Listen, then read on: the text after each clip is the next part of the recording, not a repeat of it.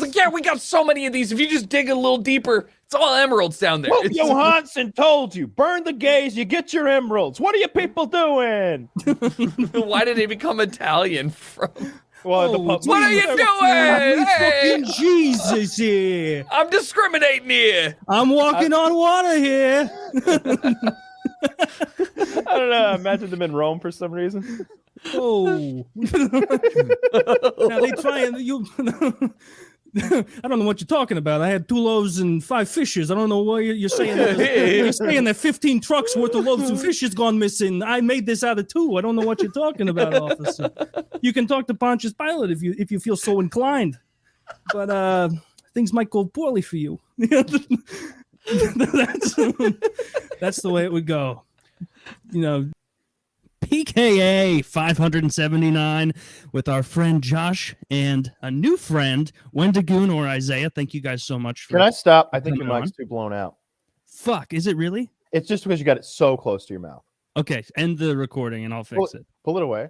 Let's find the range. I think it's like a fist on top of the mic and then this motion.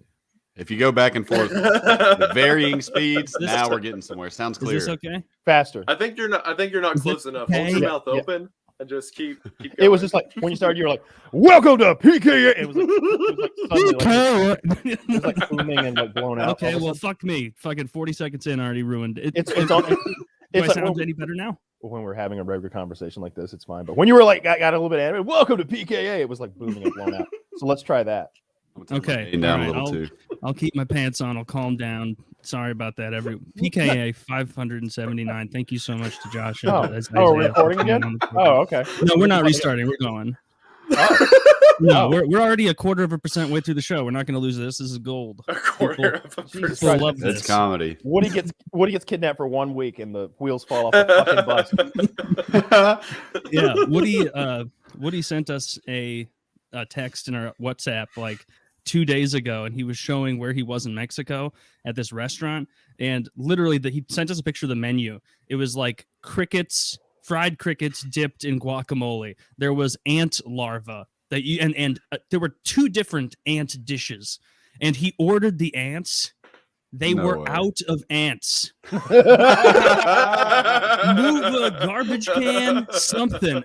There's no way to run out of ants. How are you out of ants? Go outside. You ran out of ants in a Mexican kitchen in the middle of nowhere? I doubt it. Bro, did he like choose to go to Mexico or did he wind up in Mexico?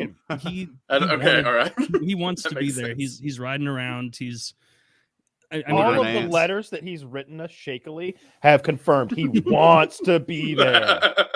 He's being treated well. He's assuring us he's not being molested or anything, but he's also somehow lost his grasp of English. He's very specific. Looks like someone who's not even a native speaker is writing this. That's kind of cool. Hello, friend. His handwriting always was bad. He just writes you a letter. Buenos dias, amigos. Buenos dias. I'm sure, my friends, I am alive.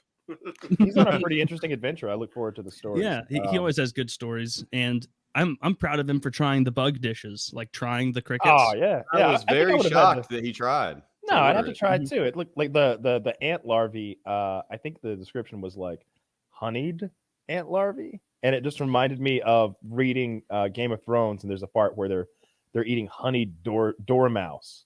And it just reminded me that Mexico is a third world country and they shouldn't be treated like people. Yeah. They shouldn't.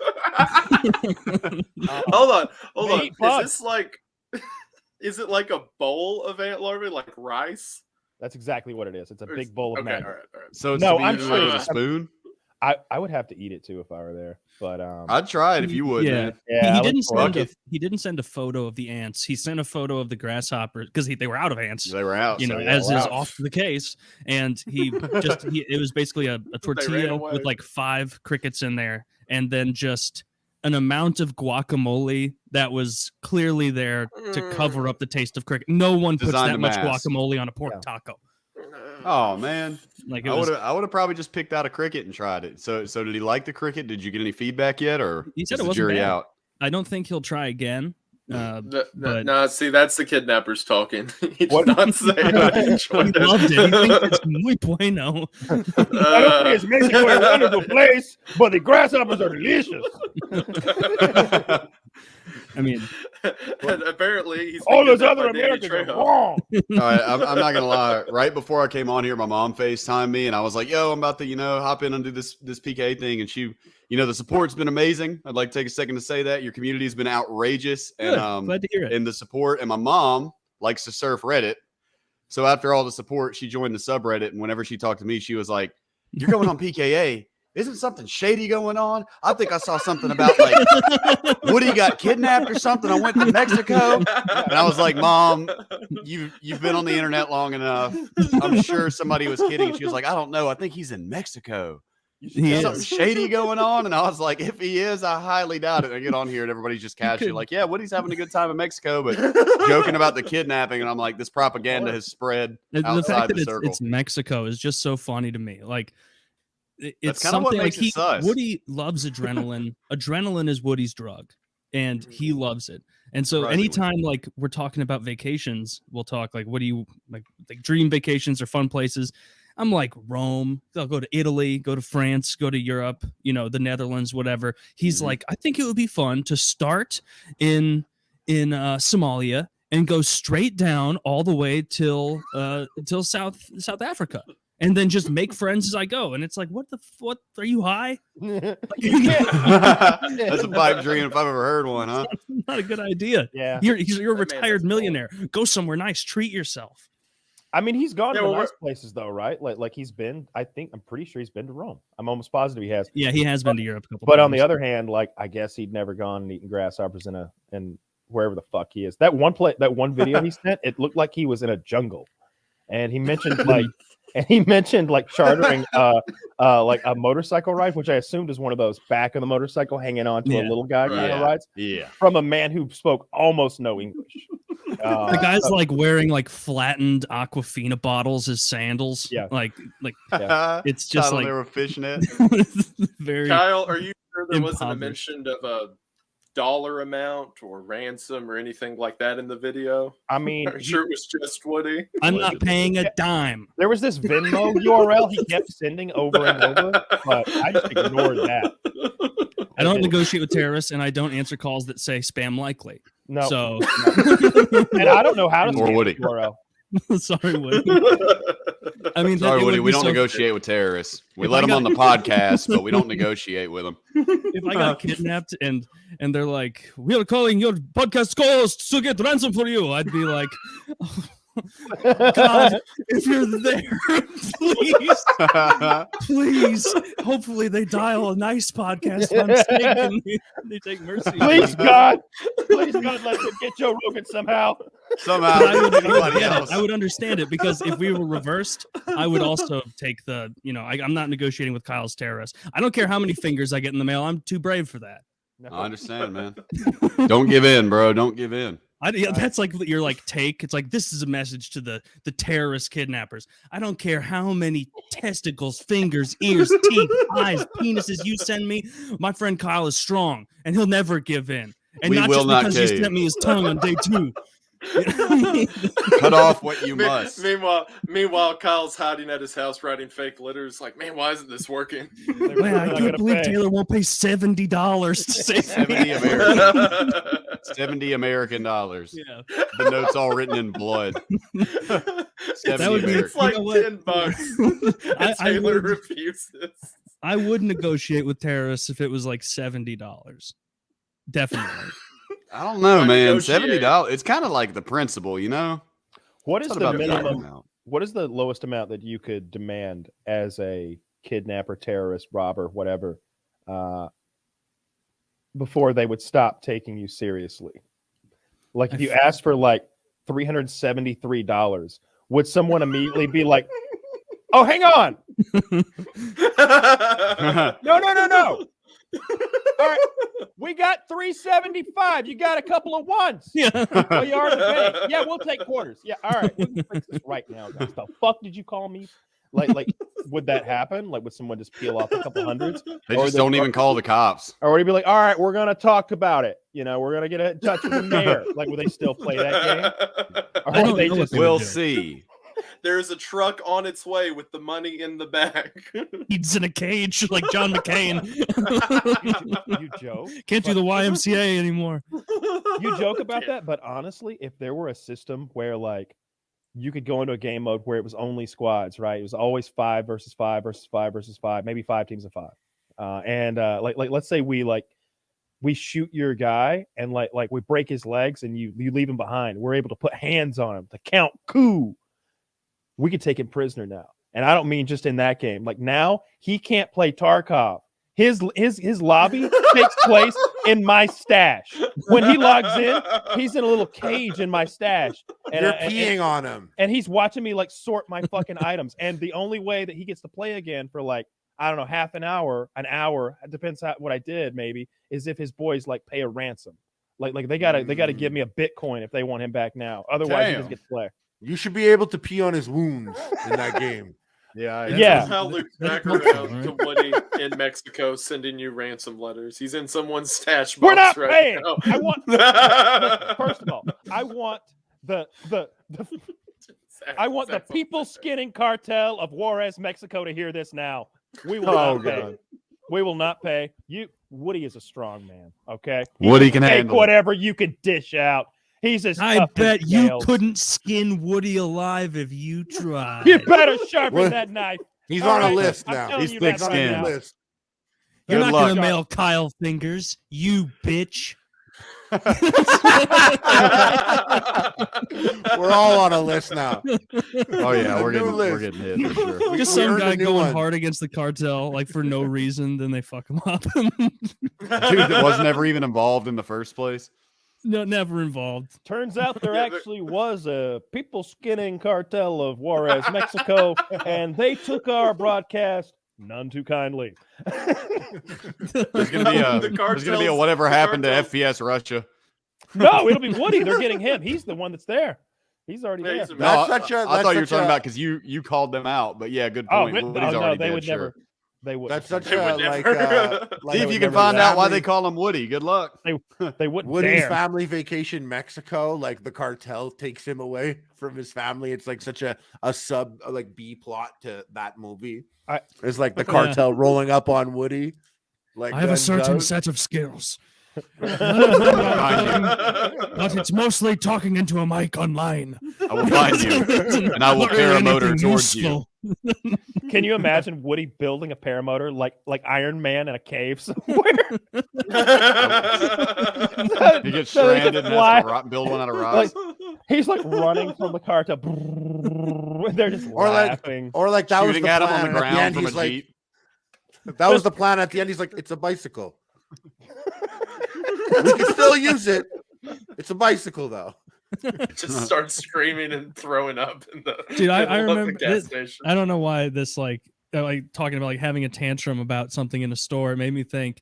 I remember when I was like maybe 3-4 years old, my mom used to like put me in that part of the cart at the grocery store where like the kid sits in, you know, up at the top.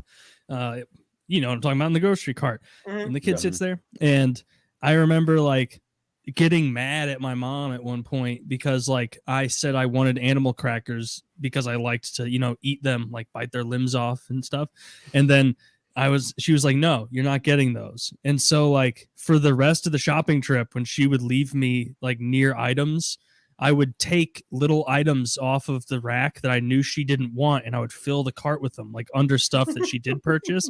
And so like we got up to the front and like maybe a dozen items, like fucking pipe cleaners and cupcake tins and like fucking goldfish. Like she'd be like, where did all that, Taylor, did you put all this in here? And I'd Nope. be like, all I wanted was the animal crackers. If you'd have just given me the fucking animal crackers, we wouldn't have had this problem. What a little hellion. That's like little that's hellion. nefariously evil. Like I was not I want what I want. It's like I'm gonna hurt you now. I'm gonna waste your time. Maybe your money. They had to keep Macy's open for like an extra 30 minutes once because I was hiding so well. They couldn't find. Can I guess me. where you were? Yeah, because where I like to go as a kid, and I loved it, was they had those racks of clothes that were like a circle, and you could just go in, and there's this little free area in there. Yep. You got a Game Boy or something? That's what I said. I said you were in the pants. And you know what you can do is you can hear them when you're like the employees and your parents or grandma, as my mom and my grandma there, and like they would get close, and I would hear them like. Grandma's like, Taylor, come on, let's go. Where are you? And I would wait until, because they were looking under every single one, and I would wait until they were about to do it, and then I'd lift. Yeah, you could pull up. Feet up. You could lift your feet and put them on the metal thing. Yeah, on the racks. Yeah. Oh man, you don't realize when you're 3 how horrible that is to do. It's 9:55. The mall's been closed for an hour. Oh, I did this like. He did it when he was like 17. Yeah, I was 28. This was 2 years ago. Yep. I was just a kid. I was about 24. Dude, they hate it when they catch you. They are not expecting a grown man. Stop loitering here, and I'm just like a 30-year-old man, like. Sir, follow the restraining order. Taylor, you're not allowed to be here. I loved hiding in there. Yeah, it was fun. It was all you could do there. It was all I could do because, like, I hated shopping as a kid. Like, my mom would drag me on those like trips to the mall, and like I'd never get to go in the arcade. It was always just being drug around like from place to place. And you like walked right by KB Toys like 3 times. You don't get to just go like, in. And like as a kid, you don't fucking care about clothes. You don't want new clothes. You don't give a shit. You're just it's like it must be how like a horse feels when you're like figuring out what kind of saddle you want to throw on it. He's just like sitting there like he's like, this really doesn't have that much to do with it. You like that one, do you? Yeah, okay. All right. Yeah, get it in there tight. Yep. Fits well, doesn't it? Cool. When are we done? When are I fucking get out of here and eat some hay? That's gotta it was awful as a kid. You're I don't know. Those clothes aren't for you. They're so your parents don't look like they're bad parents for not dressing you. I like have so many memories of how horrible it was to have to go like shopping with my mom at the mall for clothes. It was I remember like maybe being 6 years old and like never fully understanding the concept of suicide until I was like 45 minutes into standing in White House Black Market, some like lady store, and my mom is trying on so many things, and I just remember being like, "What if I died?" that would get me. I'm folding. So I wanted to ask Sean, what? Like you kind of got forced out of the Epstein thing, and that was your bread and butter for a while. What's kind of your new area or areas of focus that you're looking into now to expose or learn more about? So I've just been expanding my true crime podcast. I've got like 3 or 4 co-hosts come in now, so we can keep the momentum going. We got about 3 videos a day coming out. We have a morning video, which is more cerebral, and then in the evening we have a darker video. And on the subject of things that don't exist, the people attacking my story and reputation said that a guy I served time in prison with didn't exist, and he was called T-Bone. Now, in the last interview, I mentioned to you guys that there was a riot over that guy. What would we call him? Smackdown or Knockout or something? It was the race. It was the race riot. And you guys, said, was he like one of the toughest guys I'd seen in there? Right. When I saw T-Bone walk across the prison yard, it was like something out of a Conan movie. Yeah. This guy was 6.5 foot, black guy, and just his biceps bigger than my head, basically. So because of the rules of racial division, I wouldn't have just gone up and talked to him on the yard. Mm-hmm. But there was an unusual situation whereby, I had my blog and the prisoners had found out about it by now. There's a big story about how I started my blog, which I could get into later on, and how I almost got killed over my blog, which I could get into later on. But it just got in the news, and some of the prisoners had found out. Prisoners don't have internet, but their family members give them a heads up. So I'm just in my cell one day, writing at my little stool combination table thing bolted to the wall, and all of a sudden, the sun blacks out. This guy, this T-Bone has just entered my doorway. So I turn around. I'm like, holy shit! Is this guy going to sweat me? What the hell does he want? I'm absolutely shitting myself. My heart's going dun dun dun dun dun dun. Anyway, I'm like, what's up? And he's like, he starts asking me about England and English history. He says he's fascinated by the Romans. Fascinated by the Romans. By the Romans, and he wants to go to England and visits Hadrian's Wall. And all he does is this guy sounds cool as shit. He is cool as shit. All he does is read military history books. So he was a former U.S. Marine. He'd seen action, and when he stood in my doorway, he just had his trousers on, his entire body covered in scars, not weenie scars, like horseshoe-sized scars, and every single one was a different life and death prison fight story. He was the ultimate prison gladiator, but not only was he standing up for himself, he was stopping the raping of the young people. And I've got my complete journey. Well, most of my journey through the jail and the prison was documented in an online blog called John's Jail Journal, JONS, which started back in 2004. It's still there if anyone wants to check it out and read it. So I've got a lot of my blog entries in front of me to remind me of the stories that I've not told you guys yet, because I did re-listen to the podcast. I've picked out some particularly hard-hitting ones, but Tebow, the first conversation with him, I put that online, and I'm going to read you what he told me about, a little bit about himself and about prison rape. So this was back in 2006, 2007, I think. So I said to him, how much prison time have you done? 18 years since 1986. How many riots have you been through? 4 big ones. I saw people losing their lives, heads getting bust open with weights, pipes, baseball bats, picks, shovels, people getting shanked in their eyes. How did it feel to be in those riots? You got to do what you got to do. You got to get down. It's hard for me to explain to people outside of prison the effect of a prisoner calling another prisoner a punk. If someone calls you a punk, how does it make you feel? Right away, I'm thinking of death. I'm not going to go berserk. I'm going to wait and catch the person alone. The cops won't see it, but I'll deal with it. How? It depends on who's saying it. If someone calls me a punk, that's like saying I'm a piece of nothing. I'm subhuman. I have no honor or self-respect, that I need to be killed. In prison, you have 2 things, yourself and your word. Certain words are worse than raping someone. If someone calls me a punk, I'm going to handle my business. Whites, Mexican Americans, and Mexicans make up most of the prison population in Arizona. So you must have experienced a lot of racism. In Arizona, blacks are always at the bottom of the totem pole. I've experienced pure hatred because of the color of my skin. People seething with vile contempt and hate, looking at me like they want to kill me because I'm black. But I'm wearing the same prison clothes, doing the same time. How cheap is life in prison? It means nothing. I've known people killed for as little as $40 worth of heroin. You must have lost count of the fights you've seen. I've seen so many people get annihilated, it's unreal. I've seen cops get stabbed, one in the eye. You must get sick of it. The raping annoys me the most. It's the foulest thing for a man to do to another man. Back in the day at the walls, every single night someone was getting brutalized. You could hear male flesh pounding male flesh, and nobody stopped it. You couldn't snitch, and if you couldn't fight back, you were game. Some of the rapers were the size of apes. They'd squeeze the back of the victim's neck to put them unconscious.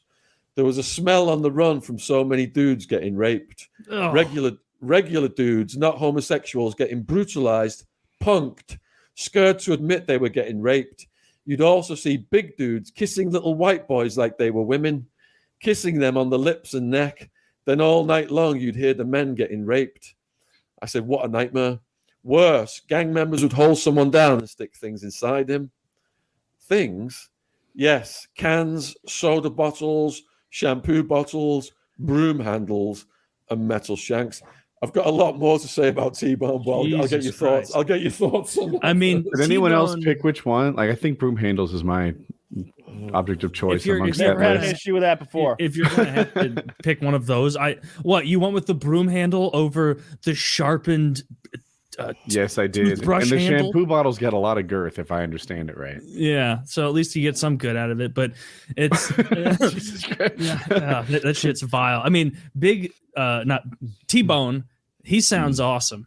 I like him a lot, but I also liked the way you asked him about like a specific thing, and he was like, "I've seen a lot of people get their head caved in," and then like that's a specific injury, and so the answer to that should be like, "Yeah, the jail they brought in a 15-pound kettlebell for us so we could work our posterior chains, fight off the rapes, and and somebody caught one in the head, crushed his skull." But he didn't just say that; he was like, "Weights."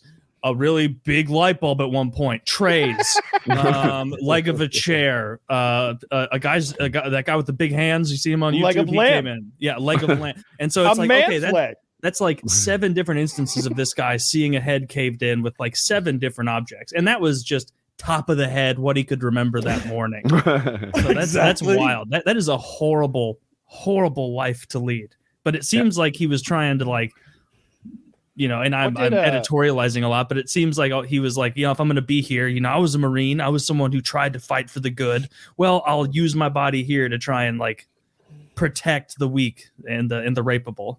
So, what did T-Bone do? Why was he in prison? All right, so the T-Bone crime He story raped then. people, so he's a little bit of a hypocrite. When T-Bone got out of the Marines, and he saw action in the Marines, and he had PTSD from it. He became a bodyguard, and he was in the gangster lifestyle, the night lifestyle, gets on the cocaine, and all of his crimes. And he that was back 2006, 2007. He's back in prison now. He must be at 30 plus years right now of incarceration, all revolving around drugs, lifestyle, crimes to finance drugs, that kind of activity. Now, sadly, T-Bone did get released about 5 or 6 years ago. And I was on the phone with him every week trying to get his life story down as a book because I thought that would give him credibility to do talks. He's very religious. He wanted to do talks in churches, in schools, and his heart he's got this massive heart, obviously for protecting these young people he didn't even know from prison rapists. Yeah. In this cutthroat environment, he's got this massive heart. But I knew a massive heart from the cocaine. Maybe enlarged. Yes, that's what happens.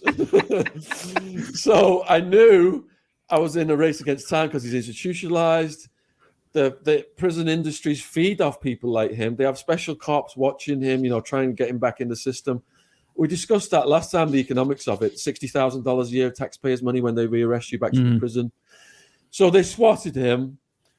His neighbor, who was an old lady, they had a shotgun to her head. They were screaming at her, "How do you know this guy?" and all this shit.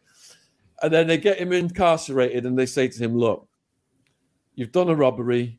We're going to give you 200 years if you go to trial and lose. Well, just sign this plea bargain right here and we'll just give you a little 15-year sentence." Now, T-Bone hadn't done this robbery. This is how they squeeze you into the system without a trial because it costs them money to give you a trial. They think you will be so scared of facing 200 years by rolling the dice at trial, especially if you're a black man in Arizona. That's a very risky proposition. They think you will be so scared of that, you'll just sign for 15 years for something you've not done. So he went and prayed, and he came back, and he said, "Look, I've prayed. I've decided not to do it. God's got my back.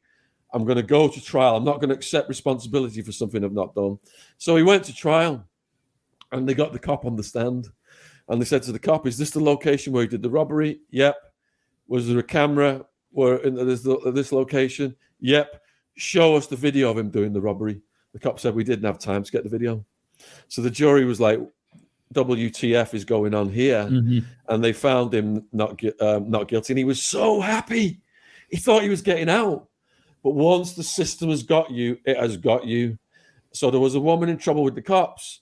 They reduced her charges or whatever, gave her a pass to say that T-Bone took $20 off a countertop in a store.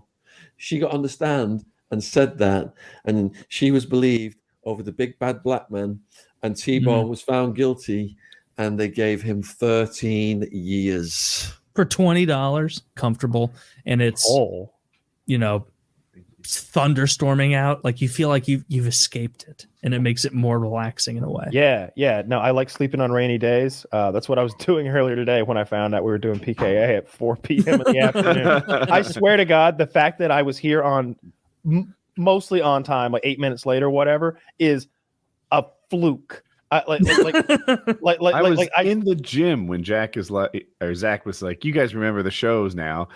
I'm up here. I run a brush through my hair, and for 1 second, I'm here in my workout clothing, starting the show. Oh yeah, I was like responding, like it's a work day. I'm like responding to an email. And I see that, and I'm like, oh fuck, oh. I'm so glad that none of us knew it worse. I gotta go make jokes for retards. I really blame Zach. He only told us like 6 times. He only told us 6 times over and over and over, and we all said explicitly, yes, that's fine. Yeah. Zach is gonna slip some scary stuff in one of these days because that's all I ever say to Zach. Yeah, sounds good. All right. No, right. he did a good job. It fooled me because initially we were gonna do the show on Wednesday for Sean, and then we scrapped Wednesday, and I was like, oh, we're back to normal time. He did, but I didn't realize normal time was the same normal earlier time has become normalized. I was confused, and also that wasn't going to happen till February, which until very recently was distant future. Yeah. I don't know what the month is sometimes. I forget the year for years at a time. Yeah, it'll be January 29th, and he's like, "Yeah, the show's February 3rd." Oh, well, I'll have to start worrying about it. So my sleep schedule is kind of interesting right now. Like I woke up at like 6 a.m. after 8 hours of sleep or something like that. And I was like, okay, this is good. This is good. Schedule. It is, right? If you're like a coal miner or something, I suppose, or like a truck driver or some shit, someone who actually has a reason to get up. But in any case, I was like, I'm gonna need a nap for the show. If I get up at 6, the show starts at 7. I've been up for 13 hours, and then we start 4 hours of this. You know, I'm gonna be sleepy at the end. Right. So I was just gonna take a little nap before the show, and I set the alarm for like 45 minutes pre-show, and I just luckily woke up. And I looked at my phone. It was 10 missed messages, and one of them was 3 minutes old, and it was you going, so the show is now. Yeah, and it took me a minute to process that as being a real thing. I was just like, the show is now. What does he even mean? That is a complex message. Is that some sort of? Has Chocolate Thunder been giving him some of those black people phrases again? Because I don't have time to like backwards engineer how being a dollar bill means that you agree with somebody, and so that means that a buck means that you're agreeing with somebody. Zippity-zoppity. And so that means that if you're a Milwaukee Buck, you're agreeing with somebody because it all goes back to being 100. I remember. Fuck you with your reverse engineered gobbledygook talk. Say something cool and mean it. Yeah, it was like you're a dollar because you're a buck because you're Milwaukee. No, you're 100, so because you agree, and then that makes you a buck because that's 100 cents. And then it went back to like being a Milwaukee Buck somehow, and I was like, "There's no fucking way this goes back to a sports team. Like, there's no way. There's no way." But no, it took me a minute to realize the show is fucking now means the show is fucking now, and I just ran in here and jumped in. I'm surprised. I could have not been home. I'm glad I didn't fuck this up. We're starting the show, and I'm like, Jackie, bring me a reasonable shirt to wear on show. I still have like good. Board shorts on.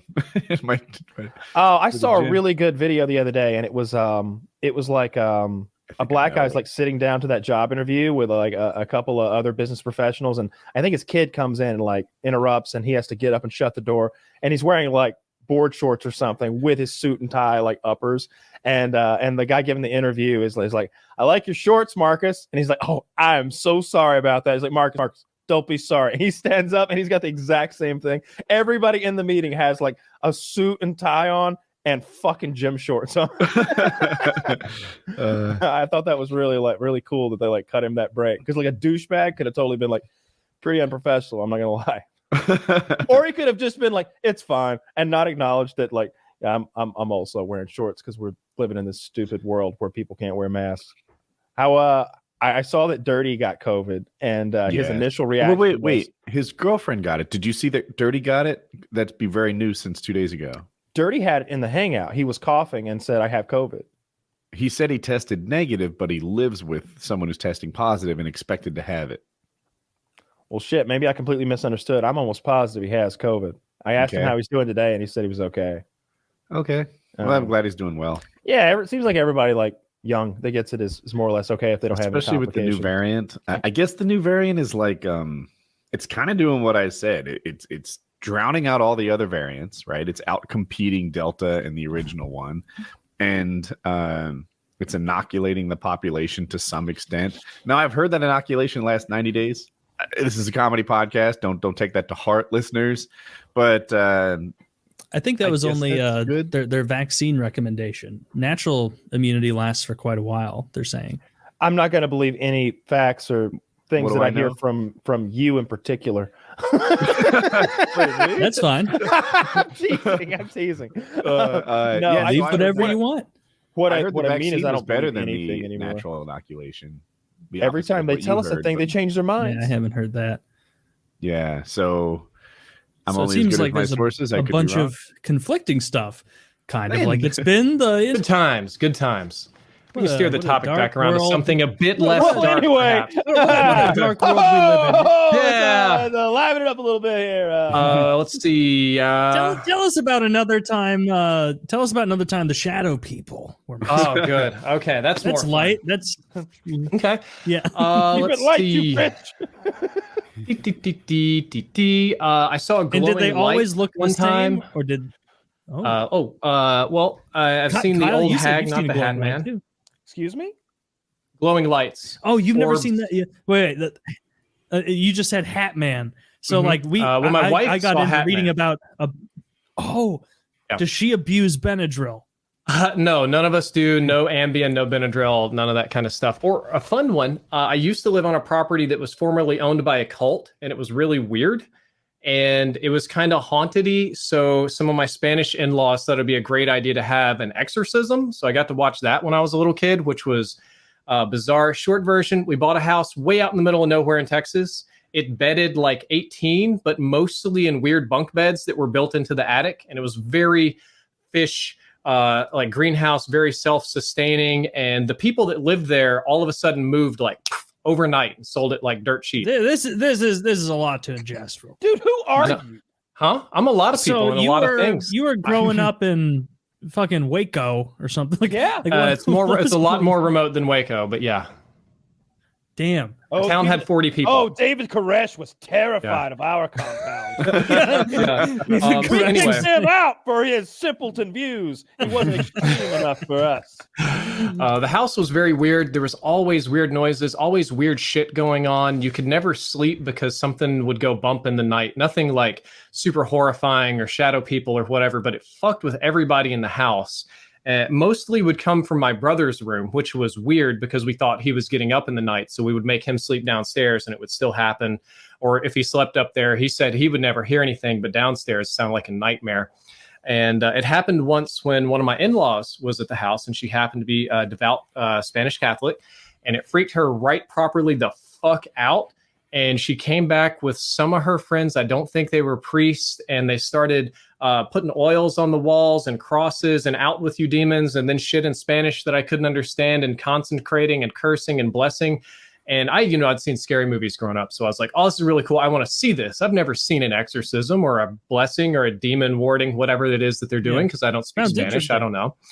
And I was very pissed off because I was the only person not allowed to witness the exorcism because I was the only person in the house that was unbaptized. And they were all afraid that the ghost or whatever would go into me. So I had to go way on the other side of the property while they banished evil spirits or whatever. And the short version is it didn't do a goddamn thing. All the spooky stuff kept happening. So yeah, of course, because Jesus it's all Christ. fake. Woody, are you baptized?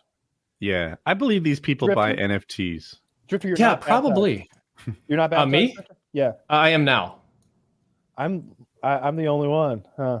I guess I don't think I'm as remotely You've never religious been as I used to be, so I baptized? don't know if that counts, but I did get baptized, yes. Dude, I'm you're not- going to hell so hard, man. You know, I don't know why, but like we used to do that thing. Dude, I don't can't know. wait. Me and Woody gonna be fucking high-fiving, riding a tandem bike up in heaven. Oh God, on a cloud somehow. Taylor, I'm not getting any traction. Can I just? I'll hit you guys with a less crazy one, more of a funny one. It was when I was like 16, 17 years old. I had moved away from that bad place to a, we'll say, different place in Mississippi. I lived in a very small house. We were not rich people. My dad made like $4,000 a year, and there was a little bit of subsistence hunting kind of stuff going on. And I was big into video games. I'd play. Hold on. Yeah. $4,000 a year. Forget that, Taylor. Could you just say the words that you hunted for your own food? A little bit. It wasn't anything crazy. You know, you catch fish from the river, you shoot a deer here and there. If a redneck has something they want a trophy and not the meat, I'll take it. This is awesome. Yeah, so stuff like that. My wife would eat raccoons and stuff and possums and whatever the fuck. They're really chewy and gamey, but we did a lot of that. You kill them or find them by the roadside? You're not supposed to. Kill them. They just pop them. Shoot them with a 22. But the point is, we lived kind of broke as a really small little house. And I lived in a really small little room. We didn't have any heat or air. So whatever it was outside, it just was inside. And I had to deal with it. But I would sit there on my little TV and I'd play video games. And I was big into video games. One night I go to bed, everything's normal. And I hear this giant fucking crash and slam and like glass breaking.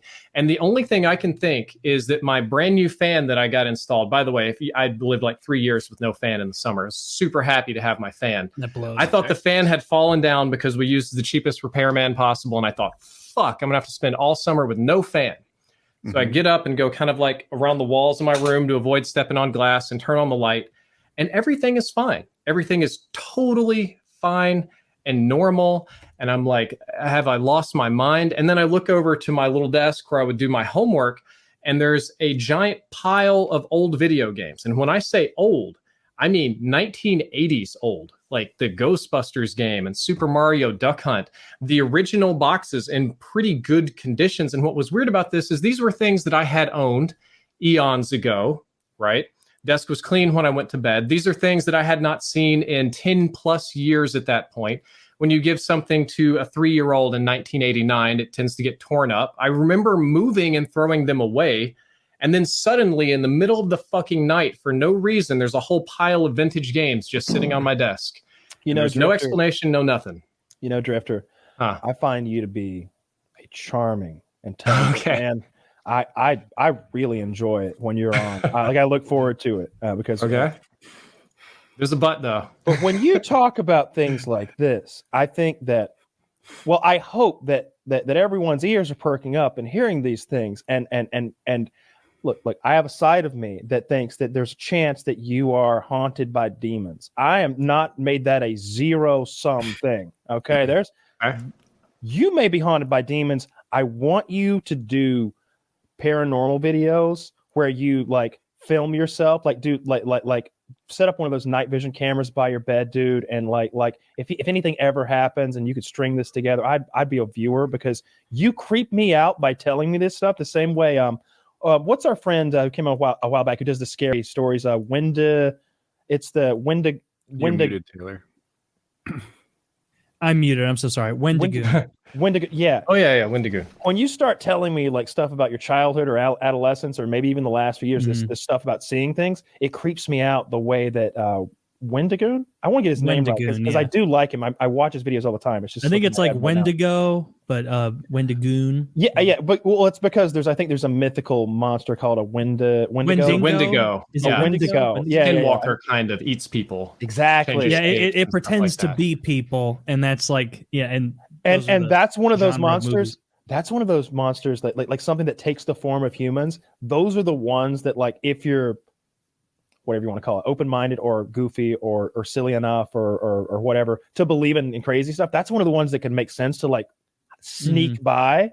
Like, no, you don't understand. Of course, we don't know they exist. They take the form of what we see every day, people. Looks like a normal guy just walking down the street, or maybe minding his own business in the woods. You don't know.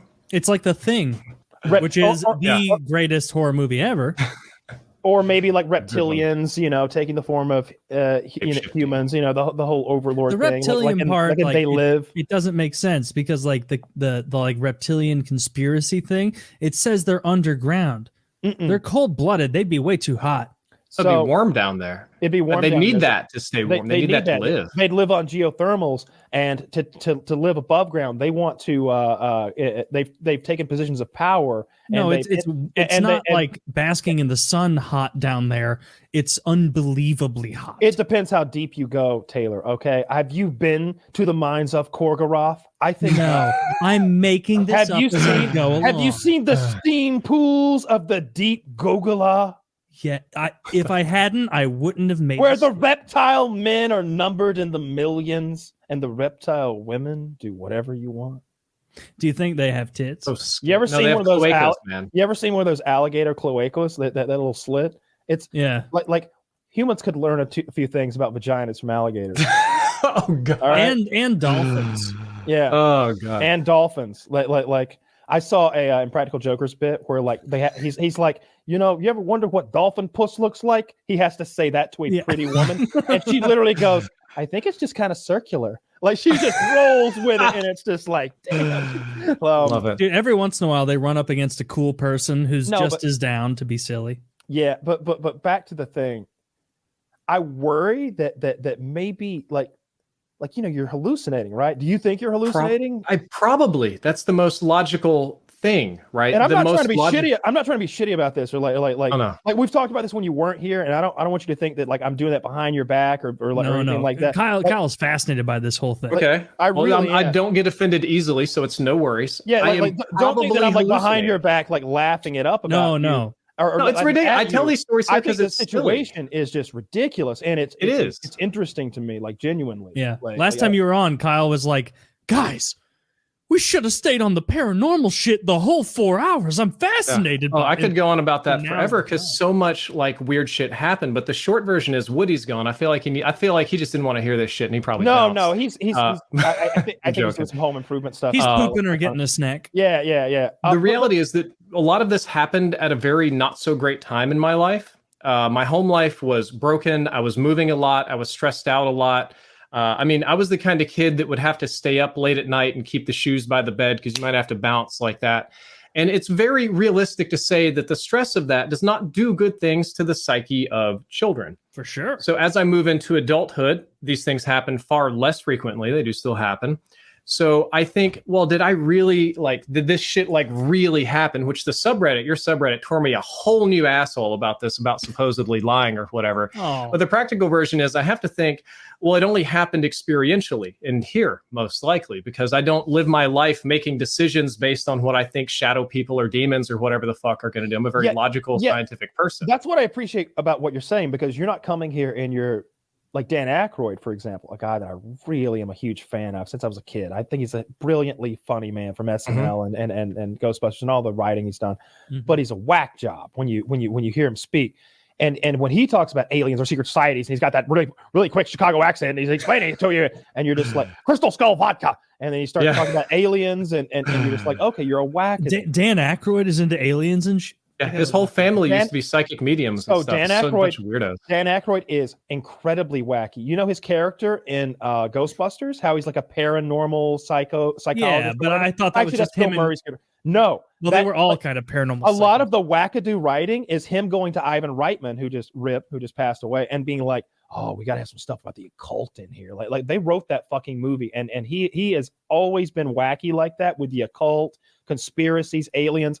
And he believes stringently in it. He has that Crystal Skull vodka company. And wait, that's his company? Yes. Yeah. He makes a lot of money selling that is, to that is people, like so many people know that like you walk through like your grocery store and go through the alcohol aisle, and like so much of it is just the coolness of the designs that gets you, where you're like, okay, well, this one looks like a wine bottle and it's $7.99. This one looks cool as shit. It's got a skull and it's $11.99. I'm going to always go skull. It's cooler. That is one of the best gimmicks ever. I've never had that kind of vodka. It's not great vodka, but it's not awful vodka, and you get a skull out of it. It's cool. Like you can fill it up with sand of different colors, like doing those little sand art things. You can do a lot of stuff with it. I saw someone take this glow in the dark sand that you can and they filled it up with that, and then the whole skull would just glow under black light. I don't know. They're neat little props to throw on a desk or something like that too. I think, but what I was getting at, I'm sorry, I don't want to get away from the point. No, go for it. That's a wacky guy who I think is just a loon. I don't think that of you at all. I appreciate that. A lot of people do. But when you casually talk about this stuff, it can lend itself there. But what I see from you is not someone who's trying to convince me that there are paranormal things happening. It's someone who's telling me about what you're talking about, your mental illness essentially, and how like traumatic events have triggered this more at certain points in your life, and how you basically see things that aren't there, and I don't know how you cope with that, because if I thought like right now I've got my monitors in front of me, some lighting and shit, but like across that room there's a door over there. If I ever looked up, and I'm alone at my house right now, if I ever looked up and I saw something look at me through there, it would upset me so much that I don't think I could live alone anymore. I talked about this with someone like yesterday because someone asked me who was coming on, and we had a very similar discussion to what we're having right now. But I told him, like, I couldn't even live alone anymore, I don't think. And I don't think like getting a full-time like live-in girlfriend would do the trick.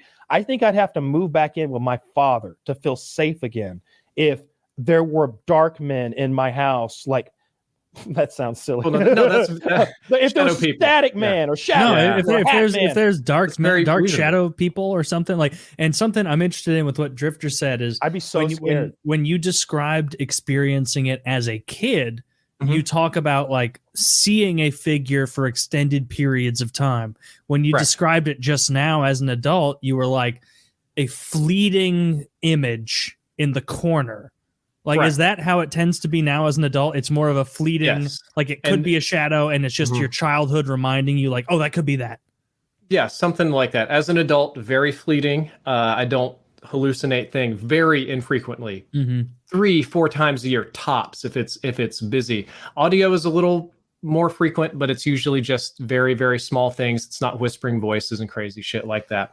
But I think the improvement came to an improvement to my psyche when I left the very toxic environment. But that doesn't change the memories of these things. And as a kid, I was rationally, like you, very scared. I wouldn't stay certain places. I wouldn't do certain things alone. I wouldn't go places. I wouldn't touch things. And they take me to child psychologists, and I would tell them about these things. None of them were impressed. I got a variety of medications, which kids probably shouldn't have. Agreed. But at the end of the day, even though I'm very cognizantly aware that there's like a 99% chance that everything I see exists only up here, it doesn't change the reality of the memories for me. Like, so Kyle, or Taylor, you're very reasonable people. If a very unreasonable thing happened, a very spooky shadow person or ghost just peeked around the corner and said, fuck you, Kyle, and then just disappeared, and you saw it for real, totally for real. You couldn't unremember it. You couldn't remember it like any other different way. It would be in your mind forever. So let me ask you this. I like where you've led me here. The memories that you have of these encounters, let's call them, are they just as grounded? Do they feel just as real as like your 15th birthday party or something like that? 100%. That's why when I first started my YouTube channel, I can see you laugh already. I endeavored to tell these stories, and I told almost all of them in about a 10 or 15 part series, so that as I get older and my memory changes and you recall and you retell and things change, so that at least the best memory I had available at the time existed as a sort of log. But I do remember them as real. Matter of fact, I had something happen when I was 15. It was a bunch of weird noises that made me leave my house. I didn't really like it. I didn't know how to deal with it.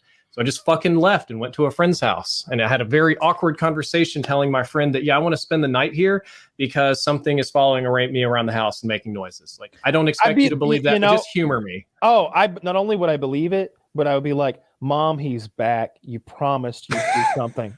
like, Mom, you said you'd call the police this time. He keeps coming back. You know he's haunted, right? I saw it too. They say if he sleeps at your house, it kills you in 7 days. There's no way. Don't watch any VHS he brought with him. You're being drug away by your mom. You're like, it's Jurassic Park. That's very interesting. Like, no. God, so it's weird. So you said that the visual hallucinations as a kid, very intense, as an adult, fleeting, and it's more almost maybe an anomaly in the corner of your eye that triggers an internal memory of a similar shaped thing. Is auditory the same thing, where when you were a kid, it was full sentences, full voices, and now it's more of just kind of something curious that you don't think exists? Well, weirdly, I had no voices as a kid, nothing really Oh, okay. talk so much. Every now and then you would get thoughts that weren't yours, so to speak, more of an idea and less of a words, a voice babbling. Time out again. Okay. Okay. So up until now, again, I don't know much, but up until now, it seems like you've described a lot of things that seemed like they were external. You experienced them as external events, but now you described something that you experienced as an internal event, something where you had a feeling or a thought that didn't feel like it was yours, which is a maybe a sister mental illness, but I don't think coincides with the same mental illness. I wish next time you come on, we're going to have a doctor here. Okay. Yeah, you can bring a doctor. I'm sure I'll give them all sorts. I'm keeping doctors busy right now, as a matter of fact. Ooh, and like had some gold and had to chase him around for half an hour. That'd be the best drug in the world. I don't know what I'd pay for that. If they were like, it's $1,000 a hit, I'd be like, how long does it last? Okay. You've definitely done the most drugs. Year for that. Have you ever had synesthesia from cannabis or Delta 8 or THCO? I don't know what that is. That's where you can your senses get mixed up. You can hear things visually. You can taste sounds and stuff like that. No, it's where your brain doesn't interpret input correctly, and so like seeing blue might make you taste something, or like feeling something might make you imagine. I'll tell you what, if I taste blue, if I ever taste blue, then I'm going to reevaluate this whole Delta. No, it's not that. thing. It's not that you're tasting blue. It's that seeing blue triggers something that makes you taste potentially something else. So it could be watermelon. I refuse to draw a distinction between what I said and what you said. They're both ridiculous things.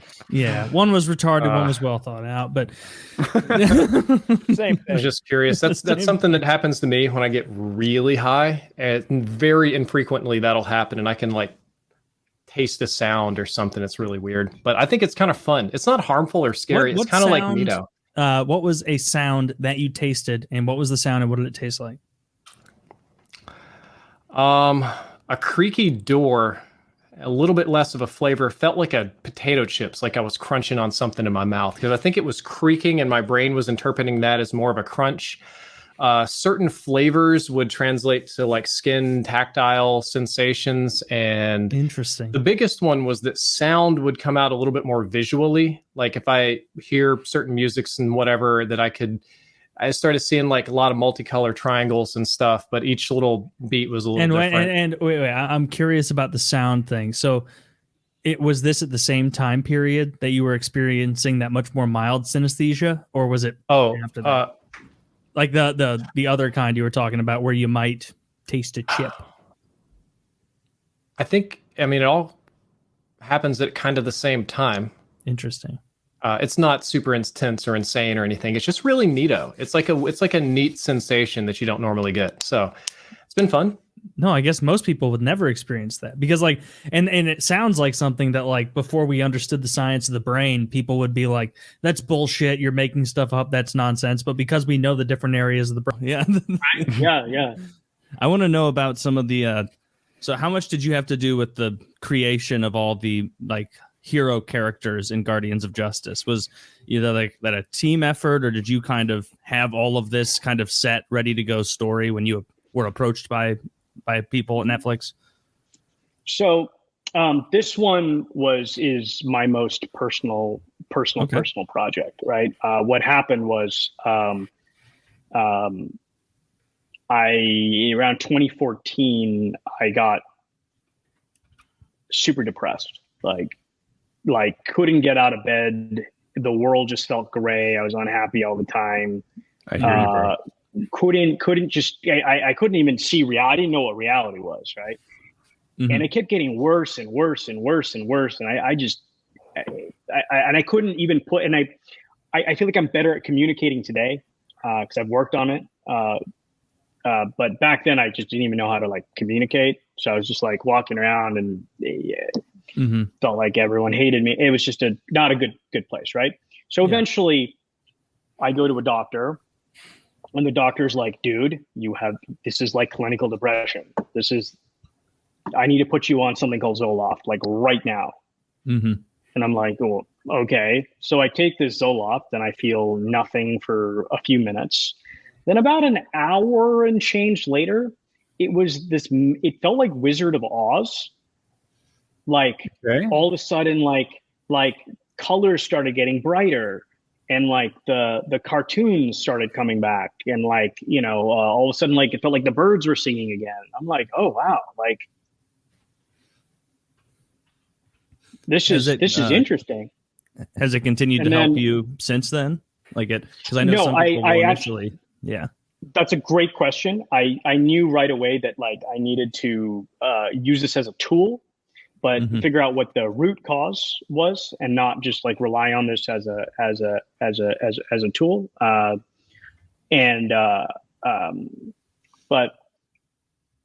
I can come back to that if that's something you guys are interested in hearing about. Sure.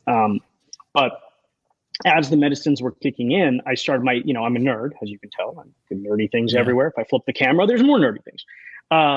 As a nerd, my mind immediately went to, well, you know, what if I was Wolverine?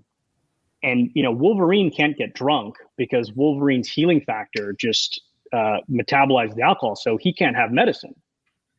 And then I went, no, that doesn't make sense because Wolverine's healing factor is also psychological. So Wolverine would effectively block out all the things that were bothering him. But then I immediately went to Superman. I said, well, fuck, what would happen if Superman was depressed? I mean, it's not like there's like an intergalactic pharmacy to help him, right? And I've also since learned one of the things that I've uncovered is I have hypersensitivity. So there's like a element of like agoraphobia going on, like lights feel very bright, like sounds bother, you know, there's like I'm very, very, very hypersensitive, right?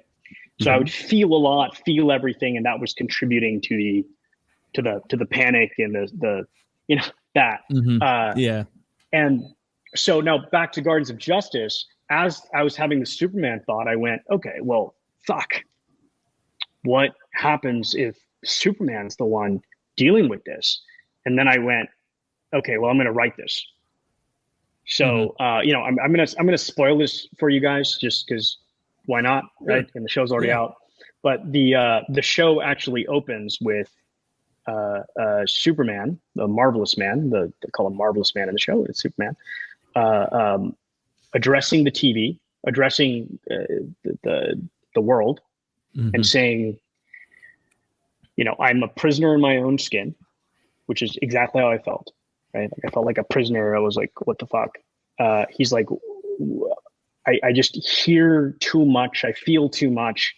When I sleep and I wake up, people have died, and I feel it's my fault. Like I can't save everybody. And he's like, this is no way to live up my life. And he loads it's called Caltronite, but it's kryptonite, a Caltronite bullet into a gun, and he shoots himself on live TV. What a way to go out. That's great. So I read the good luck, everyone. When their seemingly fearless leader self-destructs, a team of troubled superheroes must confront festering evil in the world and in themselves. That must be the troubled leader. Yeah. That's Okay, so that's a very interesting. Pretty fucking dark. I'm down though. I'm down. All right, Addy, you've really sold me on this. I want to see it now. It's going to be my next show. Yeah, looks very, very cool. I've never seen a superhero kill themselves before. I don't think, right? I'm sure there's stories of them like, I'm going to die in front of a train to save the baby carriage or whatever, but not just straight up like Green Lantern's so depressed he like goes into the sun or something. I think one of the Watchmen shot himself, but other than that, I can't think of any. No.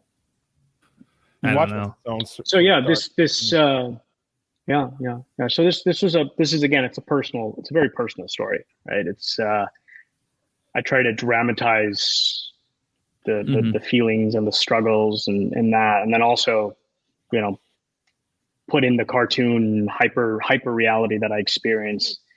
And then I like kind of cool kung fu fight scenes. So I did like these, you know, different fight scenes that were all inspired by different motifs and stuff. Yeah, it's really cool, and it's clear you went into this with like a very like a vision, like you said. It's very personal. As I'm sure you've experienced, the better your comprehension gets. You know, I learned a little bit last time, and we're building on it this time, and the more I watch, the better. I saw this meme earlier, and I just remembered that I wanted to tell you what it said. It says, did you use your notebook for this? My notebook? Yeah. It's a picture of some kind of Slav guy like lighting a pipe in his army gear. He's in the Ukraine, and it says, "This is Alexei. He's responsible for the destruction of 30 Russian tanks. Alexei is the worst mechanic in the Russian army."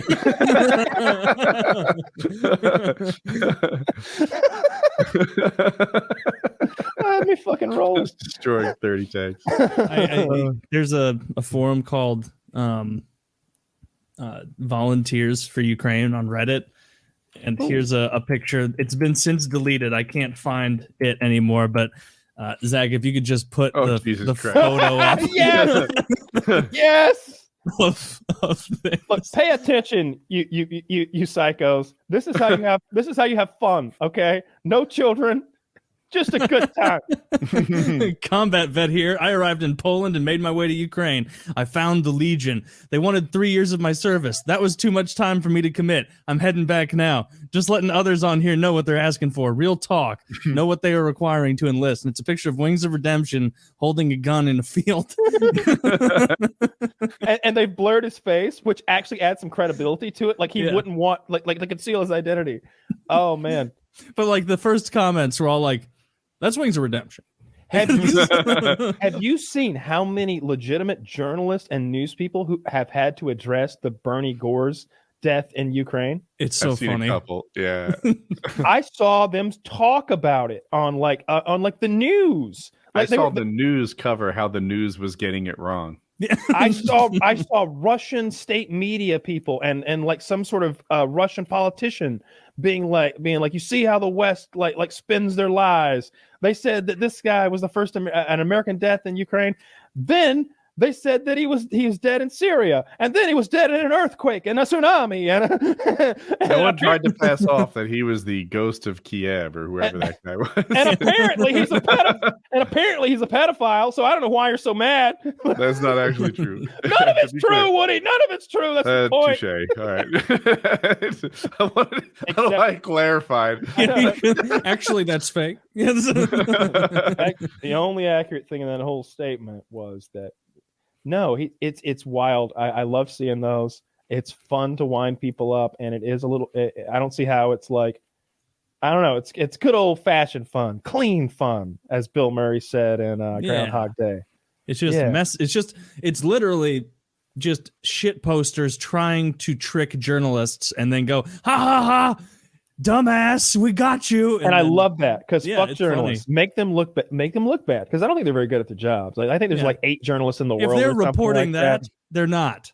No, there you go. If you can trick anyone to like report about Bernie Gore's, you've just identified a bad fake journalist. So They have did at not it. get 2 independent sources to confirm that was true. They did not. They didn't even reverse image search it. Yeah. it's a Google extension. I can't tell you how small of an amount of time it takes to do. It's click and you'd know that this was okay, that's that Wings Redemption guy. All right. It's so funny. And then someone has to make a big thread breaking it down how it's fake.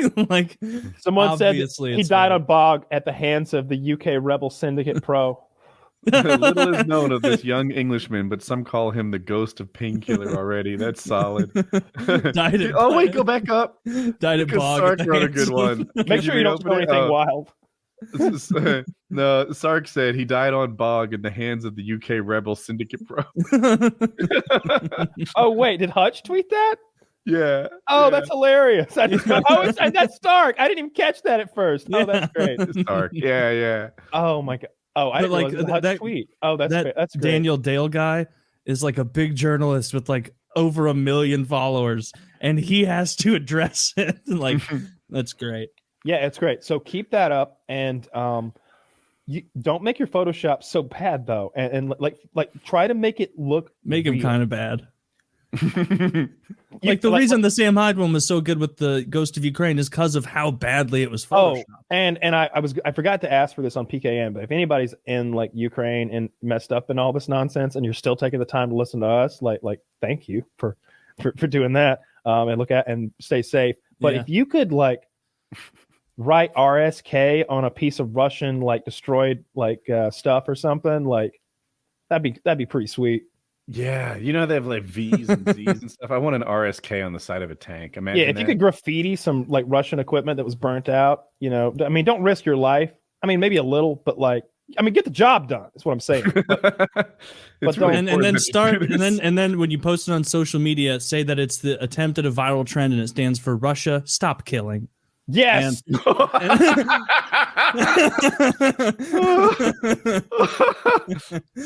And then try and get the attention of some dumbass journalist and see, this is going in the idea notebook for Kyle. Yeah, it stands the group Russia Stop Killing, taking the country by storm. That would be so That'd be funny. You guys will be able to get your Russia Stop Killing shirts next week. All profits will, of course, be going to us. Don't get Yes. confused. Oh, We're I'm not not- sending a dime. I don't want. Always, you know, Yeah. make sure like you're allowed to win, but you don't break your toys. Andy Aiello. Dude, Zach is on it. This guy, Hot Load Zach, he is really coming in. He's yeah. quick. He's His quick. name is Hot Load because he had like 3 kids by 20 or something like that. Yeah. Really? Yeah, let's get some I Zach probably have lore. my What's his facts deal? wrong, but something How old like is that. Zach? How many kids does he have? Where's he Zach, live? how old were you when you had your 3rd kid, Zach? 27. 27. No, that's not the legend. Damn. It's back to 21. It's So he's still pretty married? early. Zach's married. He's got a sweetie at home. Well, we don't want to go too much into Zach's personal life, you know.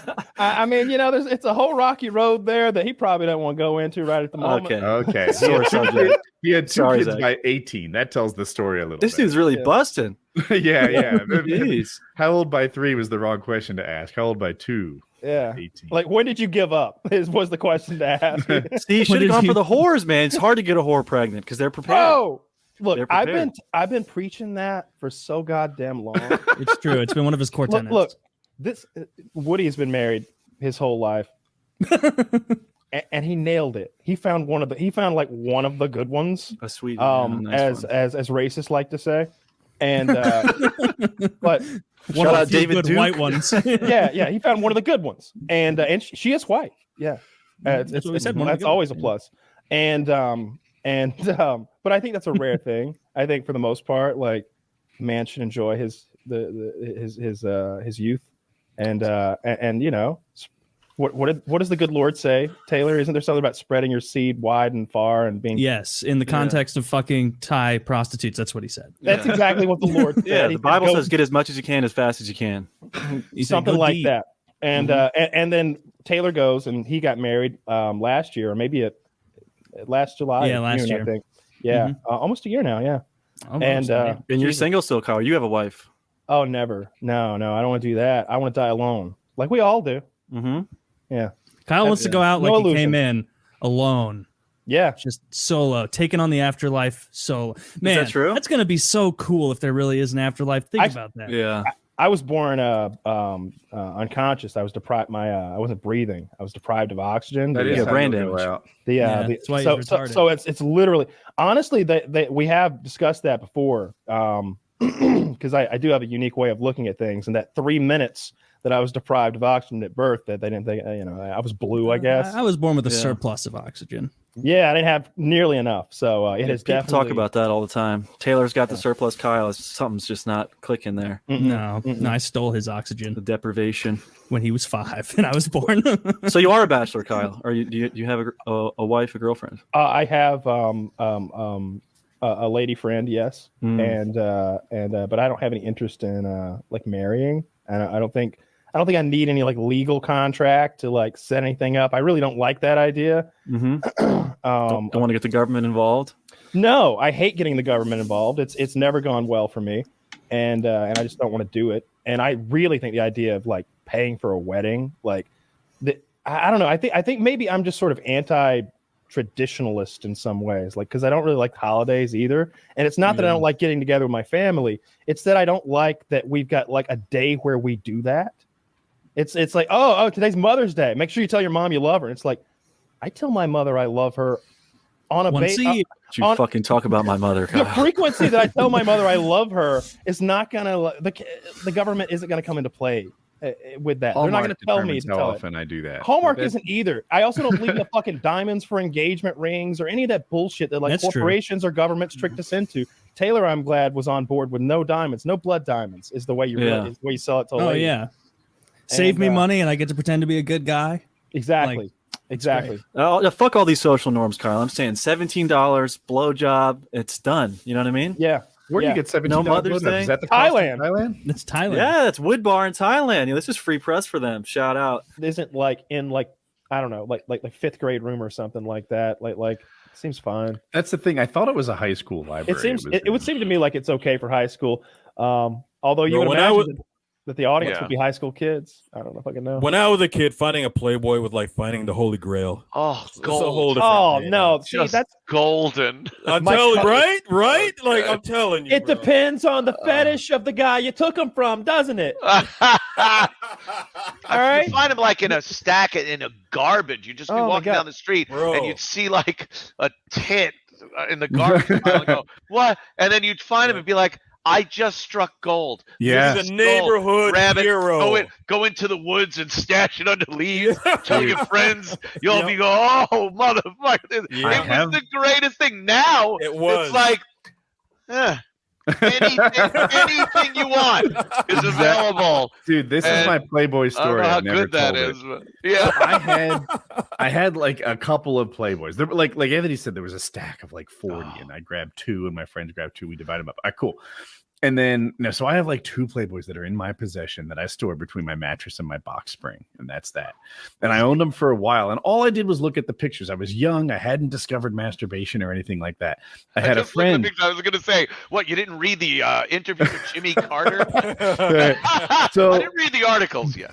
my friend is 2 years older, and he says, "What do you do with the magazines?" And I'm like, "Do with them? Like what is there to do with a magazine other than look at it? Like I just do what you do." No, this is So good. he describes this self-sex act where he wraps the magazine into a tube and like fucks a paper magazine. So No, I'm that like, defeats the whole purpose. well, I got to try this. And I do. And it's not hot at all. Like the edges are sharp. Yes, that you can't Oh, use that the magazine centerfold like is deadly. Yeah, the and you magazine can't look at the itself is- magazine while it's you're just doing a that. magazine, like so I tried Like yeah, but you need working 2 the mag, magazines, one to but look at, and one it to didn't do wrap what I up with. thought it would, and yeah, so I didn't do that anymore. Geez, That- my That cousin apparently is had how he got off. my cousin had stolen, I guess, some of my uncles, and man, those were some ugly vaginas. I just remember this lady like I just remember this lady spread school. eagle with like these giant wings for pussy lips that she was spreading and being like, "That's what they look like." Yeah. Shit. It was a I don't little like the frightening team at that you're on first. here. Almost changed teams at that point. Here's Yeah. my thought on this. That must have been Hustler though, or something. I feel like It was Women dirty are- stuff. Yeah, women who That was cock classic. shame yeah. are That's committing good. a faux pas, right? Oh. Like if you've agreed to get to the stage where you see a guy naked, you have implicitly agreed to whatever you find when he takes his pants off. That is what I don't think there are like a woman shouldn't say like, deal's off now. You're too small, right? Oh Wolf my is God. confused by this, but sometimes this happens to white guys. So Does it? anyway, hand him a gun also. I so feel we can like- blow Hypothetically, fucking what- brains out at that point. So- that is degrading. yeah. Jesus, Murphy. So that shouldn't happen. And on the same page, I feel like whatever you find downstairs, you should be okay with. Look, if there's lots of lips, if there's little lips, if there's no lip, whatever, just be happy she took her pants off. That's I the have role. standards. God damn it! You won't. Hey, you want to hear the other side of that story? So you guys, we've talked briefly about my adult story fun, but I have a couple of friends in the adult industry, black guys, and we had this conversation a couple of years ago, and they're saying the racism against black guys in the adult industry is really crazy because they will not let you into that industry if you're under like 10 to 12 inches. Jesus Christ. and where the white guys get in there, no problem. Right. Right. The black guys, you can't get in there unless you're. There's an past a certain line. expectation. Exactly. Yeah. And he was saying they were talking about how messed up that is. And They were people don't even see it. implicitly talking But about they're how already in. big Why their are they dicks talking were. about how messed Right. up? That's like Jordan being Yeah. like, they're talking about lowering the rim. I'm like, go fuck yourself. No, it's perfect. I say raise the bitch. But I mean, if you think about it, like it's really messed up that the other guys can get in, just with looks and what have you. Right. But you got to fit that stereotype to be able to be in the game. You know what I mean? Wow, So that's it's some like Mandingo shit right there. Yeah, well, literally. Definitely, yeah. And it's like, I mean, it sounds like a good problem to have, but at the same time, it's kind of screwed up at the same time, right? It's still a stereotype, and it's still a something that you I think is if they're basing it on that, if a black guy's got a 7-inch cock and they're telling him to get away because it's not 8, that's pretty fucked up in the industry. It kind of is. It kind of is. I don't know.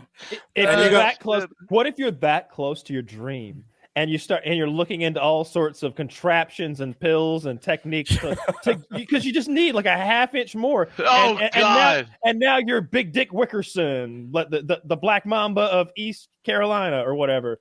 That's the difference between Burger King and like fame. Jeez, Yeah. bro, it's crazy. I follow on. You're like hanging from it. That much. On TikTok, I follow this guy, black guy, porn star by the name of Jason Love. He's got a huge TikTok following. Shout out Jason Love. Wow, I thought you were going to say something else. He's got a huge. But this dude is driving around from the adult industry. He's got a Ferrari collection. Wears all the tacky Gucci stuff. He's got real he's making serious bank in this stuff. You know what I mean? And it's like well, he's one of the few guys doing it in that industry, but at the same time, it's like, oh my gosh, like it's scary to What did you think say? where You you had a find Gucci discrimination. watch? Gucci gear. You know how unfortunately our people like to wear all the Gucci stuff. I'm just unimpressed with we this love that display of wealth. Like, you didn't mention his 401k or this real estate investments. Oh, does he have Gucci clothing? Well, no, I more pointed to the vehicle he drives. And the vehicles he drives like vintage Ferraris and stuff. So it's not like just the flash stuff. He like knows his vehicles. So and but it's like Red is not the background for that image. What the fuck? Whose idea was a red background? Terrible. But yeah, the stuff you can find on TikTok nowadays is insane. Oh yeah, yeah. I would have wished, maybe not. I don't know. Wished to be able to look at the kind of porn that is available now to anybody back in the day, bro. You really had to find it, like Playboy, and there were the dry periods where you had to look at Sears catalog. Yeah. National Geographic. Look, right on time. See, I know. I was born in 1970, so yeah, I've seen that before. So Zach, put me on full screen. Do you have Beatus source? What? It's here. Can you see it? I'm gonna try and. Oh, you still got that open. If you have to take your wound on your camera face and like do a macro shot of the side of your stupid nose. Do you see it? Yeah, I see that open wound on your face. Oh my god! And Yeah, the that's coats we something need I to would put see. How do you live with yourself? How do you leave the house? Yeah, So I I would went see to that a from across the dermatologist. Walmart parking lot and go, "Oh, that guy's got a what a ghoul." What kind of cancer did you have, Kyle? Oh no. It's with the basal one? Basal cell carcinoma. Yeah. Yeah. Looks like me too. Fuck yeah, cancer, buddy. Yeah. Right. So most easily curable cancer out there for everyone listening. Yeah. It's so I guess I'll be fine. It's like the recruit of cancers. I certainly so they took a biopsy, I guess, and it came back. Do they have to go back in for a little bit more of the tissue? No. So what happened is I had that sore, right? Yes. And that sore started last year. It's April recording this. And at first, like I kind of thought it was reoccurring because I wear glasses, and I just bought like regular glasses I wore all day, and I slept in them and got that cut. So I was like, all right, whatevs. And then it's just taking too long to heal. So then after a month of not healing, I start going hardcore on never wearing glasses, if at all possible. I drive without sunglasses. Only on this show, 5 hours a week I wear glasses. The rest of the time I'm in heal mode. And then I started putting this like it's not Neosporin, but like imagine a prescription industrial strength Neosporin. And that seemed to help a little, but a month of that and it's not getting better. So then I call a dermatologist, and of course it takes a month to see them. And she's looking at the pearly edges of it, and she's like, I think you've got cancer. That's why it's not healing. So I'm going to go to a plastic surgeon where he'll cut it out and put it back together, and then we'll know for sure. Well, I'm sorry to hear that. Hopefully it's luckily, like I said, that's couldn't be much better as far as like the type, right? Yeah, that's what it should be fine. It's the best cancer. I wouldn't fuck around with some fucking osteosarcoma. Like, I don't know what that is. That I only do scary, good cancers. Yeah, that's scary. I don't know my cancers, but I'm sorry to hear that. It is scary, huh? Yeah. So I guess I'll take care of it next week. This weekend I'm gonna go play on my I'm doing an acro weekend. I'm very excited. So my friends are gonna take the boat out and make bad decisions over the lake. This is making me think like. Those stats where it's like 3 out of 4 people are fine if they get carcinoma, whatever the fuck. If it's like 2 out of 3 people are fine, and I know both of you get it and have it, and then I get it, that would suck. If I die of that kind of cancer, I'm going to be so embarrassed. Don't upload that episode. We'll even go back and edit this episode so nobody talks about it as much. So nobody say that I was killed by a bear or some sort of animal conflict. Not an embarrassing one, a good one. I was killed by a bear who later died of its wounds. is how I'd like for you guys to lie. If I die, I'll say that Woody literally flew too close to the sun, incinerated. Kyle got STDs that only really cool guys that have lots of sex get. Uncurable.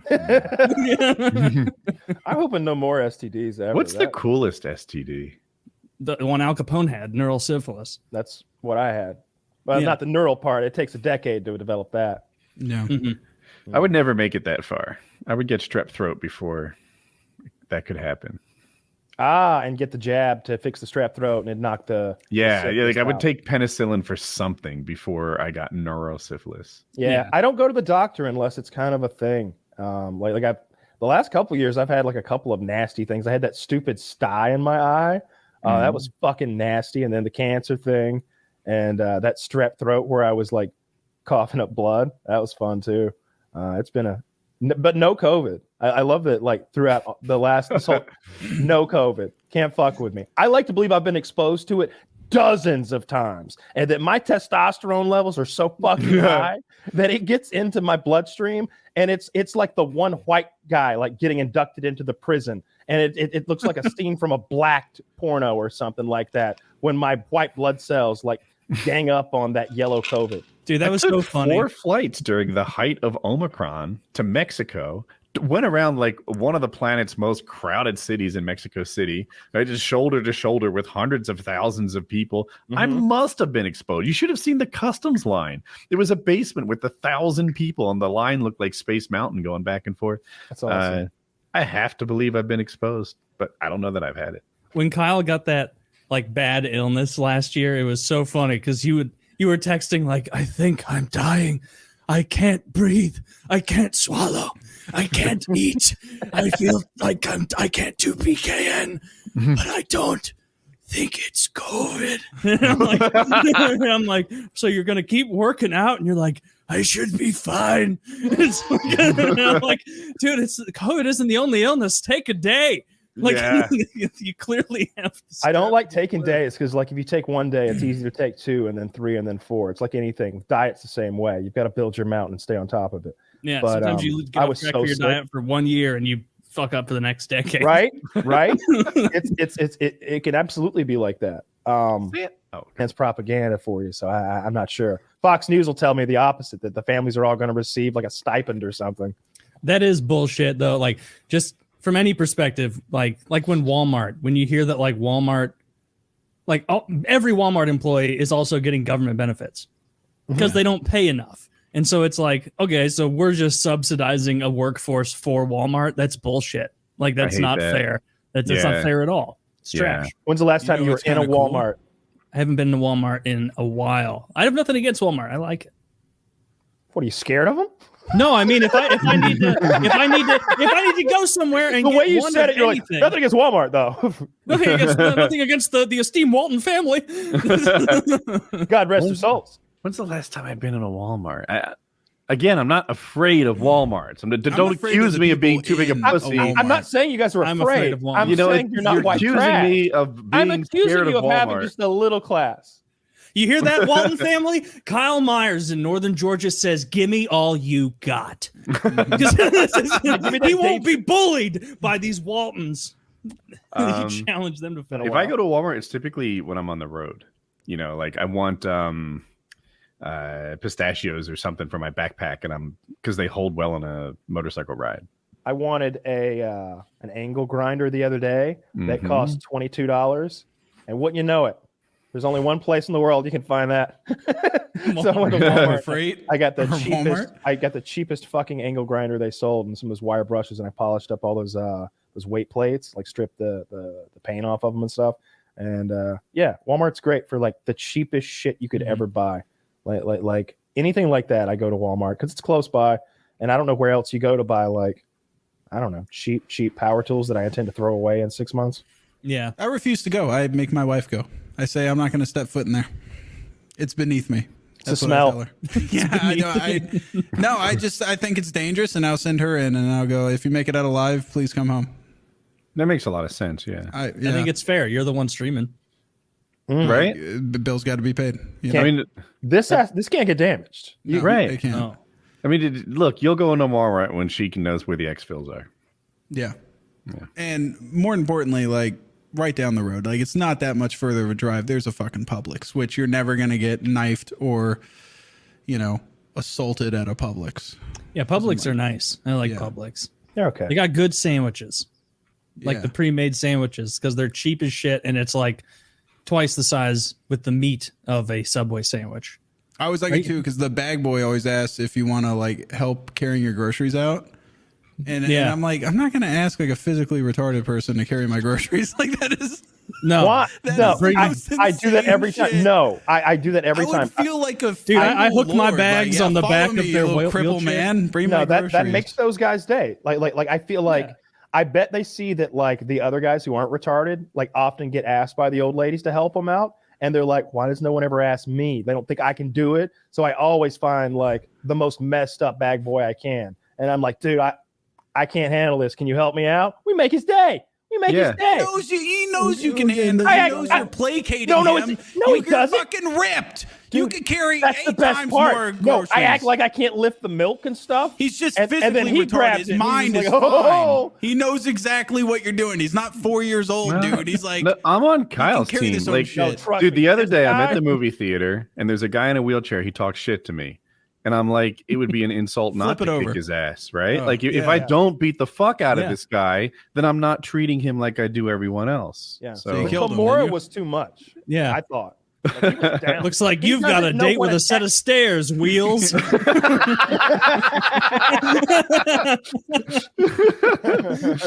Yeah. You just bully him, and then you're dropping banana peels behind you on his trying to chase you. Spinning out. Yeah. No, I agree with Kyle. Like, you let him help. They feel like I have an exact experience with this. I was carrying a 12-pack a couple years ago of like LaCroix or whatever the fuck, and I got it out into the parking lot. The whole thing collapsed, all the cardboard, and all these cans fell out. And who came? The able-bodied, the average IQ. They're passing me, not even looking, not even caring. And then this angel, this kind, mentally handicapped gentleman comes over, starts picking up the cans with me. He didn't have to do that. He was on cart duty. And I remember it. Now, every time I see that guy at that store, at that Deerberg's, I'm like, yeah. He doesn't remember me, but I don't say anything. I'm just like, yeah, I remember that guy. That guy's tight. He helped me out. And he enjoyed helping. I could tell. Oh yeah, but I wouldn't like make a mess for them to get involved helping. Like I wouldn't make him carry my groceries if I didn't need help. All right, you can there's just enough old ladies that actually need help. or something really small. I'll be like, carry this for me, and then I'll lead them out. Yeah, don't eat it to my car. I know your type. Taylor, have you ever seen like how happy huskies are when they get hooked up to the plow or whatever? Are you about to equate these people to dogs? They're doing what they love. They're doing what they love, and Mm-hmm. you're like, I don't want to get hooked up to something and pull some guy in a sled and yell mush. Mm-hmm. That's the worst thing ever. Terrible. I don't want to carry groceries either. But to that guy, he loves it. He loves it. He's a PhD of groceries. He's mastered it. Yep. Yeah, I don't want them touching my shit. And I'll carry my own shit. They don't wash well, do they? Yeah. I don't want to catch your. It's like you go into the club foot bathroom from at you that grocery touching store. my- Actually, I've as never soon as watched I one. start Maybe getting, Hannity's like- hilarious. I don't know. You've never I watched just hope Hannity? I like Hannity. No. Very entertaining. Is he good? I never watched like any of that Depends what you news like. stuff. I get like hold on, I have my list here. No, or do I? Oh, I do the Associated Press and was this Reuters? Yeah. See, I don't Those listen are to my that two. unbiased news. I listen Yeah. to both biased sides and try to Oh, no, figure it I out. follow CNN and Yeah. Fox on Twitter because like I love seeing just like because they'll report on the same story, but the headlines will be just like for their audience, like they just reword shit, like Yeah. to the point where it just doesn't even fucking make sense when you actually read the article. Like it just has nothing to do with whatever they're talking about. Or like the articles are so lazy. Like I hate this, and I don't feel like it's always been like this, but articles will be like, so and so wants to change the tax plan to make it 2% higher, and it's a good thing. Or like, in the headline, the opinion piece. Yeah. I like all they're my citing a new headlines. thing to change this about immigration. Here's why it's nice, or here's why it's bad, and it's like, that's just PR. That's not journalism. Your news is really too high quality. Mine is like Ben Shapiro destroys college student. I'm like, I guess I gotta see that. He has the easiest job in the world. Like he does. He just goes to colleges and makes kids at the possibly one of the frailest mental part of your life. You're there to learn, Right. but really you're just like your They're emotions are just 19 years swinging. old and they Yeah. have 6 weeks experience following the politics. And you're gonna be sitting there like in front of all these people, like nervously trying to dunk on this guy that has done this shit for years. Like, of course he's gonna win. And who's good. Right? Like Yeah. Ben Shapiro, while obviously he's dunking on Fisher Price hoops, he's still good.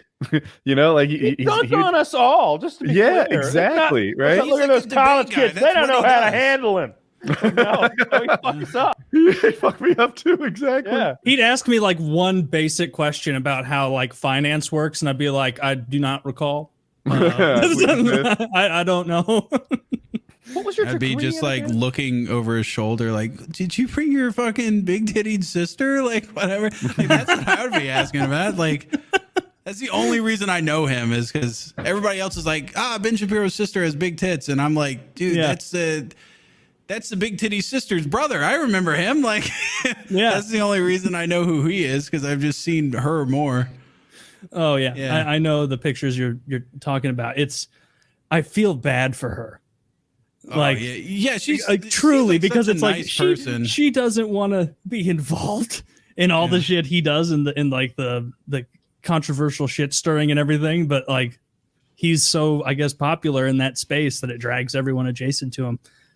I haven't seen anything from him in a long time. I don't know what he's up to. I guess he's still debating 17-year-olds at college, 19-year-olds. No, I feel like he's running an organization now. Like he has other people that he's hired and he's still doing it himself. But Oh no, he's doing a TV show or something. Like he has like a company or something called like Daily Wire. I don't know how this whole thing where I don't know enough about him because I mostly follow his sister and she retweets stuff from him. Abby, if you're out there, you know how you doing. And if my wife watches this, she'll like suspect I'm talking about her because her name's Abby. So that's the only reason I chose Ben Shapiro's sister is because her name. Well, that's matches one of my the wife's three name. reasons. Yeah. And wait, what is it about Ben Shapiro's sister that I don't know, Taylor?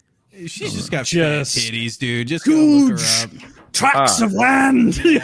I need to see this now. Yeah. And there's some that are like, but she also looks like Garand Thumb, that gun guy. She's pretty. Oh my I was goodness! hoping one of you guys would know who I'm talking about. Yeah, she kind of looks like him. Here's a link.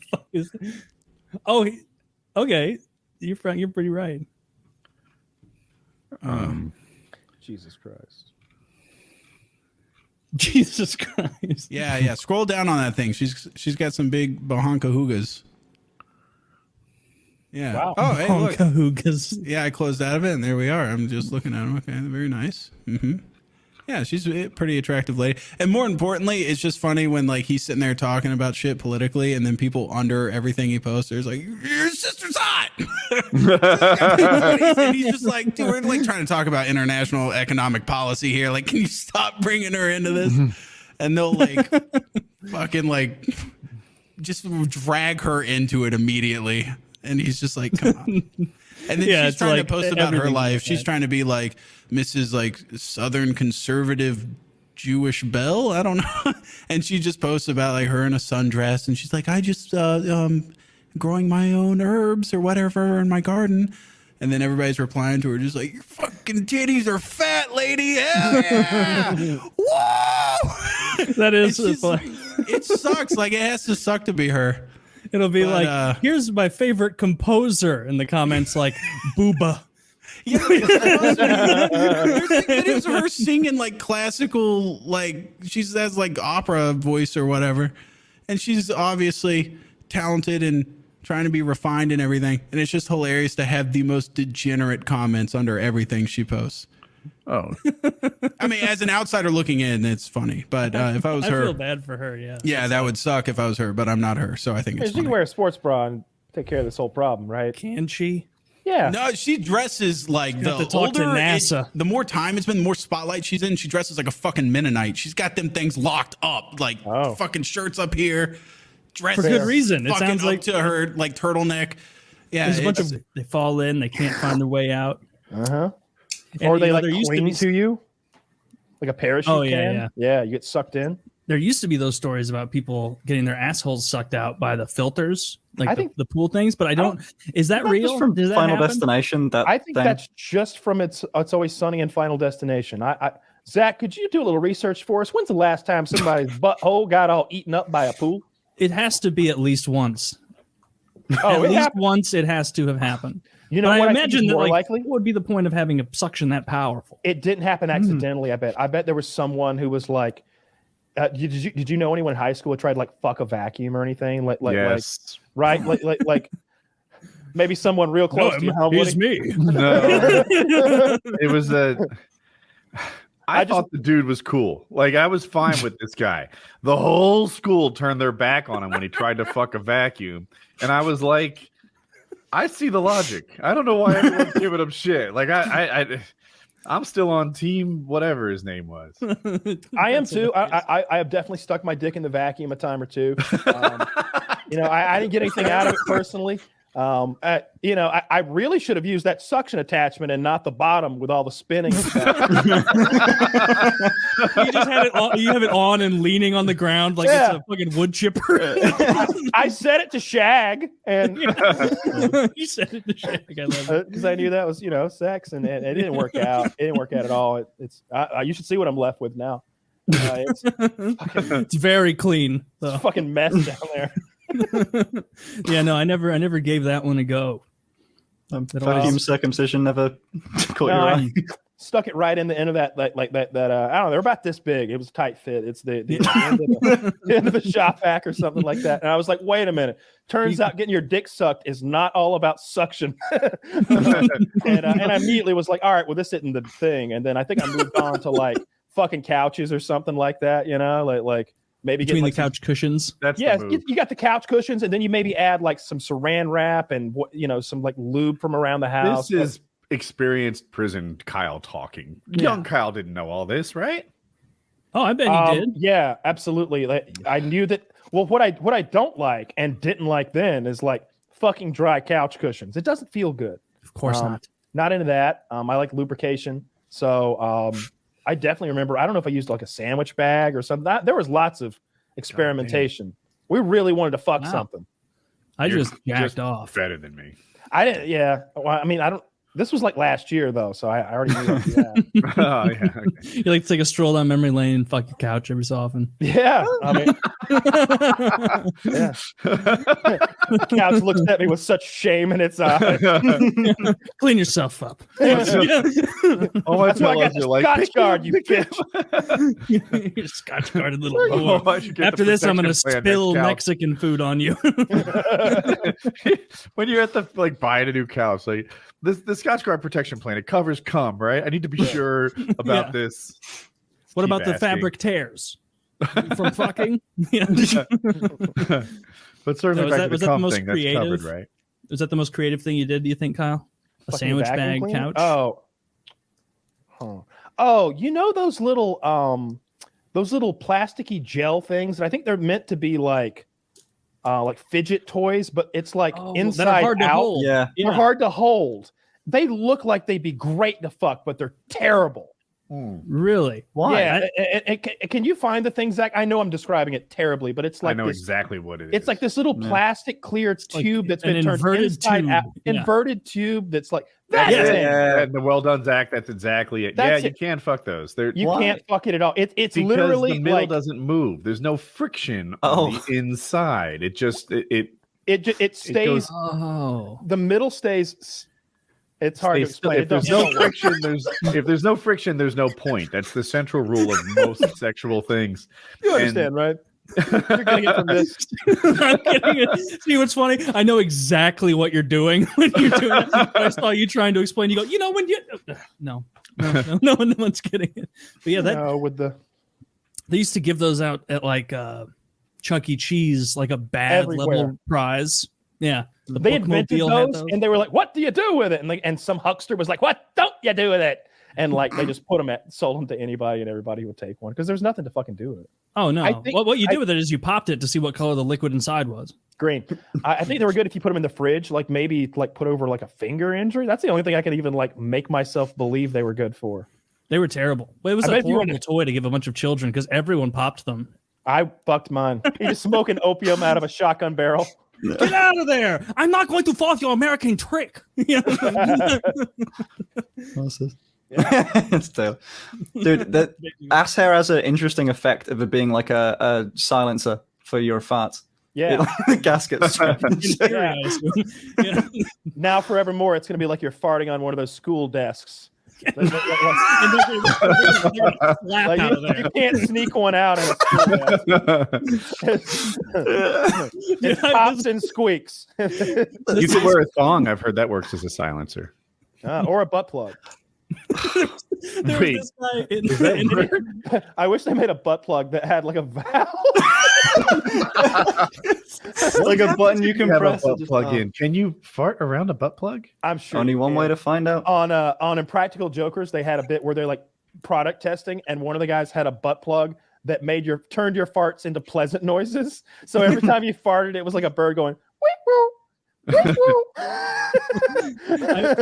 I knew someone, and this reminded me of two different fart stories from school. But there's this: we were sitting on this hard tile floor, 7th grade, so we're like 13 or whatever it is, and I'm sitting with my buddy, and we're both sitting down, and he's like, "I gotta fart so bad," and I'm like, "Okay," and he's like, 5 more minutes go by, and he's like, "I can't hold this." I'm like, "Okay, whatever." Then a few more minutes, and he goes, "Listen to this." And he was going to do like a silent fart to show that he could, but it hit like dropping marbles onto a tin roof, like reverberating off of the tile, just like that level of fart, like quick, pitter patter. Very funny stuff. And I remember like being mortified, like, oh, I'm close enough to him. People are going to think I farted, and I'm 12 or 13, so I have no confidence. And so I just sold him down the river. I like scooted away on the tile floor, and I was like, oh, bro, just sold him away. Oh man. And there's this other kid I remember in I think it was that same math class that I would cheat in sometimes, that he was like proud, like high on himself, like if you want to fart in class, you just cough at the same time. and he thought that was brilliant. And one day he went, and then it goes. it was like 2 seconds of miss, and it was so fun because all he did was draw all the attention to himself. And then he farted, and that, like, I was laughing like all week at that. That was so funny.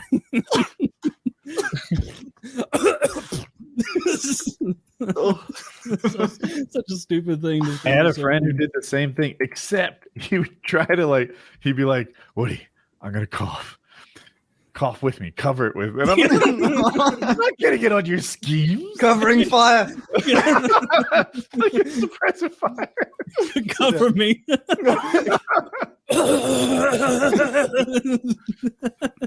That's hilarious.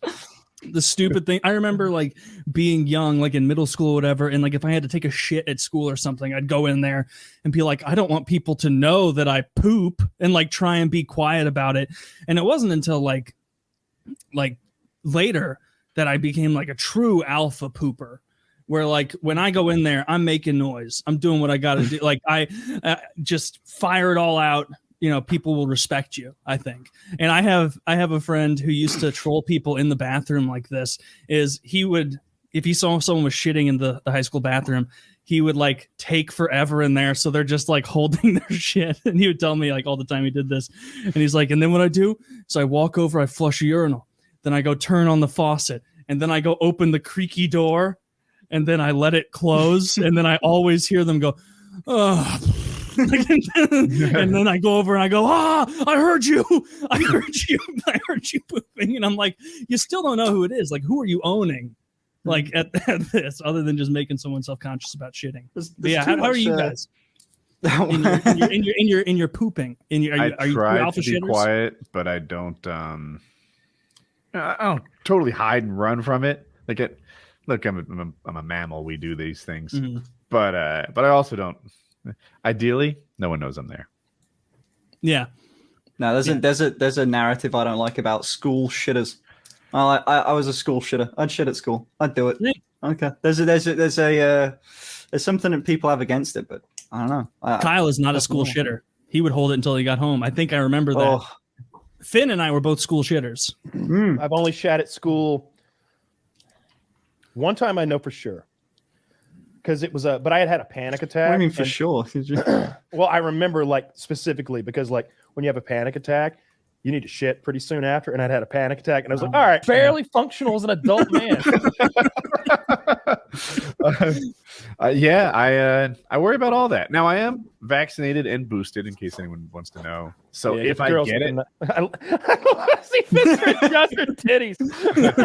I could just sit here doing this. Yeah, fucking pop them. Let's go. Yeah, like that whole like elbow trick thing completely works for me. Yeah. He's not a slut. I am. Okay, he is. I'm like the definition of a. Yeah. Dude, this exact outfit's a dangerous one. This skirt is held on literally by a piece of tape because it's too loose for me. So I lost weight. It's too. So I lost some weight. I had to tape it together, and then I stood up on stream, and there's a clip of it. It's got just the clip has like a couple 100,000 views, where it falls immediately, and it did. Nothing got shown, and it was live on Twitch, but I checked afterwards. I turned the camera off. I was like, I gotta make sure I didn't just show a ball popping out. Yeah. Someone smiled down upon me that day. That shouldn't. Let me ask you a question. What are you wearing in that instance in particular underneath your dress? Well, this thing is like this is like a bodysuit thing. So I would show you, but again, I don't want to show you my balls. So I can picture it now though. So it's like a women's bathing suit. Yeah, kind of. It's a bit like that. I've got one picture of it where I don't have the skirt on. But where I'm normal. But yeah, it could have gone either way, man. Twitch could have. As soon as it happened, as soon as it happened, I turned the camera off and just mentally was like, okay, like started prepping for the future. I was like, all right, I can delete the VOD. I can. If it got shown, this is the day that I start the OnlyFans. Like I'll just carry like. I was just deleting the VOD usually fixes it. I don't know. Yeah, but I knew that someone. If I showed that, then someone's gonna. It's on the internet, it's there forever. But Well, fucking tuck your balls in better next time, Jesus. It's a thing. Hold on. I'll DM you this photo of what this thing is. Link it in the chat. A photo of tucking form. Yeah, like what this should actually look like. This is we get in the chat. I gotta see this. Hold on, I'll find it. I'll find a photo where it's not that. You gotta give me a second though, so carry on for a minute. Yes, my virgin eyes don't show me anything too bad. No. I think he's more worried about like not wanting you to see. I don't think he's worried about like hurting your virgin eyes. He's like, no, I just don't want you to see my cock, bro. Yeah. I want to see my balls hanging out of my Katy Perry dress. Or Ariana Grande. Ariana Grande, yes, another famous singer. Hold on. You cannot show this. But we will not show it. I'll put it in Kyle. I don't know what group chat you guys have together, but run the next to the chat here. But okay. Hold on. I've sent it already. We'll see. I don't know how I can link a photo. I've just taken like a screenshot of it. But yeah, it's like if you do everything right, like I had in this photo, then it looks fine. It's great. The only why is that not sending? The only scary thing about it was I hadn't prepped for this situation occurring. So oh my god. There you go. I just want to see I just want to see his reaction to the thing.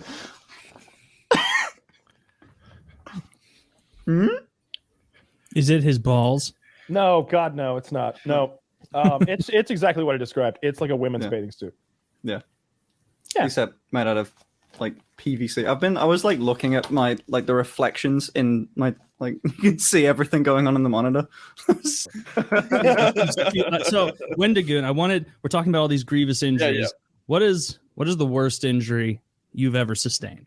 I do need to comment on that skull thing because I do have a related story. I was in Nashville one night with a group of friends, and we were just like on the strip, and this guy comes by, and he's in a wheelchair, and he's asking people for handouts, and he's like, you got any money, blah blah blah.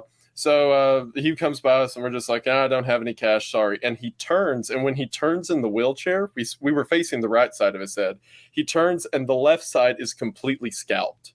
Like, it's just bone, his whole skull up there. So, of course, me and all my friends are like, like pointing at it and everything. So now he's going down the row of people in the other direction where they can see his skull. Sure enough, he gets a couple groups down, and some girl sees him and screams because, as you can imagine, and he just stops and then, like, blank face stares at her and says, "If you give me $5, you can touch it." See, that's a guy playing the hand he was dealt. He tried like the civil way first, and he's like, "All right, second pass," and then turns around. Poor guy.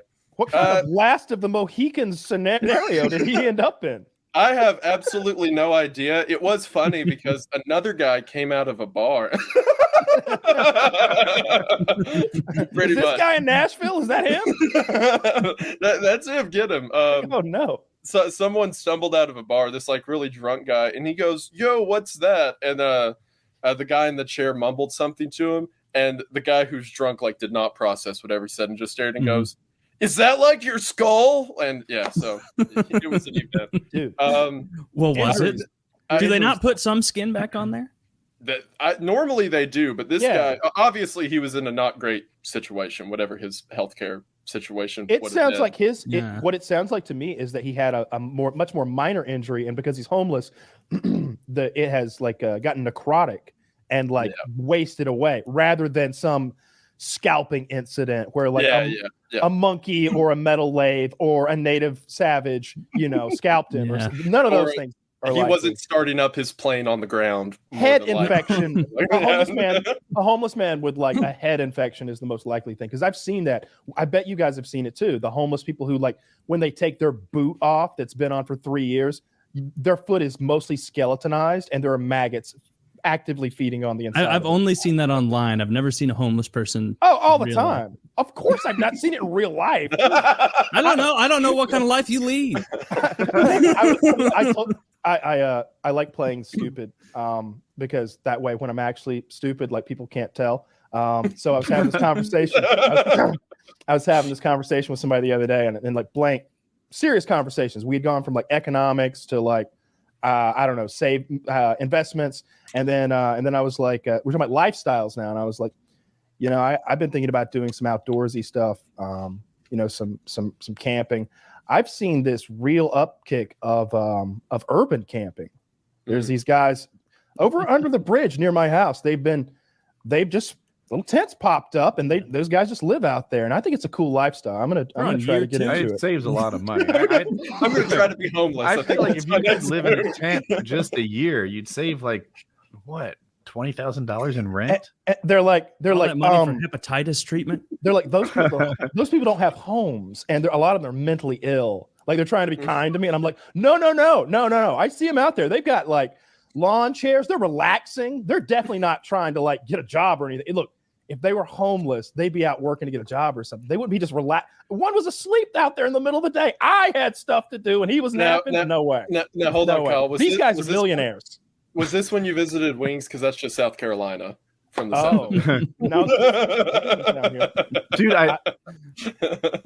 hear me out on this. This will take a minute. I went to the Harley Davidson dealership, and the lead salesman there and I were talking about being rich versus being wealthy, stuff like that. And he asked, is LeBron James rich? And the answer was no. I'm sorry. Yes, he's not wealthy, though, because LeBron James has to show up tomorrow morning and do what someone tells him to. He's still under contract, right? There's still some man with his foot on the back of LeBron James's neck, even though he's probably threatening $1 billion. He's just rich. The guy that pays LeBron James, he's wealthy because that guy sets his own lifestyle. By that measure, the people that Kyle doesn't want to give money to are also wealthy. There's no one telling them what to do. They wake up every day and decide what they want to do, not what they have to do. At what point did I say I didn't want to give money to them? I drive by every day and throw a fistful of pennies at them. Is it still in the roll? I shoot silver dollars out of a t-shirt cannon at those ungrateful cunts. Oh, I have head trauma. On the overpass. Yeah, we'll pay for it with the $7 I gave you, dumbass. Do you ever think like that Sunny episode? It's like when you drive by a homeless guy with a mouthful of champagne and you spit it on him, and he doesn't even get a full mouthful; he just gets a little taste. It's just like but Wendy, good life.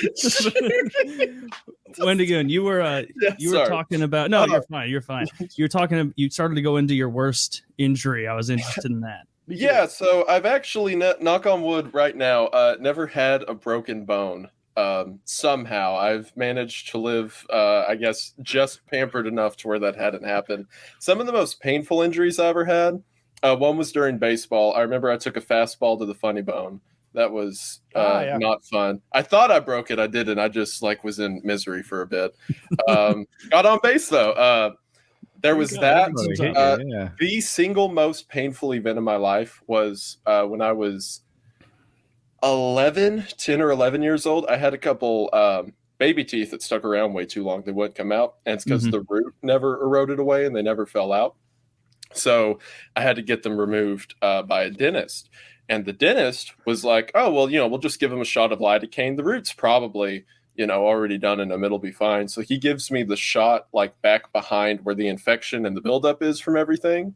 And then goes in front of the infection to where the teeth are and starts to pull them out. And I was in the most pain ever. I was screaming. There had to be the assistants hold me down to the chair. And my mom was like, is he okay? And I'll never forget the dentist going, oh, he's just overreacting a little bit. I wanted to strangle him to death right there.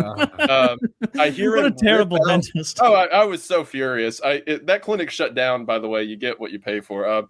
That guy, I hear him rip out the first one. He goes, oh, this has still got a root. Oh well, and then just immediately goes for the Goebbels DMD. Oh my god! Yeah, he's got a lunch he's got to make, so you got to deal with it. That fucking sucks. Tooth stuff is notoriously the worst. Everyone says because it's so close to your head.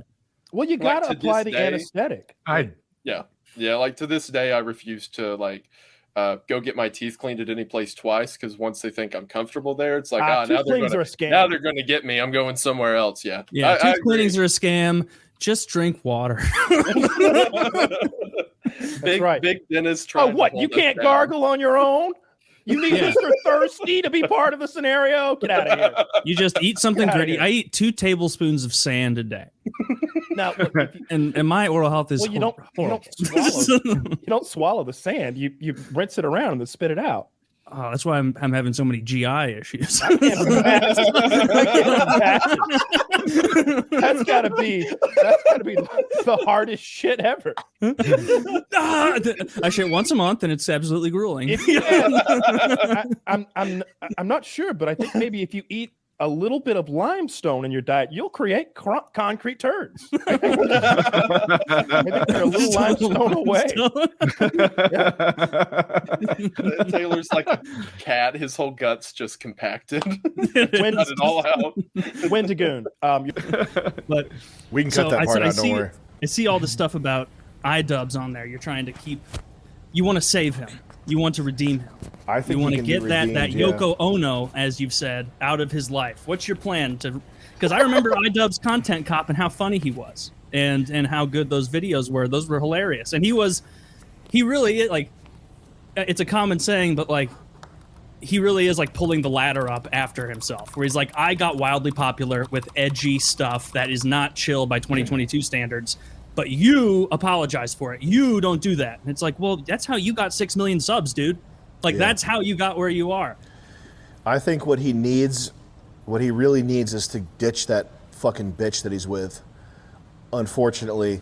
What is the backstory to this girl? We've heard a couple of yeah. What's so quite bad about frankly his unkind I don't things. even. What I've doesn't seem like forgive you me like if I it. overstepped with that. What I've seen and what I've heard from other people is that she is almost like his handler. So when he's talking to people backstage at the Creator Clash, when he's telling my crew that I'm kicked out, that I can't come, all that stuff, he's kind of sitting back like in the background, like approving of certain things that are said, or just sort of sitting there. And Anissa is the one that's doing all the talking. Oh, there she is right there. What a peach. What a sweet little peach. Actually, I don't know. You say she's a whore? Well, she's got an OnlyFans, so she's kind of, yeah. I'm just saying, you know. How much? Yeah. I don't know. Let's look it up. I have prices and pictures of what I need to know, and we're halfway there. It just went up like $500 because we did this. No, guys, not that. We need to get people to buy cum pills and weed gummies first. Don't be sipping to that clown-faced woman by our cum pills. But that's what I've heard anecdotally, is that she's the one who does the talking in this relationship, which is kind of strange because she's not famous. She's famous for being iDubbbz's girlfriend. What the fuck does she have an opinion about? And I've heard from her family that she's weird too. And I'm not going to talk about that because the person that contacted me is nice, but she's like a freak. just chatting with her family. I heard from her family she's weird, but I'm not allowed to go any more into that. Yeah, she is weird. What an audacious statement. From her family, she's weird. Well, why do you have it out for her though? It seems like your battle's really for him. Or do you think that she is the puppet master? She is like, you remember Master Blaster from Mad Max Thunderdome? Yes, she's like the little midget.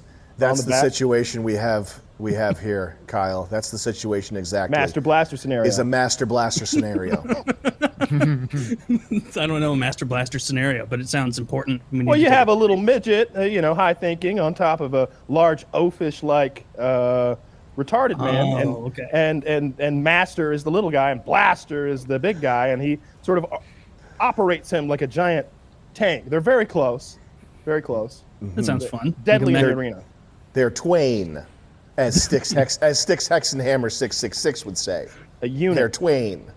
They're twain. What the fuck does that mean? It's just it doesn't even there you matter. Go. There's the Master Blaster. Oh, yes, you know that's Anissa on top, and that's iDubbbz in the mask. BioShock completely ripped this off. You see that, right?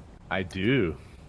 So it seems like you think that she's holding him back from his full funny potential because he's a very funny guy who has very funny ideas. Like he is. He knows how to write skits, how to produce. He's a talented dude.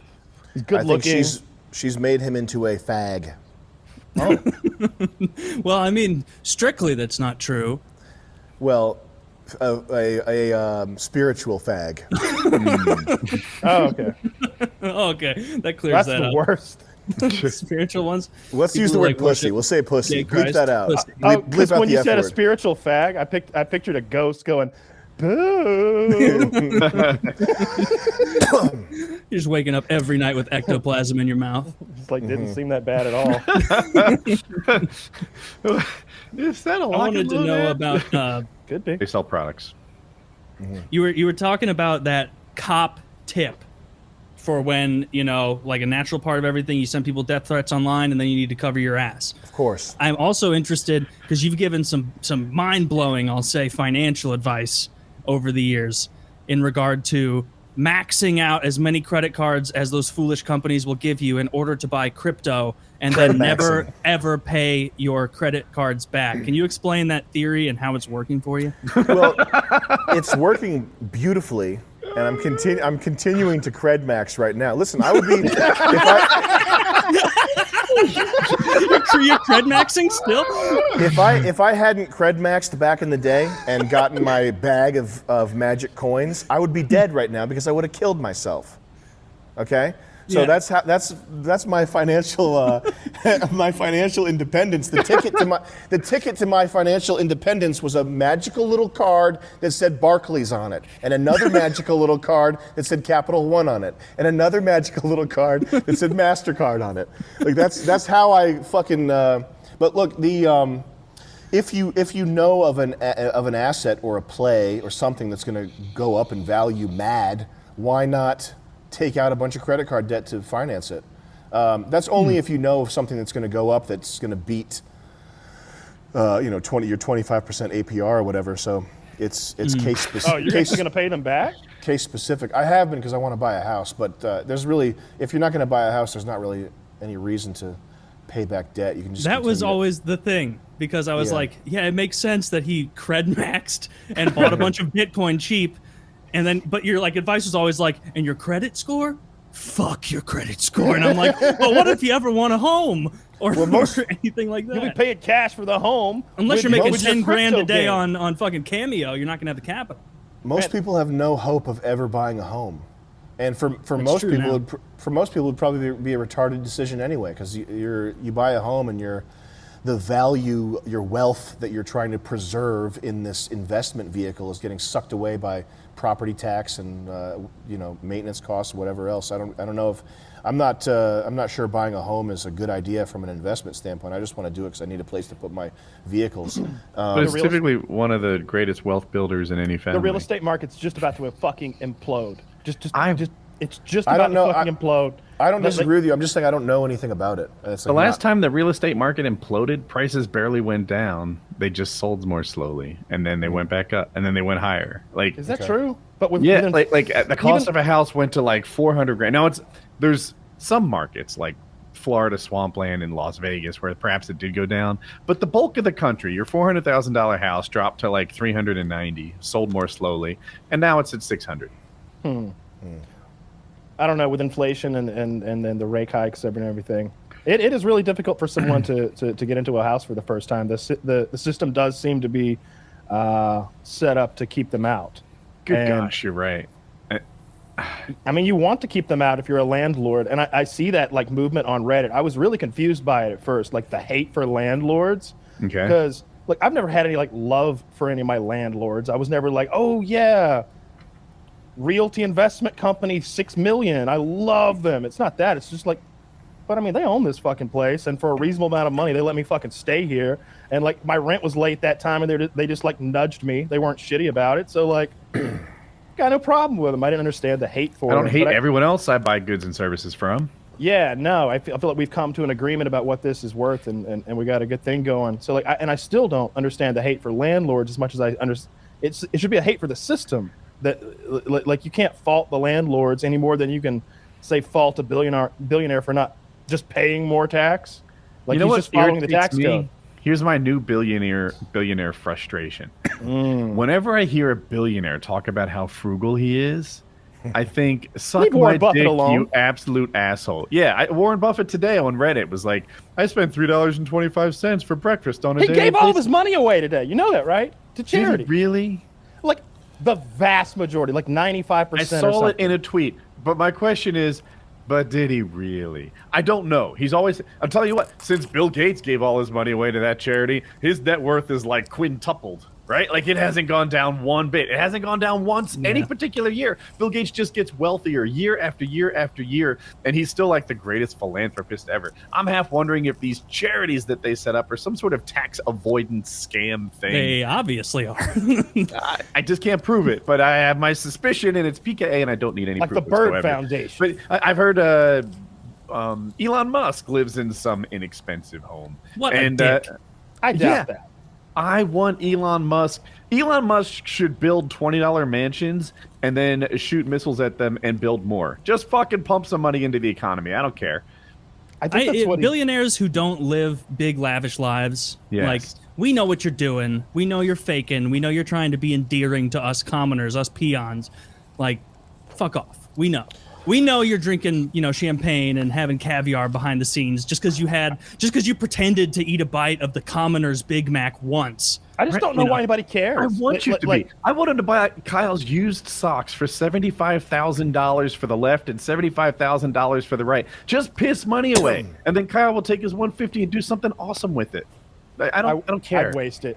I'd fine. Then the guy who you wasted on will do cool shit with it. I'd buy a full Sorinex fucking Olympic style gymnasium that I'd put in my. I'd knock walls out to get it all. That's in. a good ass idea. I'd have Great that idea. giant power rack with the fucking stacks on either side, the 300-pound stacks. Mhm. Oh, we'd get so fucking. Yeah, if I strong. were a billionaire, You'd I'd belt get squat and never use it. I'd have whatever the nicest functional trainer available was, and I'd have it in every room in the house. I'd buy so many vapes. These are 25. Person. Definitely not. I wanted to ask Josh.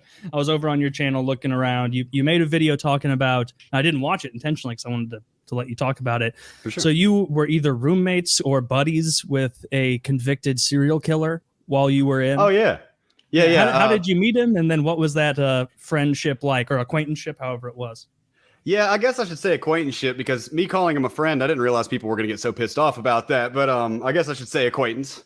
Sure. I mean, I was in prison here as a disclaimer to everybody. It's not like what am I supposed to go do? Go hang out with all the Boy Scouts and the people that went to too much church and got arrested, Mm-hmm. But yeah, his name is Clarence Heatley. He was known as the Black Hand of Death in New York. He was a terror for a long time. And he's a Talladega medium. And a lot of people are always like, because this dude, man, he kidnapped Bobby Brown, for example. That's what I discussed in the video. There's a lot of evidence, that he kidnapped Bobby Brown and Whitney Houston paid the ransom money. The dude was linked to like 13 murders. I had no idea that this dude was that big of shit when I first met him.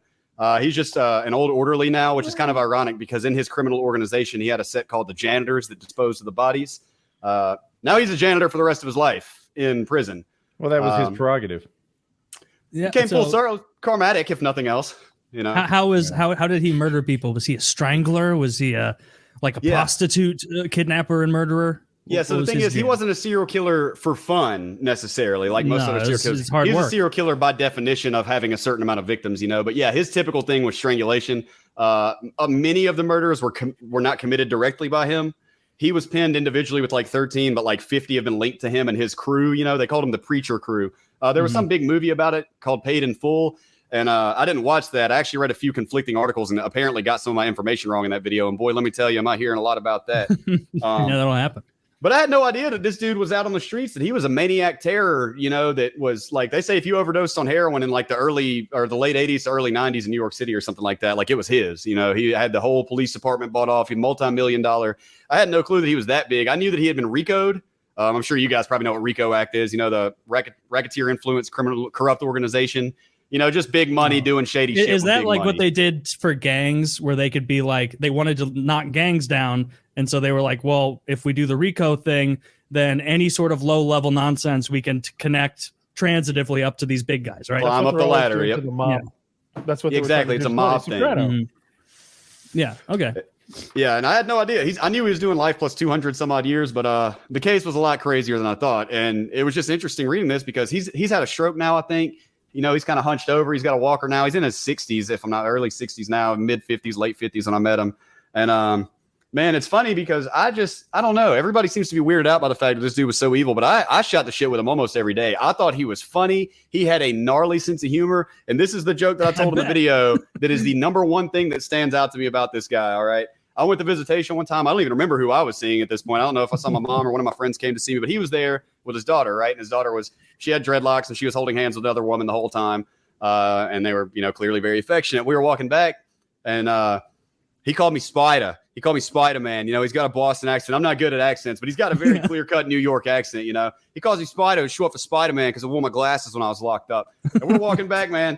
And I was like, hey, man, it was good to see you in there, Clarence. What's your... He's taking another name now that I don't normally go into just in case people are trying to... He's a Muslim now. He goes by Muslim name. But and I was like, yeah, that was your daughter in there, huh? Or who'd you say that was your family? He said, oh, yeah, that's my daughter, man. She says she's a lesbian now or something like that. That's a little girlfriend that she had in there. And I was like, oh, I mean... I didn't really know what to say to him. I was like, it probably took, courage to come in here and hot. Yeah, I know, right? What do I say? Well, that's kind of where we're going with this because, she kind of looked a little bit like Tracy Chapman. She looked like she drove a fast car. Oh, but so he was like, yeah, that's my daughter. She told me, and I was like, that probably took a lot of courage, to come in here and tell her dad in prison, that she's out of the closet now. And he goes, oh, no, I don't care about all that. I was just telling her, I said, honey, listen, daddy's been locked up for a long time. If you're kissing women now, he's got to see it. All right. That's the kind of interaction. This guy's cool. That's what I'm saying. Like shit like that. Maybe I've got a bad sense of humor, but I laughed my ass off when he said that. And I know he was. I hope he was just kidding. Yeah. If he wasn't, it's even funnier, I guess. But what do we know about these supposed victims? Yeah, wait a minute. Who got hurt? What were they up to that they were hanging around with this guy? To begin mostly drug dealers. Mostly drug dealers that owed him money. Okay, well, just fucking show a bunch of no good America. nicks. A bunch of no good nicks. He was cleaning the streets. Look at that, man. Not only are they dealing drugs, they don't pay their bills on time. It's a double whammy. Hey, no, the crazy thing actually about that Whitney Houston and Bobby Brown situation, Bobby Brown didn't even owe this dude money. Bobby Brown owed somebody else money for cocaine. This dude caught wind of it and went to that drug dealer and says, how much does Bobby owe you? And he said, 25 G's. He said, here's 25 G's. That's my debt. And he said, okay, I'm good. And so then Clarence went after Bobby Brown as the owner of the debt now. Basically just real life debt collection company. I've bought possession of this debt now. It's now in my hands. And went after him and kidnapped him. Did he ask for more than the 25? Way more. Way more. Yeah, like 400 grand. Like 400 grand or $500,000. Way Hell yeah, he more. did. Yeah, that wasn't no quick brief investment. This was I'm about to extort the shit out of this guy. The fucking Wolf of Wall Street over there. He could have done that without buying the debt. No, he couldn't have done it without the gun. Probably, but here was the thing, because I was thinking if he kidnapped Bobby Brown's probably not going to be like, oh, I'm sorry, did you get the clearance? Did you pay my debt with homeboy over on the other street? He's not going to ask questions like that, but I think it would have been bad for Clarence's dealings with that drug dealer. He probably had no beef with that dealer, so he wasn't going to claim in this guy's debt. If he really wasn't connected to it, that could cause issues there, is what I assume. Well, I didn't ask him about this because I didn't know all this shit. Here's the thing. Here's what I'm trying to get out. He kidnapped Bobby Brown and got Whitney Houston to pay a $400,000 ransom to get him back. That has nothing to do with the debt that he owed. Like, he pretends that they're linked. He pretends it made it just like it was justified the kidnapping. Yep. But really, he could have done that without buying the debt. You're right. Absolutely. I agree with. I see what you're saying. You're saying it was basically just an excuse that he had. He saw an opportunity and just weaseled his way. It kind of was credentials with the criminals, if nothing else. Like, oh no, it was legit. He owed money, bro, and I just took care of it. Bobby was returned unscathed. I actually had the video. I have the footage in my video of allegedly. I obviously don't know that it's real. I've heard him jumping out and them giving each other a big hug and stuff. But I was wondering if that's actual footage of it. Why was nobody arrested? Who let Bobby out of that car? Y'all ain't gonna pull that car over or nothing, Like. Y'all just gonna let him get away? It was a crazy story though, man. And I only knew him as the guy that, he was always chill with me, funny sense of humor. And I actually took inspiration from him in a way. And as dark as that sounds, that man's doing life plus 255 years, man, or life plus 245. He's not getting out. No. And the thing is, he thinks he is. Unless he's really. He thinks that. That's what he says, Kyle. Really he says healthy. You never know. Yeah, unless he's super, super healthy. He's not. He's doing what they all do after 25 years, which is turn into the drink, you know what I mean, and getting a little bit quieter. And they always same thing. Oh, I was gonna say this off the top of the show. So I had something happen to me this morning that had to do with my contacts. So I'll say this: I've worn contacts since I was 6. I'm 31, so that's 25 years. In no YouTube video, no documentary, no clip, no story I've ever heard from anyone on earth have I heard of this happening. Never. Didn't know it could. So if you have good eyes, like I don't know if you guys all do or if you have contacts. I got you may contacts think yeah. like I know Kyle has great eyes. So I have the contacts that you can sleep in. Like it doesn't hurt them to sleep in them. And so you might think that when I wake up in the morning, I see the way you do, just like clear. But contacts, they take like 5 minutes, like 3-5 minutes to kind of get acclimated. It's a little fuzzy. And that's the way it is. And so I get up this morning and I begin my routine. I get out of bed, I go brush my teeth, and I sit on the toilet to take a shit, and I pull out my phone. And I'm pulling up r/hockey. I want to see if there's any trade news or anything. And I'm reading, and as my vision is clearing, I see a spider like here, like hanging from a thread, like in front of my face. And I go, "Ugh," like just a teeny little spider, teeny little thing, but I see it and I, "Ugh," and it goes away. And I look back at my phone, and then I see that fucking spider up there again. And so then I go back to look, wondering how the spider could still be there. I hate where I think this is going. I go to move my eye, and like a floater, this now clear spider body that is dead and crumpled, it is moving around my. It's on my. It's in my eye. I can, and now I'm shitting. I haven't wiped it. I'm starting to freak out because now I'm focusing, and I go, "Ugh, and then I stop, and I wait for my vision to come back, and I look at my phone. And then right in the middle of the trade news, there's a dead spider curled up. I can see its legs. I can see all the fucking detail of it. I'm scared because I didn't realize in the first couple seconds that it was dead, but it had that classic curled up thing. Yeah. And so I take out my contact. I've never done this in my life. I used my finger and like a Zamboni on my eye and just rubbed and pushed and moved around. And it was a horrible morning to wake up with a spider in my eye. It was in my eye. I've never heard of that. That's never happened. I've never heard of that either. That's terrifying. Happened? Like, is that you think like a spider? You were sleeping? You were sleeping and it nestled into your eye and you kind of like closed your eye really tight on it while sleeping or something. It was so little. It was a little baby spider. I bet that it was trying to get a drink from my eyes and that it drowned on my contact. Your eye was a body of water. Message. Yeah, this was. I'm genuine. I'm not doing a bit. Well, I'm doing a bit, but like I'm also very nervous to go to bed tonight. Like, and like, I immediately called an exterminator and was like, I want you guys to come out to my house as soon as possible because I can't deal with this shit. And so what happened? You're like, there's a baby spider. There's a baby spider in my eye. It was like you don't know how you react until like you see that. It could have been way worse. It could have been way worse because you could have gotten pink eye in all this messing around with your eye while you're shitting. And like, well, see, I hadn't wiped yet. I wouldn't have been going wild. What if you had poop in your hand? If you like you saw spiders. Pink eye all day for spiders. Really? Yeah, I'll deal with pink eye for a week rather than spiders in my eye. Yeah. And I was worried. I'm like, what kind of spider is this?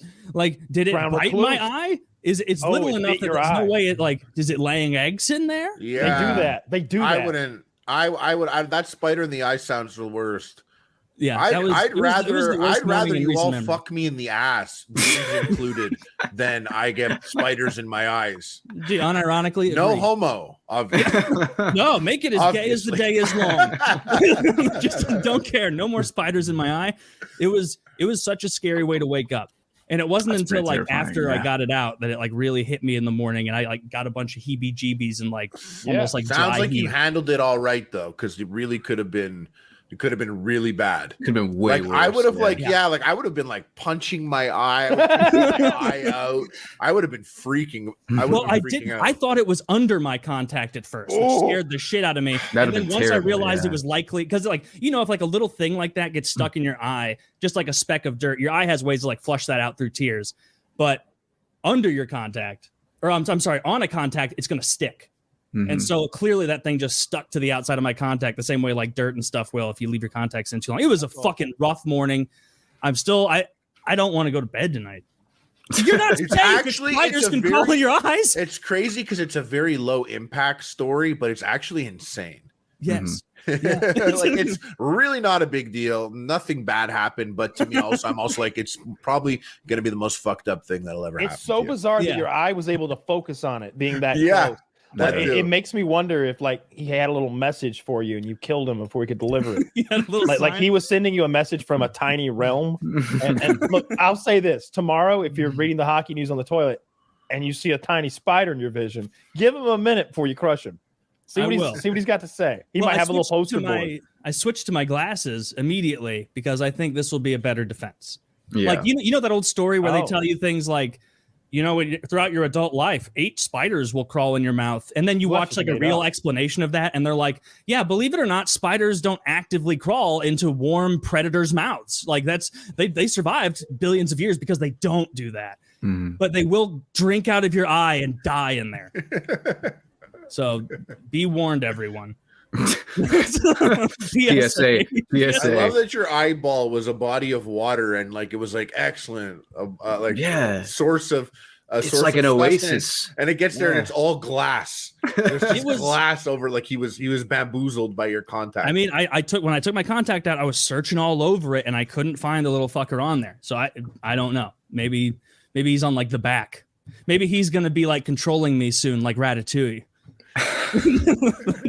Redirecting me around, feeding myself sugar or whatever spiders like. Well, that Everybody would like sugar. Yeah, everybody likes sugar. and all right, enough truck talk. Yeah, but sometimes the best Oh, we thing you can- can have is a truck talk's a 40-minute little debate on snacks. Like sometimes that's good. That's what the people want to hear. You know, not every week, but so something that people have been wanting to hear desperately. I've been getting. I'm sure Kyle has been getting it as well. There's a loud dog over there. But Woody was in an accident, and everybody's been asking me what the hell's going on, and I've been honestly saying I have no idea. Woody did not tell Kyle or I what's going on. We have no clue. So these are genuine reactions to the thing. Yeah, so the trip started out well enough. The mission was to go from North Carolina via roads to Colorado, and then dirt roads up the Rocky Mountains across Colorado and Wyoming. This is like 2,000 miles-ish, and then roads back home.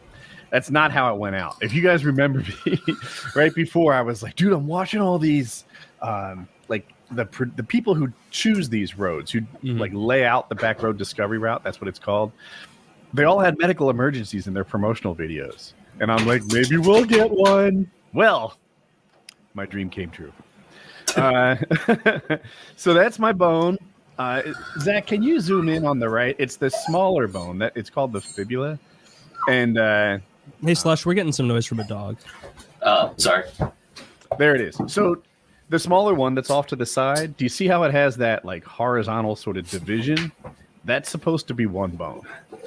That's where the break is. Yeah. So it's not like a fake thing or whatever. And if you look at it, so of course there's the big split across the big bone. I don't even know what that is. The tibula and the foot bone. Fibula? The fibula is the little one to the side. Yeah. Zach is pointing it out well. That break doesn't belong there. And you can't see from this angle, but the bottom part isn't quite on right. Like it's good enough. We're not going to operate probably, but he gave me the option. He's like, I could go in there. I could put some screws here and here. I could put a plate on the side. That's what my other leg looks like. And it's not awesome to have hardware in your leg. Like, I don't know. You throw in like a ski boot and all of a sudden it clamps against the screws and it's uncomfortable and painful and shit. TSA. No, I go right through the metal detectors. I think it's titanium and that's why, but I'm not sure. So what they did instead is put me in a cast. Here, Zach, can I full screen? We got this guy going on. Look how big they had to make the cafe. We're gonna need more paper mache. Smuggling hams, man. So they put my foot in a cat. It was a bit of a thing. I got out there well. There's this iron butt challenge where you do 1,000 miles in a day. I did over 1,100. I crushed it. I'm definitely going to qualify as an iron butt person. The first person ever to do it on my model motorcycle. I was excited about that. Nice. This is not a thing that people give a shit about, but I do, and I was excited. I hit my goal. I had some trouble with the bike. The front brake kept locking up hard. Happened 3 times, and it's like, this is dangerous. So I got separated from my group, and I had to catch them. Right, so they're on off-road. I drop in. I don't want to miss any mountain passes or any fun of the experience, and I'm in pursuit mode. Right, where the fuck is my cape? I'm gonna catch these guys, chase them down, and I did. I caught all my friends. I was like, I couldn't believe I did it. Like I thought I was gonna be a day and a half behind them, but I got on my horse. I caught everyone, and now I'm leading. I don't want to pump my tires too much. Well, I'm injured, so no one's going to think I'm too good. But when the off-road section gets really technical, right? Like the harder it is to get through it, the better I do. When it's easy, the worse I do, because then they start going really fast, and I'm not as fast as them. I'm not as fast as them on the street or on, like, I don't know how to say paved dirt road, but like, you know, really well manicured dirt road. I get my ass kicked. But when it's really rough and bumpy and there's big rocks and shit, I'm usually the fastest guy. It might be my bike, but whatever. This is where my attitude went wrong. I had been, you know, leading the pack, having a blast, hitting jumps all day long, just rocketing that thing in the air, and I was really feeling it. You know, you weight shift well and stuff when you're on top of your game. And there was this like rock formation that looked like a really cool jump. And I was like, yeah, jump number 932. Here we come. We're going to catch air again. Everything's been coming up, Woody. Yeah, Just keep going. The other side wasn't I expected. I didn't look before I leapt. And on the downside was a hole. And what's important is like say your bike just sort of jumps in an arc. If it's flat or downhill on the other side, I'm happy. But because it's a hole, I kind of jumped into the arc and hit the upward side. Yeah. Which is to say, at my angle, I crashed into a wall. And that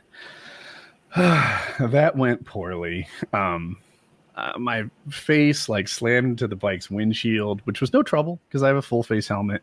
But I'm kind of like not driving this thing for 8 seconds, 10 seconds.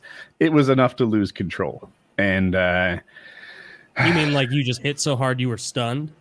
Like not stunned, and maybe my hands came off the handlebars. Like I tried to save it. Like I tried to keep my chest on the tank and get back in position, but I didn't succeed.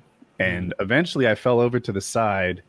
My bike landed on my right foot, and my toe pointed towards the back tire. Oh, no. Yeah. And I had some pretty protective boots on, but broken fibula, high ankle sprain, for those of you who know medical stuff. And now I have a problem because I'm like 2 hours deep in the woods in the Rocky Mountains, 2,000 miles from home on a motorcycle. And I got to like get all this solved. The boys are camping at night and I'm supposed to camp too, but I was like, guys, excuse me. I'm going to get a hotel, find some ice, stuff like that. And even that was a challenge. Lake City, Colorado is such a small place. Literally no one had rooms. Nobody. And I'm just like sitting in a hotel with no vacancy, like a motel, talking, calling, etc. And a guy who owns it or works there is like, are you in trouble? And I'm like, well, I think I broke my leg and I don't have any place to stay. And I'm just sorting that out now. And he's like, we have an emergency room for people like you if you want it. And I was like, fuck. And really my thought, my first impression was, well, I don't want to impose. Like that was my like my knee-jerk reaction. Like, well, I'll sort this out myself. I don't need your emergency room. Then he told me it was $65 a day. So I got the hell out of there. It was like, you know what? Actually, yeah, I do have a broken leg, and I like maybe this warrants using this empty room he keeps for people who get hurt.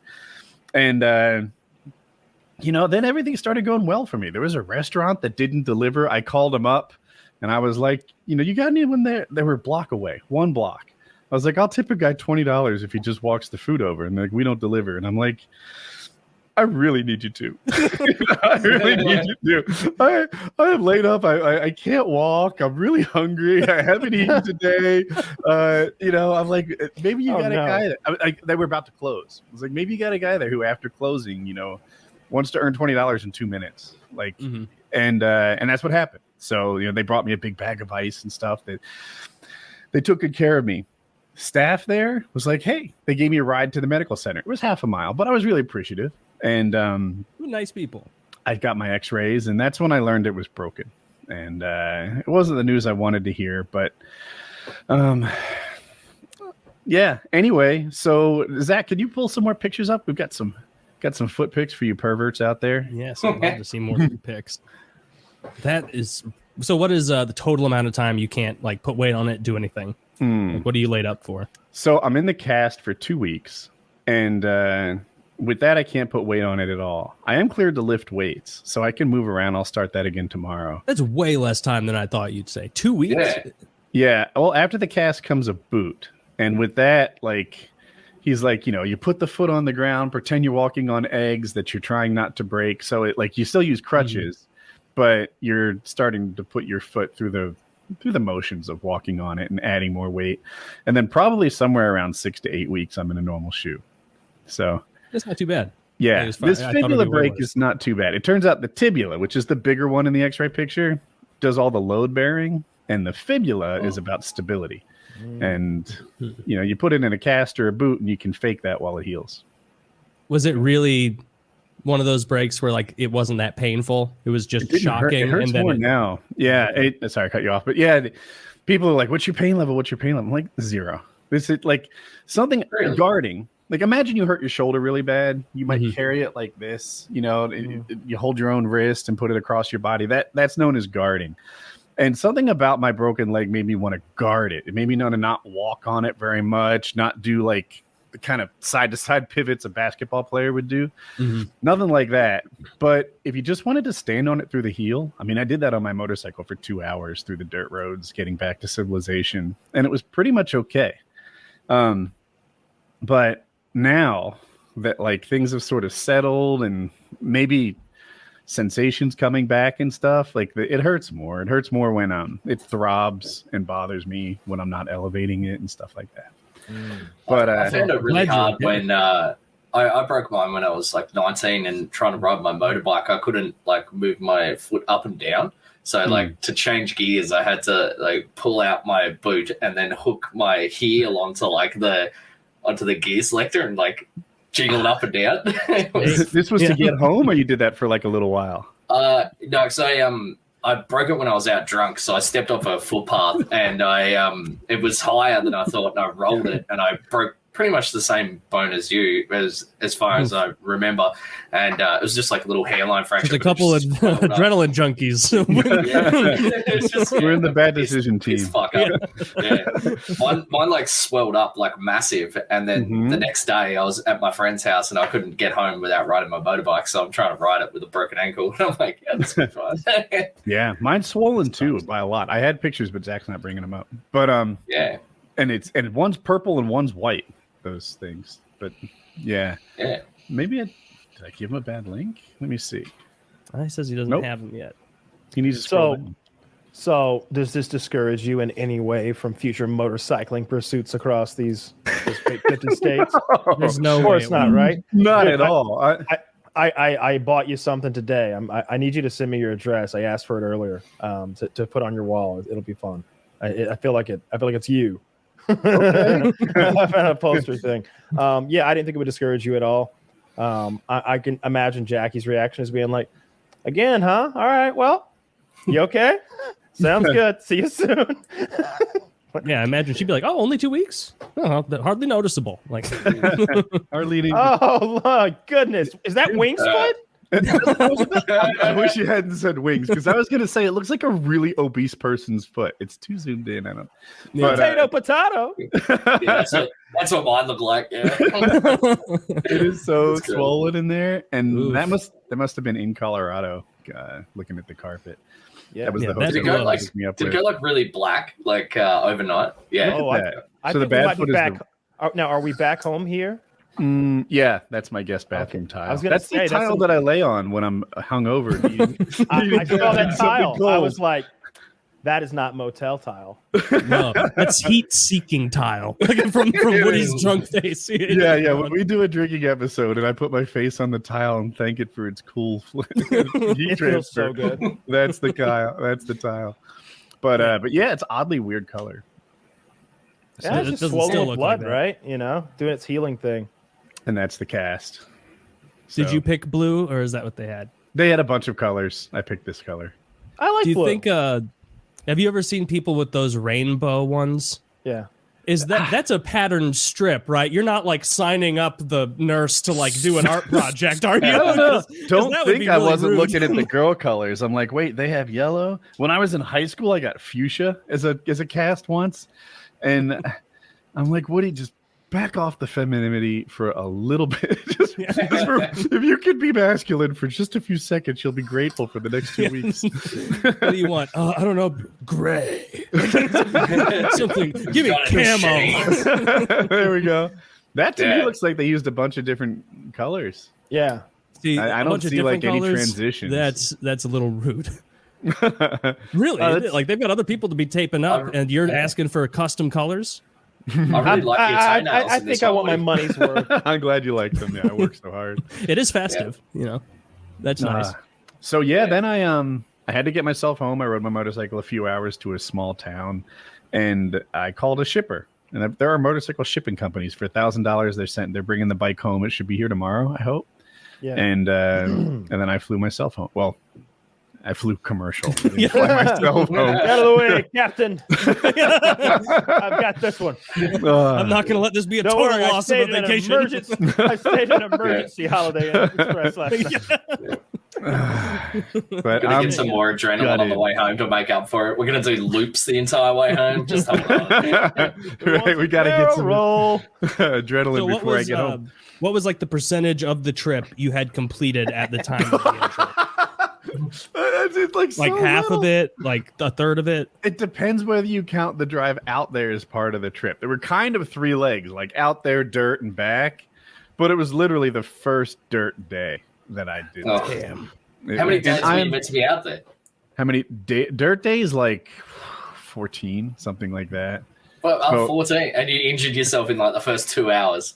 I was so gutted. Like you don't understand. Yeah. Like I've You kind were of been so stoked on this. I've been, actively focusing on my mental health lately, right? Like, let's get some exercise, some sunshine, some sense of accomplishment, time with friends, like the sort of shit that makes you feel better in the mental health realm. And this trip had all of that, like the accomplishments, the friends, the sunshine, the physical activity, outdoors. Like, I had so much pegged on this thing making me happy, and it did quite the opposite. Drunk Give you me get your lost. heroes, yeah. I did the same thing for it wasn't like just a cold call, but I remember like when I was starting my YouTube, Woody was, I think you had like 20,000 subs or something like that. Like at the time, big deal. And Woody was like, anybody who gives $50 to March Dimes, I'll do a dual com with. And I was like, this is beyond like obviously the move. If I can, I remember being so nervous leading up to the video I did with you. I'm like, oh, this is your chance. If you don't knock this out of the park, everybody's gonna say that you suck and you'll have to quit. And so then like I did it, and I remember being so anxious, like, okay, like then you uploaded it and like checking the comments and like them being positive and like that was like what kicked me off, like getting like 1,000 subs from that video we did together that I had a viewership. So I guess How it's is a little it? bit from that. So I didn't know that. I didn't know that you had done a dual commentary with Woody. Mm-hmm. How was it that you never did one with Wings? Because everybody did. I did do one with Wings. You did? Yeah, way Well, back in the day. Your gameplay or his? I don't remember, but I It was remember probably the- yours. The only thing, it was probably mine. The only thing I remember is like right before we started recording, I was there with my shitty little desk mic, and I was like, oh, "This guy's a real deal commentator. Like he's a pro." And like we're right about to start, and he's like, "All right, I got to go TT, and then we'll kick this off." I remember. And I was like, "Okay, sometimes you got to go TT, man." Like, Is that poop? no, like P. I had that. jokingly said Well, TT. then I had a more extreme experience, because when I needed to do my my first dual commentary with Wings ever, and I'm in the same position, right? Like, I've got my video lined up, and the gameplay I thought was great in terms of like being able to give tips, and I have timestamps, right? Like, hey, if there's a conversation lull at 38 seconds, bring it to here. If there's a conversation lull at 1 minute, 14 seconds, bring it to here. I've got paperwork in front of me to make this thing the best that it can be. And I'm all ready, and I'm like prepared. Wings is super late. Right? To him, this is a non-event. He's not excited about doing a dual com with me. It's only in reverse. And long story short, he's constipated. He asked me some advice on that. I'm like, I don't know. Frosted mini wheats is kind of magic for me. Oh my god! and we have to push it to another day because of his digestive issues. God, that's so. What a that's shame. So Wings though to be late because of something like constipation. I cannot remember the. All right, maybe I've been fortunate. I also have never had like a kidney stone. but I've never been constipated and it been an issue in my entire life. I've never been like, I want to shit, but I can't. That's never been a thing. Same. Like I sit down and I shit. I don't have to sit down and go through some fucking 10-minute, 15-minute process to get the shit out of me. Like when I remember there's the scene where the guy, I heard Elvis died on the toilet, and I assume that's because he's straining like really hard and he like has an aneurysm. And I know, there's a scene in The Sopranos where the same thing happens to that guy. And to me, that's always been like, I don't quite, how children have these funny ways of like thinking about things. Like even now I'm like, do Italians have big turds or something? Is there a joke there I don't understand? Like, because I've never had this issue. I think barbiturates make you constipated, and that was probably Elvis's issue. I know opioids do. Opioids can like literally clog your bowels. The opioids. Limbo, he never Elvis shit. was on? Yeah. R.I.P. I used to be constipated a lot when I was a little kid. I just didn't have a good bathroom schedule. I was stupid. Yeah. I see a bathroom schedule is a thing that didn't occur to me until I was like, I don't know, 12 or something. But I would get to work or school and I'd have to take like an emergency shit. And my dad was like, I don't understand this problem you got. You notice that nobody else ever has to run away from work to take a shit but you? He's like, I'm like, I gotta go. That's what they say. He's like, every morning I take a shit. Every morning at the same time. And I'm like, well, I don't have to go. He's like, just go. And then I'm like, oh yeah, this isn't just, we don't wait until we have to go. We empty out in the morning before we go about our day. Okay, this makes sense. And as a 12-year-old, I figured that out. And since then, not only have I not been constipated, but I've really minimized the amount of public shits I've had to take in my life. Oh, Maybe I crossed the bridge of maybe not caring long Here's the ago. problem. You know what really ruined my batting average? Prison. Well, but you only shit like but I 3 was times in prison. constipated for like 3 fucking weeks when I Yeah. first got there. I think I only took like maybe 6 prison shits total in 2 months. The reason I don't like public poop is I don't have my arsenal of tools. I either have a bidet or at the very least wet wipes here at home, so I can poop and then come out. You know what was possibly I saying? cleaner than pre-poop. Yeah, But, now that I think about that prison thing, but I don't know. I don't think that was constipation. That was just some sort of like stress-induced non-shitting event. Yeah. That's literally what was like. I didn't. Your body I didn't became need to. efficient. I didn't feel Consumed uncomfortable all or its anything. food as fuel.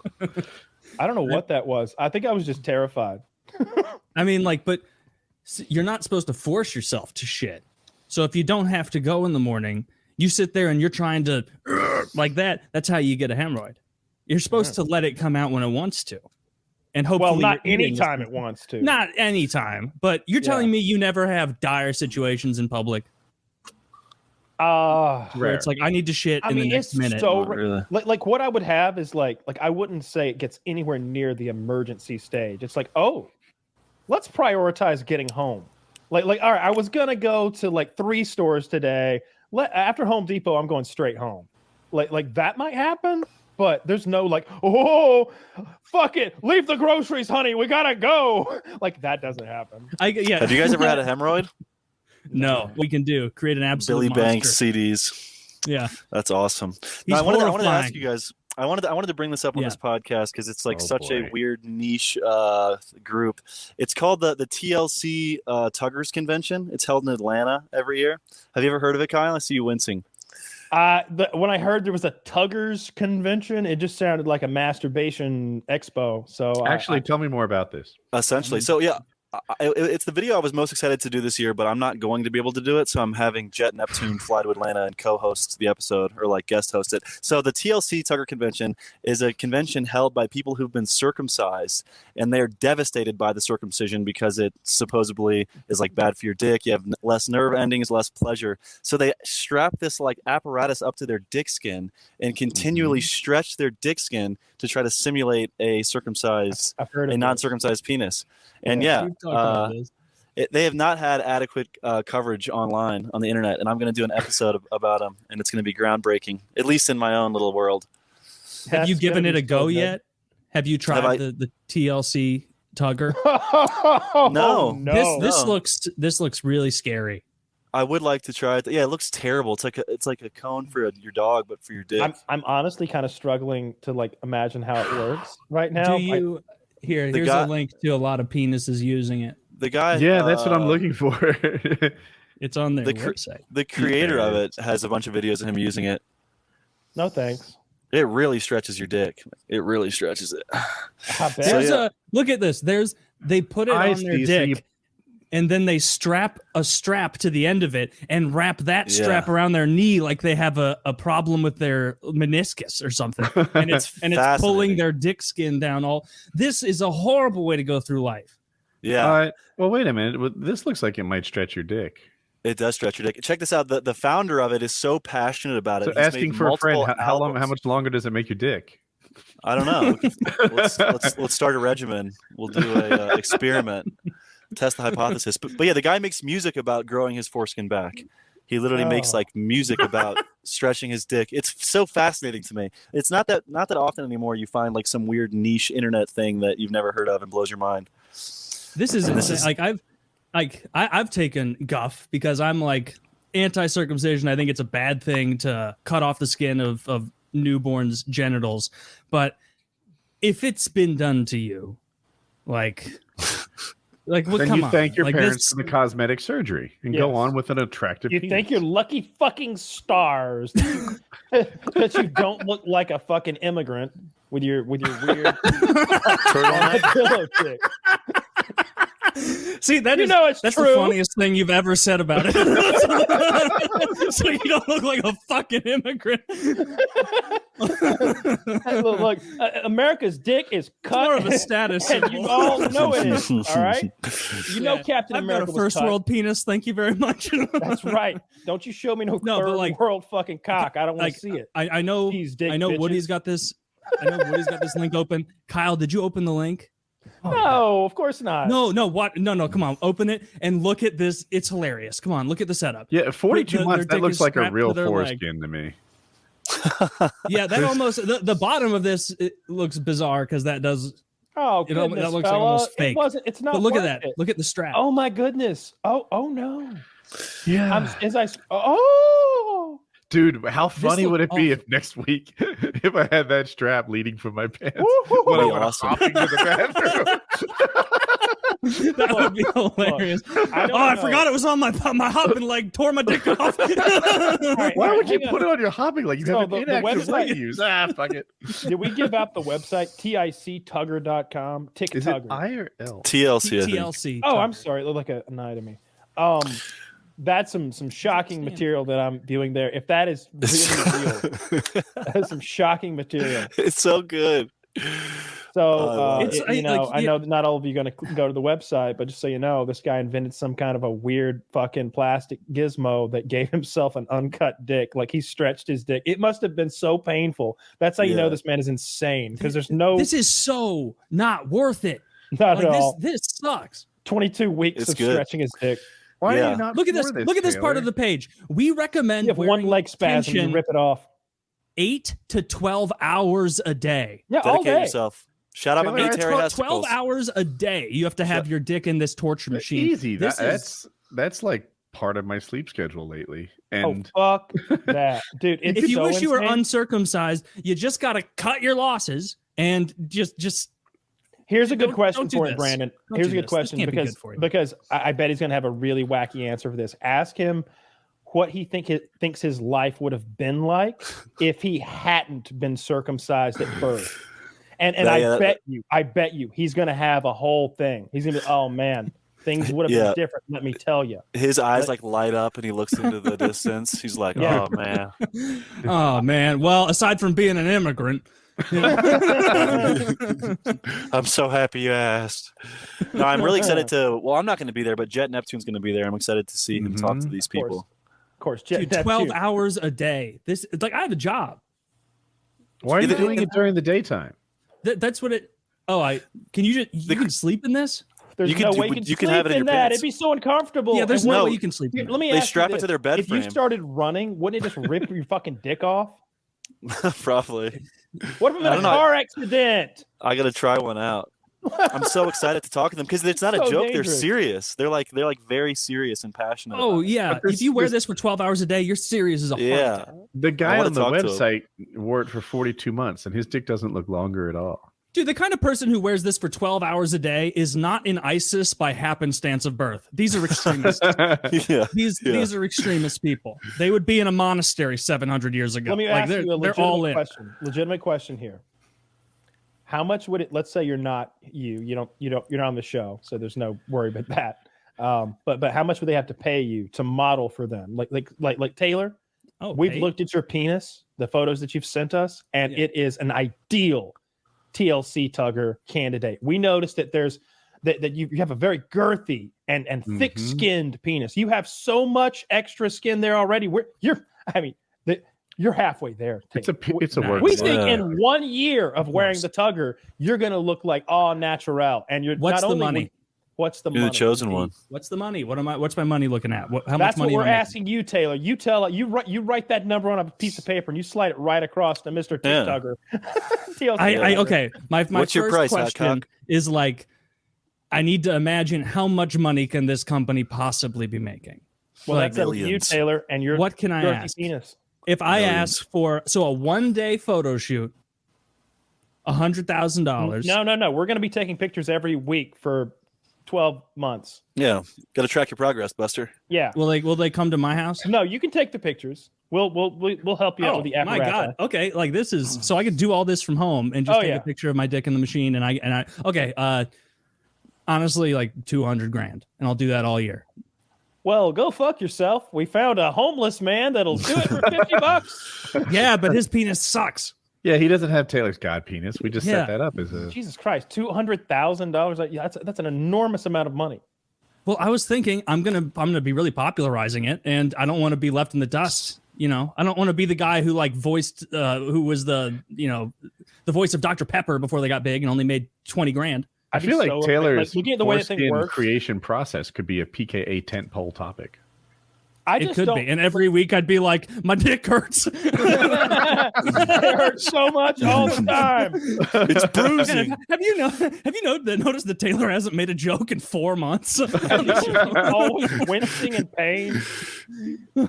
I started going down the road, and now I feel like I need to finish it, but I'm unbelievably depressed and my dick hurts. No, that's probably what it would be. That's a bizarre product. It is one of the most bizarre products I've ever heard of.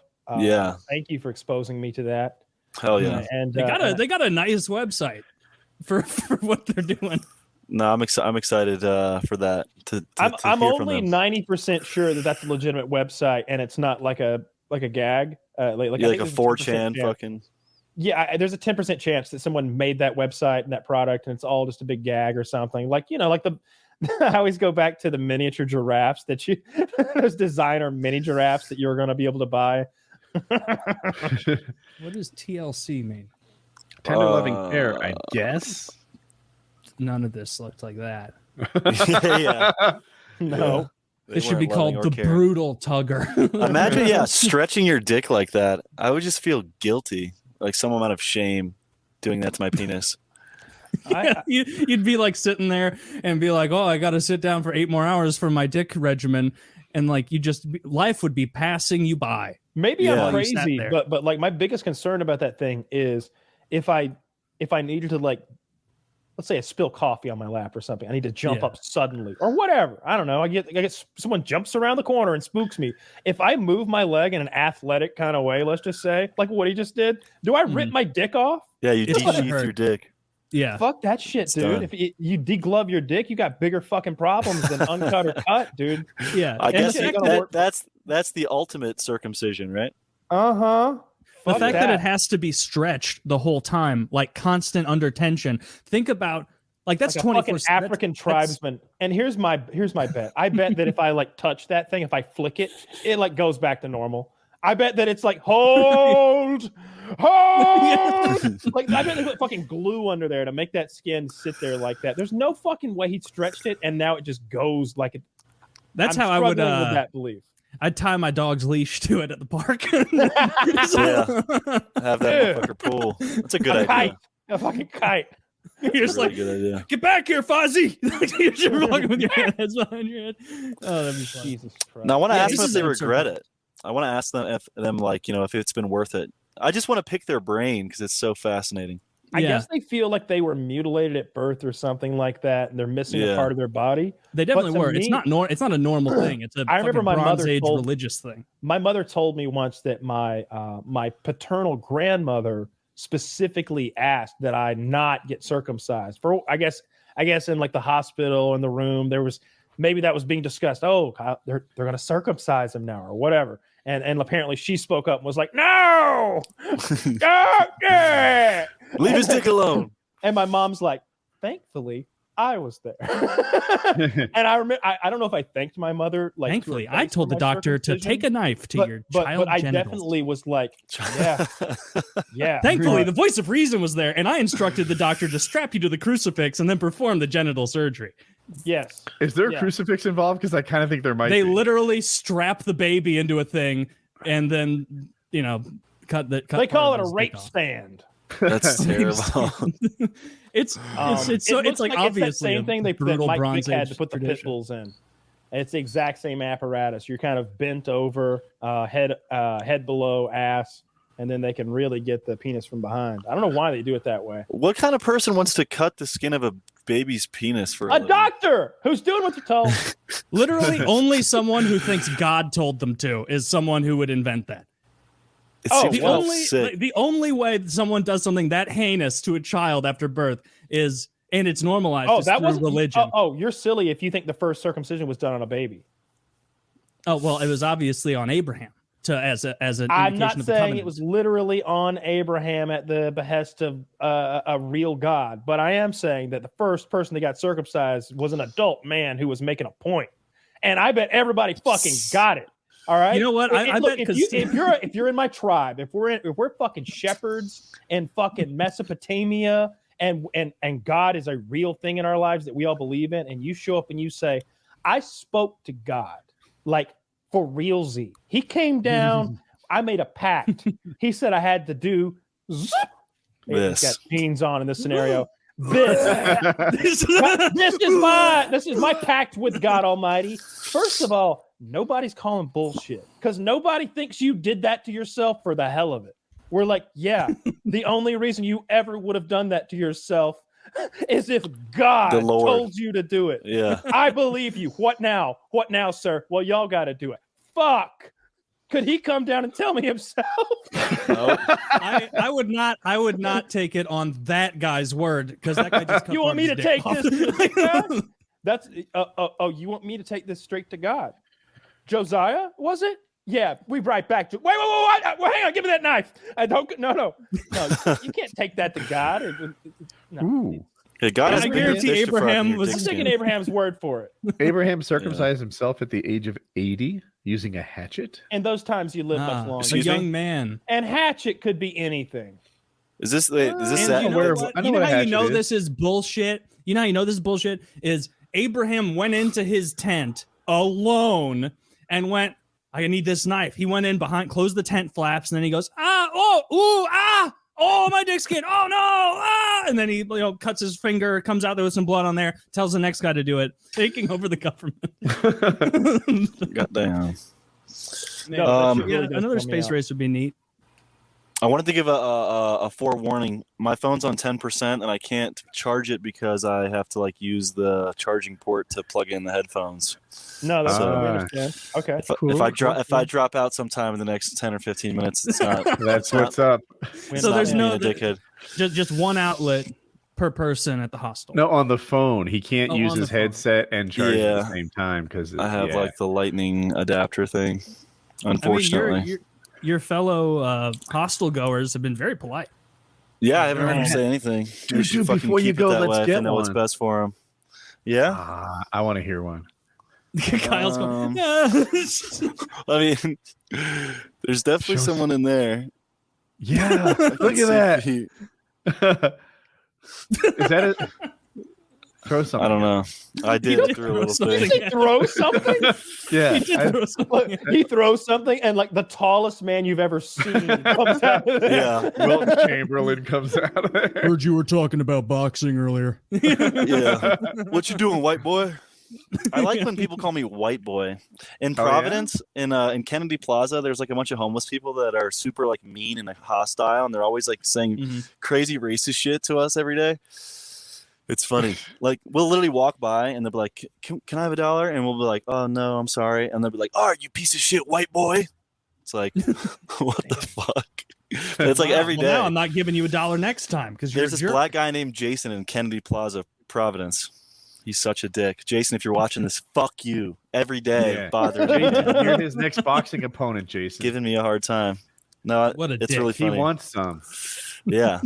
No, he's a real. Is Jason? Is he a scary homeless or a crazy? Homeless? He's a crackhead. It could be both. Okay. You could take him. Why are you taking shit from this guy? I don't know. I'm not like my gut instinct when someone's mean to me is not like to attack, especially when they're homeless and have like rotten teeth. Yeah, he's going to give you hepatitis. I'll tell you what rotten teeth or weak teeth. He's been begging for it though, for sure. No, but like you don't want to hit somebody though. You know better than anybody how badly that can go. But I'll tell you, what I he'll told get his Woody. legal representation involved. Exactly. You don't want him pressing charges.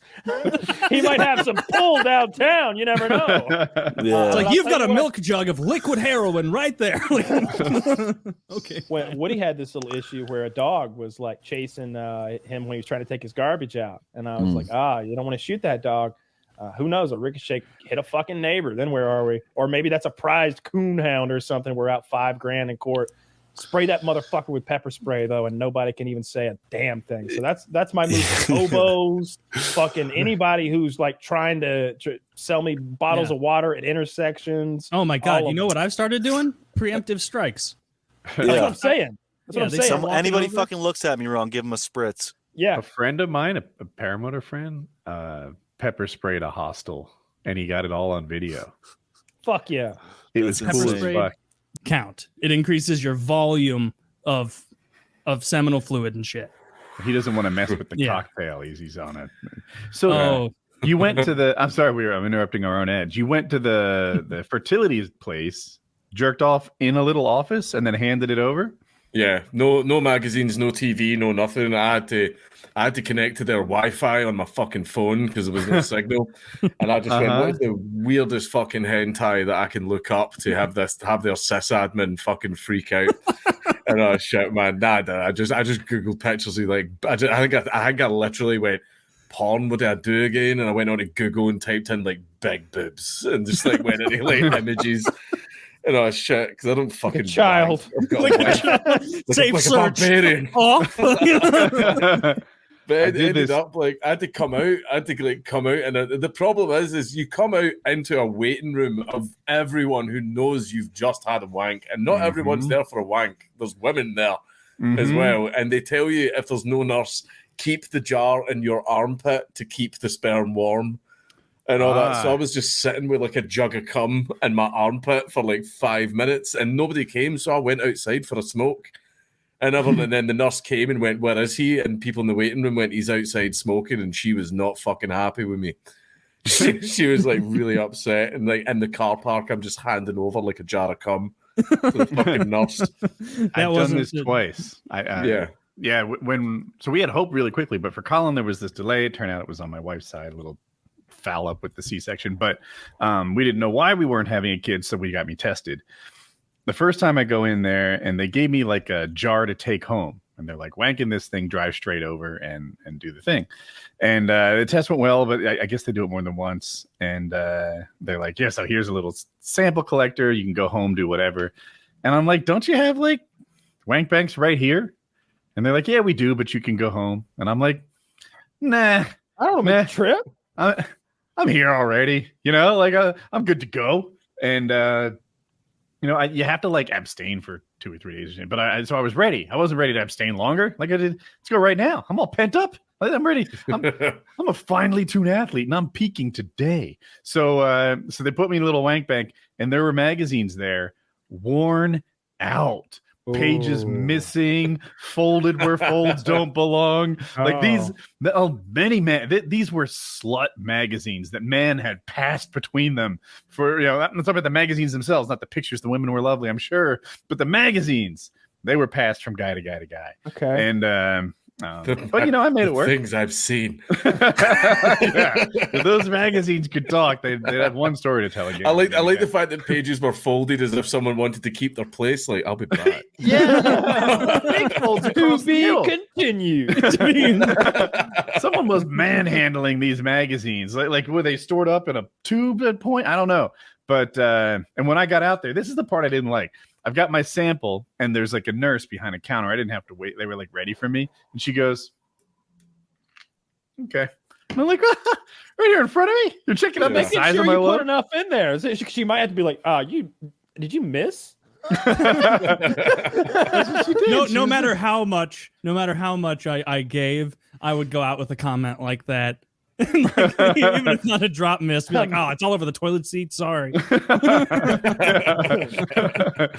looks like Ghostbusters in here. You know, Wow, you could you come out confident with that cup of cum? What if you just be like, I people- got it. It's the cum.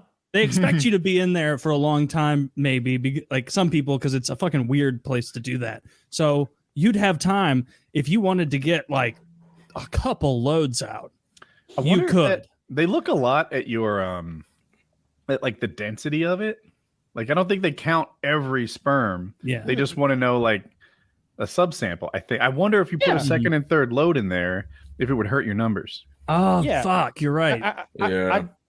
Are you thinking that those later loads won't be as dense sperm? I'll count? bring some. I am, but I'm not a scientist. I'm just a guy really good at masturbating. Well, look, Your first piss of the day is the one that's supposed to get tested. I 'cause think it's got all so. the Like stuff in they it. have you save up for a couple of days, and I think your first load is your best effort. Like I if you saved up told for me, over a Woody, week. we're going to run a 100-meter dash, but run 3 of them to get the best time possible. It's like, bro, trust me, they get worse and worse. Yeah. That's a good comparison. You're right. I'm glad you guys talked me off that ledge before I made a fool of myself at the sperm clinic.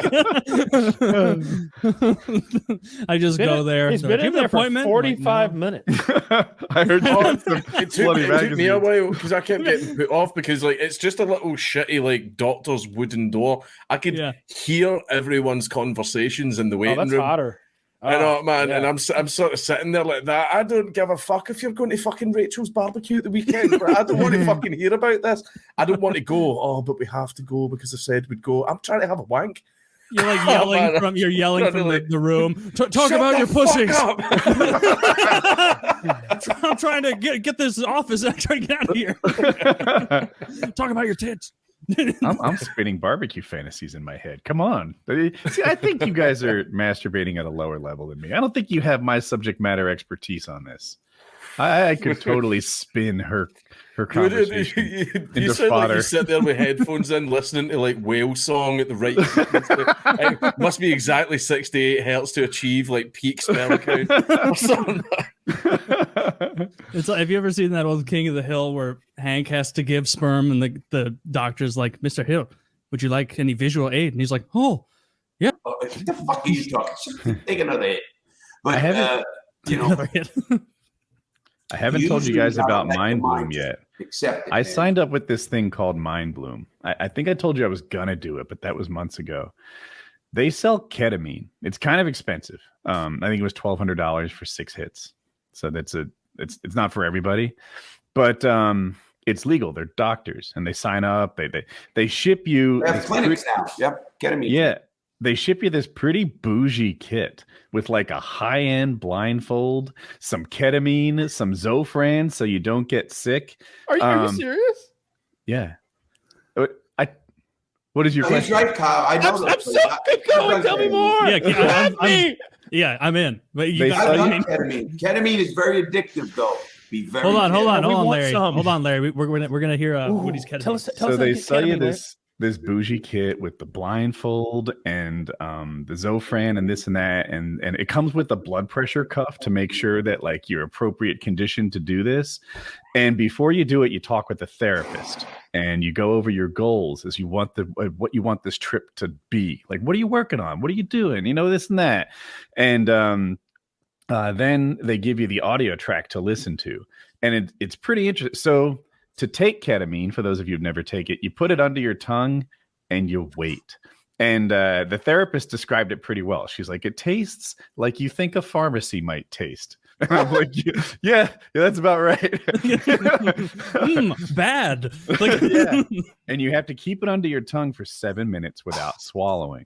Okay. And while you do this, you're listening to their audio track, which is designed for this. So like a chime goes off at the 7-minute point, and then you spit it out and, put on your blindfold. And they give you this, like, the soundtrack is influential. It's like motivational speeches and mind-opening things about the meaning of life and like what's important in this world, how fleeting this time on earth we have is. And it between the therapy with the counselor, the therapist, and the audio track, by the time you spit this stuff out, you are really influenced to have an insightful trip. And then the whole time, you have your goals.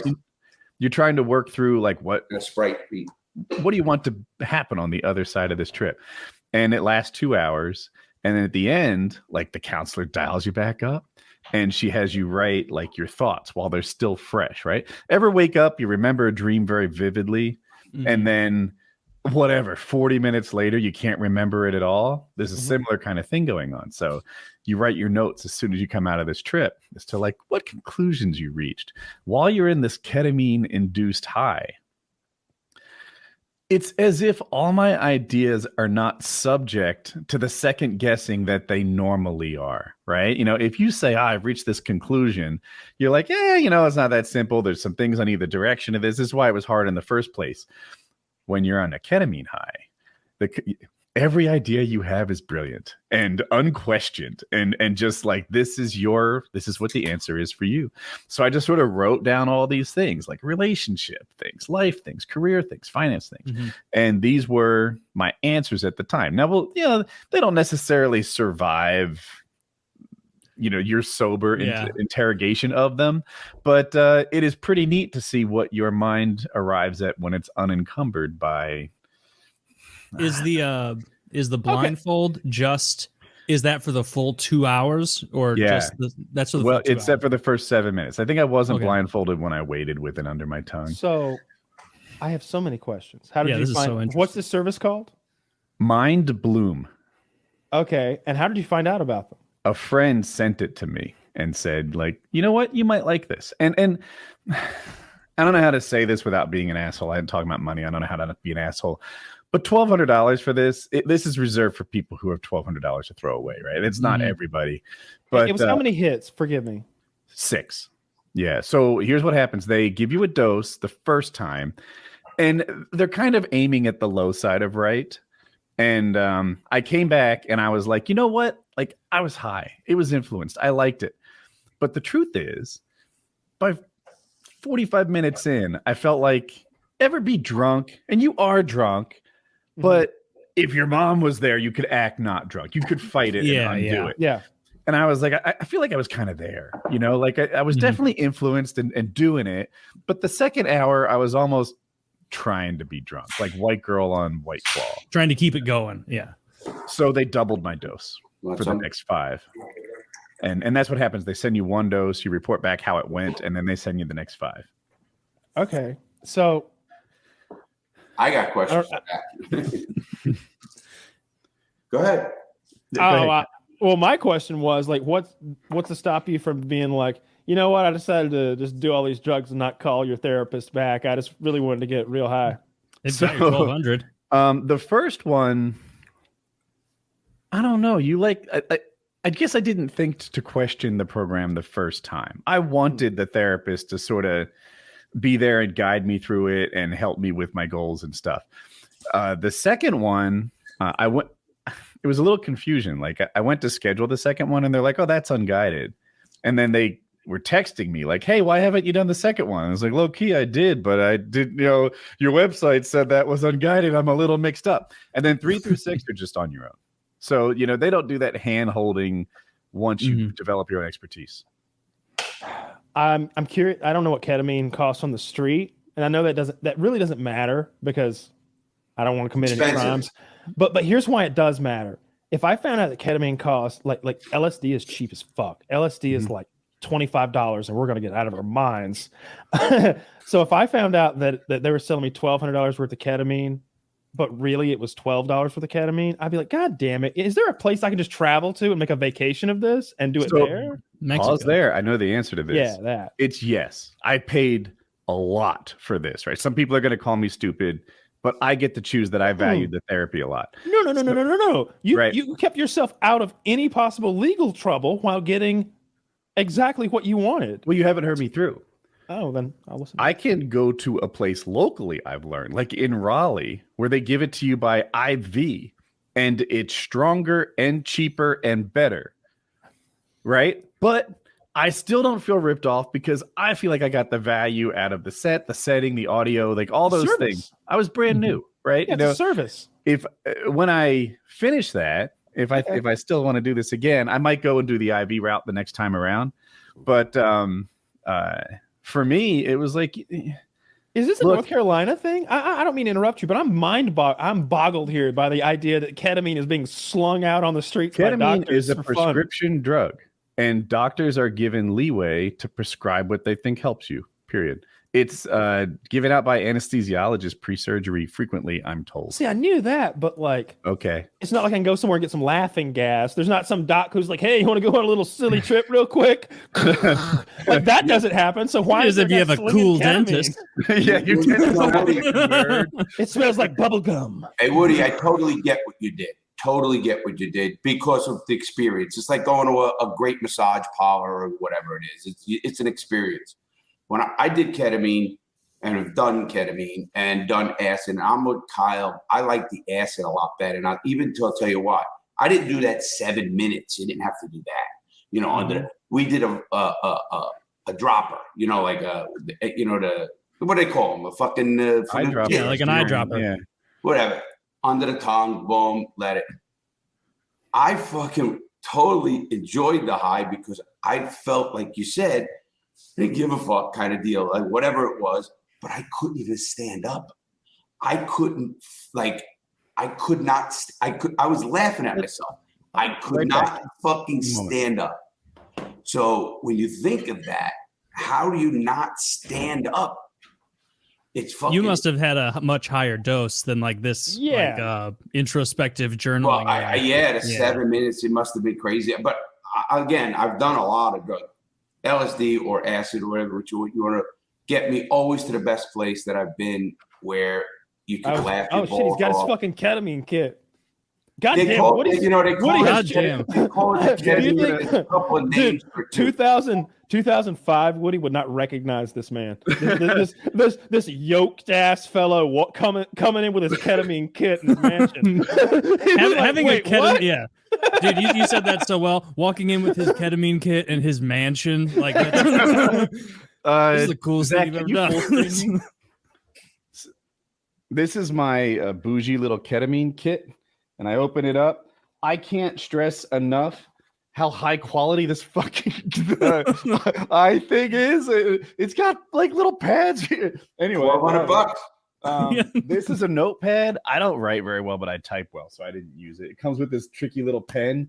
Everything about this is high quality. This is the blood pressure cuff, if I could open it with one hand.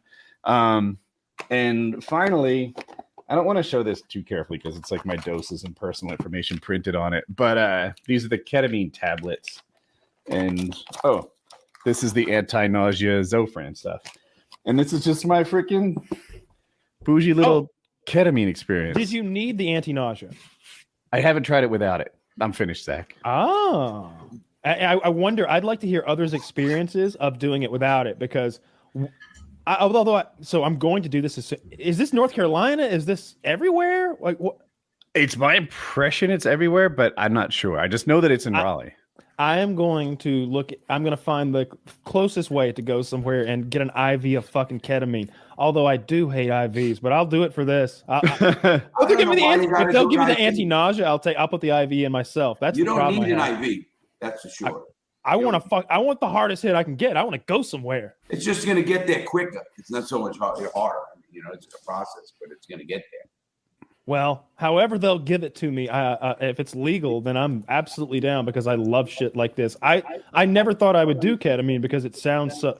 It's like, how did the dealer get this? Because it's like an anesthetic. It's like it's a horse tranquilizer. Yeah, I've heard it. I've heard cat tranquilizer. I think vets just have it. Do you have to rob a fucking vet to get the shit? That seems so shitty. I know a guy who can rob anything. Hear me out. He's a crooked jeweler. I bet they've got good shit. I bet if you break into like an animal hospital, that they've got like the animal version of some really good stuff, but under less scrutiny than a pharmacy or a hospital. Here you go, Kyle. You get caught robbing some dogs, you could probably just offer. Kyle to work says there's your one time. in Atlanta. That's that link he gave you. Zach When linked it. prescribed by a physician licensed to practice in Georgia, ketamine for off-label treatments is legal.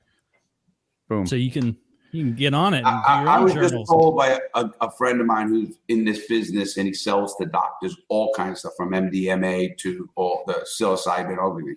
And he talked to me about ketamine. He goes, Larry, he goes, they think they had a opioid addiction crisis in the country. He goes, ketamine is going to be worse. This is what a guy who's been around for a long time. He said is very, very addictive. Now, I've done it a couple of times. Again, I didn't have it. He goes, not everybody, always. Yeah, you seem resistant to addiction if you did the opioids like that. Me, I can't speak to that kind of. I've done. I forget if I've done 2 or 3 trips. I think it's just 2 so far out of the 6. Yeah. So, and I'm like, it's been 4 weeks. I'm not pulling for it or anything. I'm actually behind schedule. You're supposed to take it weekly. The idea is that they call it. I don't know how much of this is bullshit, but it seems to be in actual research. They call it, I think, neuroplasticity, where you're just a little more influenced, where you can program yourself to have happy thoughts and be good. And you should take it weekly so the sort of neuroplasticity sets. It's cumulative. Mm-hmm. I haven't done that properly. I took one, waited 2 weeks, took the other. It's been like 4 weeks since then. So I'm not following the program like I'm supposed to. Okay, but describe the high to me, because this is kind of out of your normal sphere of influence. This is different. Everyone's so bad at describing highs, and I'm no better. But for one, I was in a very good mood. They put me in this sort of setting that I was there to work problems out and not waste the high, right? So I'm like intentionally thinking about what to me are the major things in life, like family, finance, relationships, like all that shit. And what brings actual joy and happiness at a deeper level, right? Not roller coasters, but like fucking fulfillment. And so I'm there like processing those kind of thoughts, getting ready to take notes on it afterwards. And every thought I have is the right one. It's like, aha, this is what fills Jackie's bucket. Aha, this is what fills mine. Like I'm rising at these brilliant conclusions. And in addition to that, it's just a really sort of happy vibe. I've got the music playing that normally I'd get bored to, just like rhythmic sounds and gentle music. But under ketamine, it is not the least bit boring to me. It is just facilitating and happy and joyous. Carry on. Do you think you'd like to just take a whole bunch of it and watch Star Wars? Wouldn't that be pretty fucking cool? They program me to feel like that's a wasted high, right? To be like, you know what, I hear you, right? You're like, hey, there's more highs where that came from. But to me, like I really got into sort of they have Mind Bloom has audio tracks, right? They're labeled 1 through 6. And if it's your third time doing it, you listen to the third one, and it's sort of a speaker putting you in the mindset to sort out problems and issues. And okay. And that's what I was looking for. Do you feel like maybe you solved any issues that maybe you didn't even know you had? And like you feel better? I've referred back to those notes, and I found that my conclusions were good ones, and I just need to be reminded of them. Like, ever read a motivational book and you come out of it like the best version of yourself, right? You finish 7 Secrets of Highly Successful People, and you're like, fuck, yes, I am going to start my day with a to-do list and then work it. And I'm just so much better than I was before. And then 4 months later, it wears off. I refer to my notes and my conclusions and be like, I was supposed to be winning friends and influencing people. No, but like I refer to my notes and I'm like, you know what? I was right when I said this. You know, like this is what fills Jackie's bucket, for example. Well, and sick. I'm gonna do this as soon as well. possible. I'm gonna look at all the like available clinks. I don't understand quite how they're able to do this, but there's a way to like just get me a whole bunch of ketamine and take it at home while I watch movies. That's all I want, if I'm being honest. Doctors don't face a lot of scrutiny, and I like this about what they prescribe, right? As maybe you have some limited experience. Like, hey, all these are legal drugs. They're calling it Obi-Wan Kenobi therapy.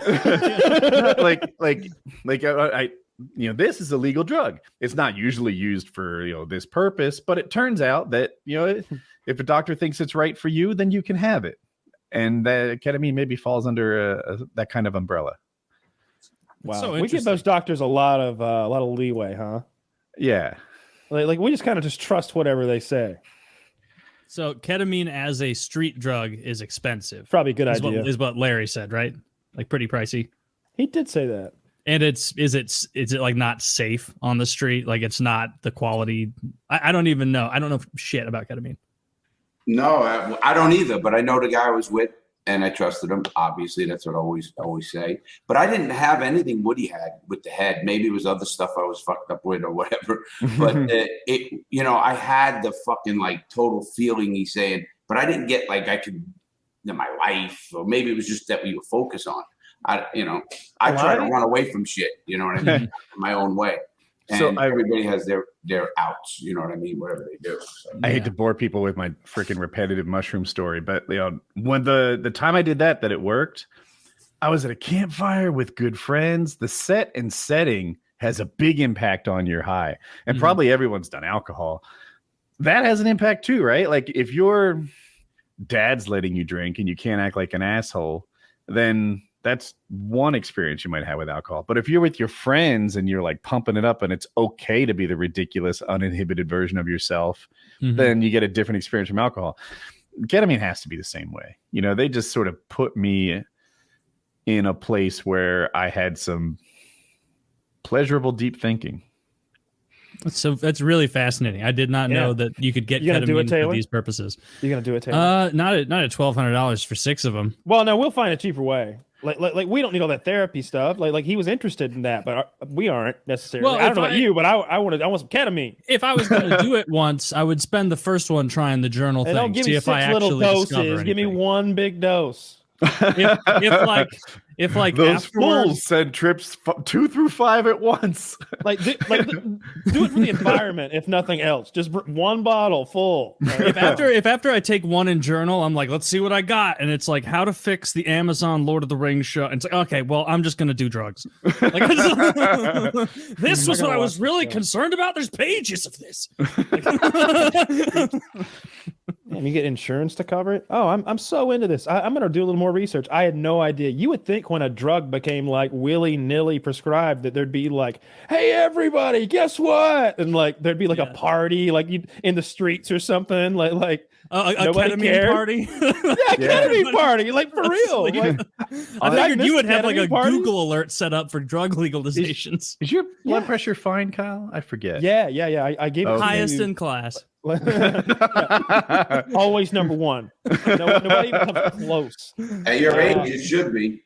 Mine's also fine, but I have to work to keep it fine. And that was a thing that I was like, you know, it was like, it was cool, but that I was worried on like game day that it would be high or something. But the testosterone definitely raises my blood pressure. It's just a consequence. And all the red meat I eat also raises my blood pressure. And so I have to be really careful with salt. I can't use as much as I can't salt my meats properly because I eat so much meat. If I'm like on a bulk, if I'm actually eating like 2 fucking pounds of meat, just the amount of salt that goes on 2 pounds of meat a day is a lot of fucking salt. It's too much salt. But last time I got it done was when I got that blood work done maybe 2 months ago. I don't know. I sent you my BP, whatever it was. I don't remember. And I couldn't tell you what a good one is. I'm not that guy. Oh, 120 I always have to Google. Every time I I do mine, I Google and I'm like, all right, we're good. All right. I feel like that's not doing it right, you know, but I know you're doing it right. all my favorite YouTubers say that I should be throwing up. They're like, if you're not puking, you're not doing it right. Yeah. So I lifted on like a Thursday, and then I went and got the motorcycle we talked about earlier, and then I got the surgery on my nose, and I can't lift for 2 weeks. So it's been like 2 weeks already. Yeah. And it'll be 3 more days before I can lift again. So I haven't done anything. How's the wound looking? Better, a lot better. I think it's going to heal okay. Went away? There's still some redness under it, but the you can see the scar like that's there. Yeah, it's really well attached and mild. So like on either side of the cut, you're like, oh, it's still a little raw there. Maybe the stitches. What do you have? Face irritated it. cancer. Yeah, you're looking at a cancer survivor, Tucker. So a duo of us. Yeah, honor us, please. I'm sorry. And you bought our bracelets? I remember, man, whatever happened to all of those in a landfill somewhere? So they killed turtles worldwide. I mentioned last show Jackie's going to see a plastic surgeon. Well, she saw him not for the surgery, but for like a pre-surgery consult, and she brought pictures of me. She's like, "Hey, here's my husband. You want to look at him again?" Like 5 more days into the healing. Good. I'm glad she did that. Yeah, it was cool of her. And again, the plastic surgeon is like, "This is going to be fine." That kind of really, because we'll pay you some money just to be around in there, really.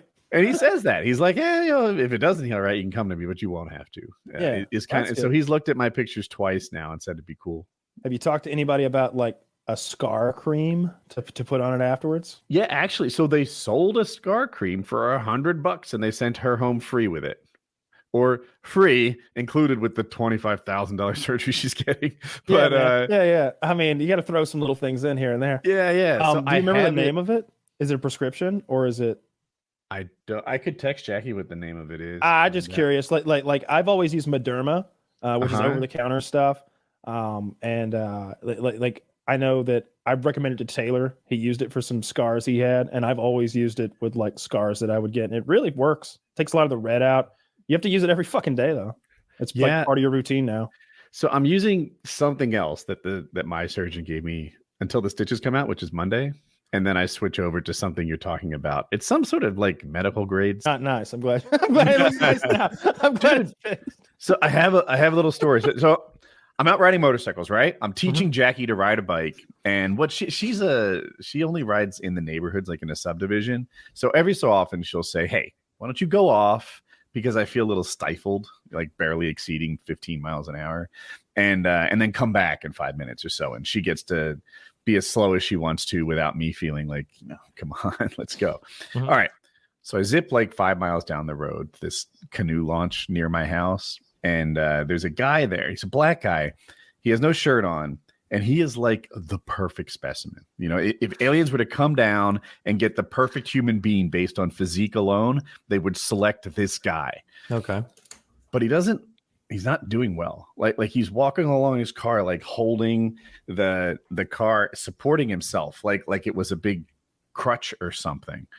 And I see him struggling in the parking lot, and I'm like, do I just ignore this man and leave him alone? Which good call, Kyle. Or do I do what I do and offer to lend him a hand? Because I've been in that situation so many times, right? It's an outdoor area with like a walking park and a canoe launch and stuff. As a frequent injury, as opposed to an injurer, a person who receives injuries all the fucking time. Injurar. Yeah. Okay.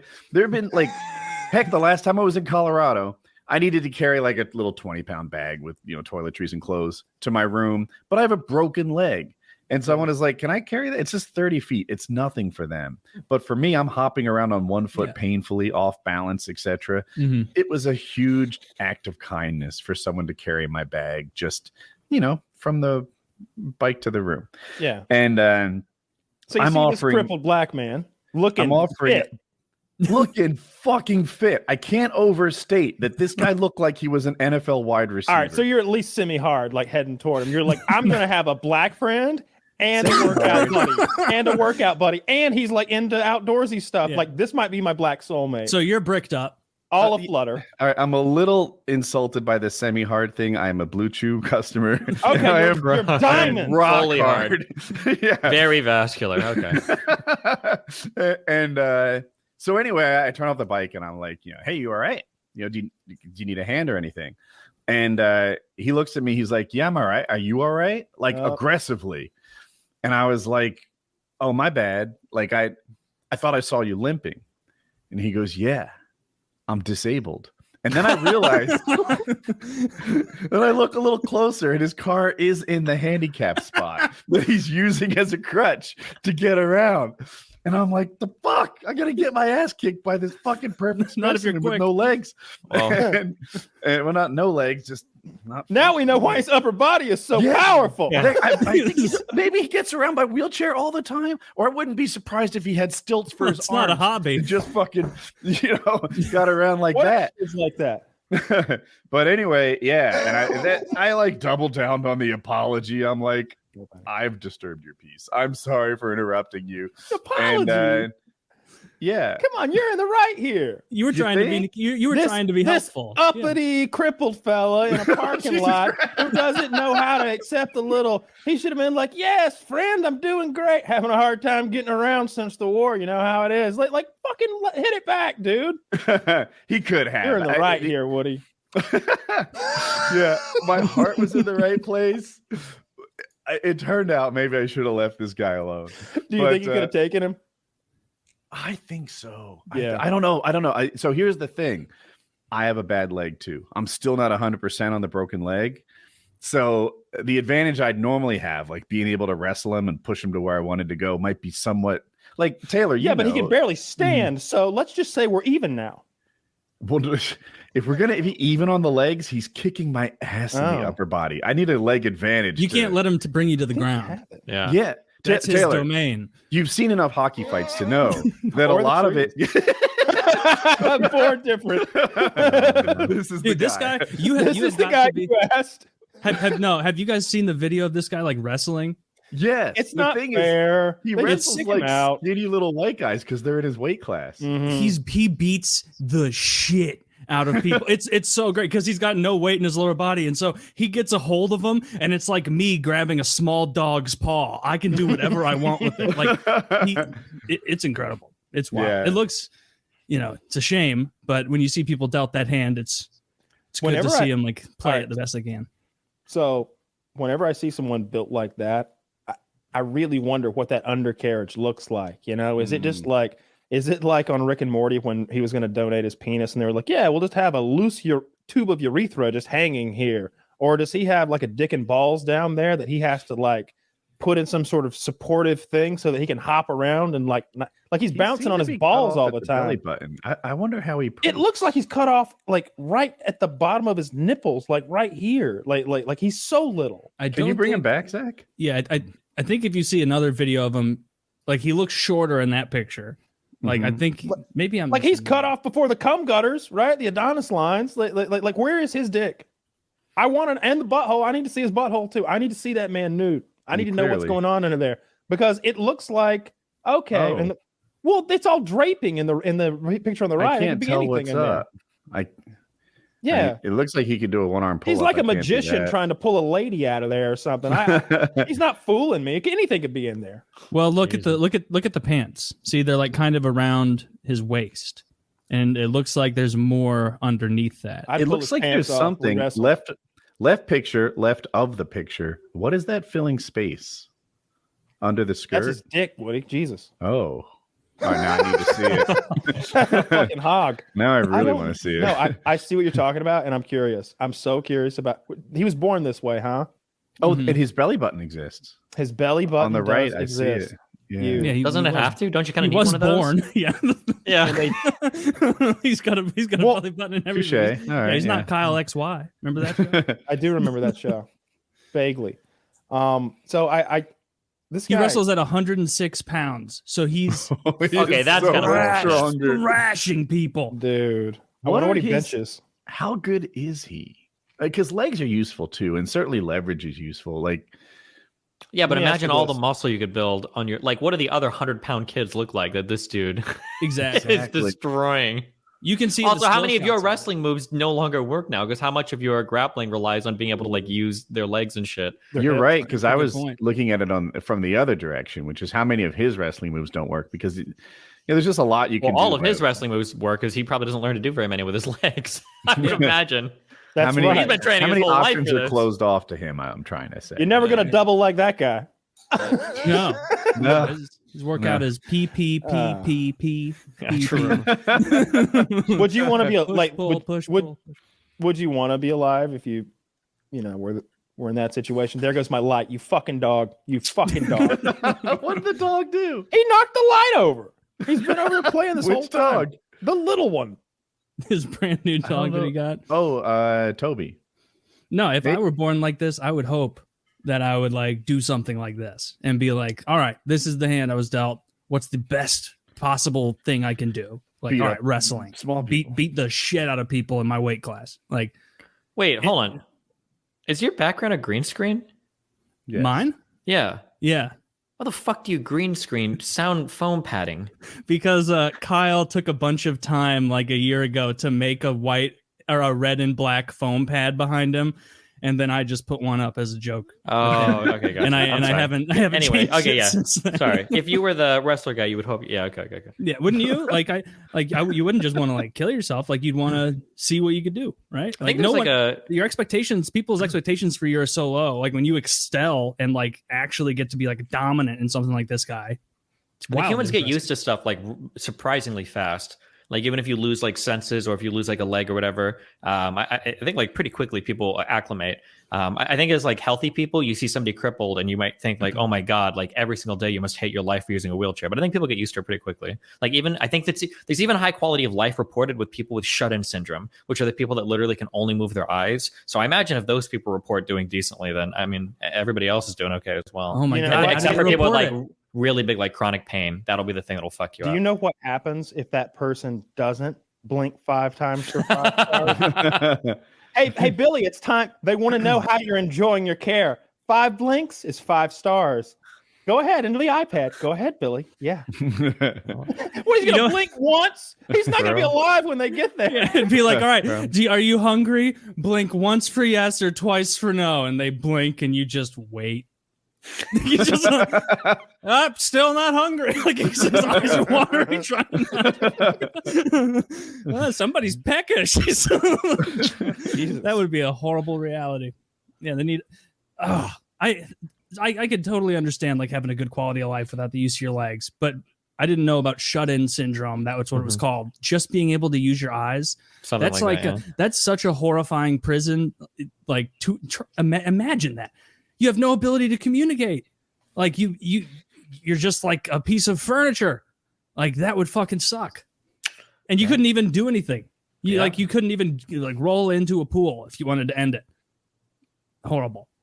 How do these people report that they have good lives? I'm genuinely. I think they communicate with eye trackers and stuff generally. I guarantee you, he would have got high in the Oval Office before it was over. Have we talked He about seems Kennedy like on the show like you with us? Never I know the in-depth show's at talked all. about Kennedy, you know, like everybody has, but have we ever had the Kennedy talk with you? I think it got passively mentioned on the episode that Woody wasn't here for. I've when, like Harley and everyone was on. I remember watching. I don't think we talked much though. I'd like to. I don't know too much about it. Is it an Oliver? Is it Oliver? Did Oliver Stone make the movie, the JFK movie? Is that who made it? Yes, yeah.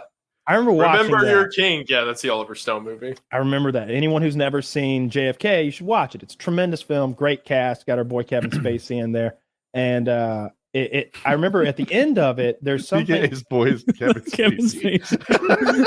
It's got your boy, part of the gang, so to speak. Yeah. We go way back. Kyle is president of the Kevin Spacey Stan Club. I like when our boys are like Kevin Spacey, and I don't know who's the fucking guy who didn't kill himself. Epstein. Oh, Epstein. Dude, he is not our boy. I don't know. He was just a fun-loving playboy who liked to have a good time. Jesus. Is what I've heard. Is what I've heard. I mean, if that wasn't it, then surely all that information with Ghislaine's list, they would have looked into it, right? Yeah, that's what the guard at the penitentiary told me. I don't know what else is going on. That's what the guy who wasn't in prison there, the former cop with his pit bulls and his 22-inch arms, that's what he told you before the cameras went out. With his magical camera racing capabilities. At the end of JFK, though, there's a part where, I don't know, there's some text on the screen maybe, and they're like, they give a date in roughly 2020 when they're going to open these files and they'll be available for the public. And then like that came, right? You're probably like, oh yeah, where's this file? They like pushed it forward again. They pushed it forward again. They're like, nah, we changed our mind. No shit. Kick the can down the road. No, I remember my not dad only looked that. at me. My dad, I guess, didn't think he'd live to 2020 at the time. He was like, make sure that you look into that.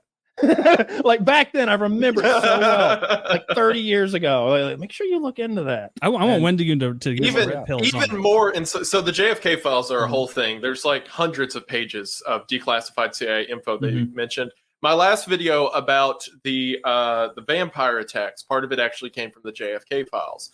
So it's like this book of information.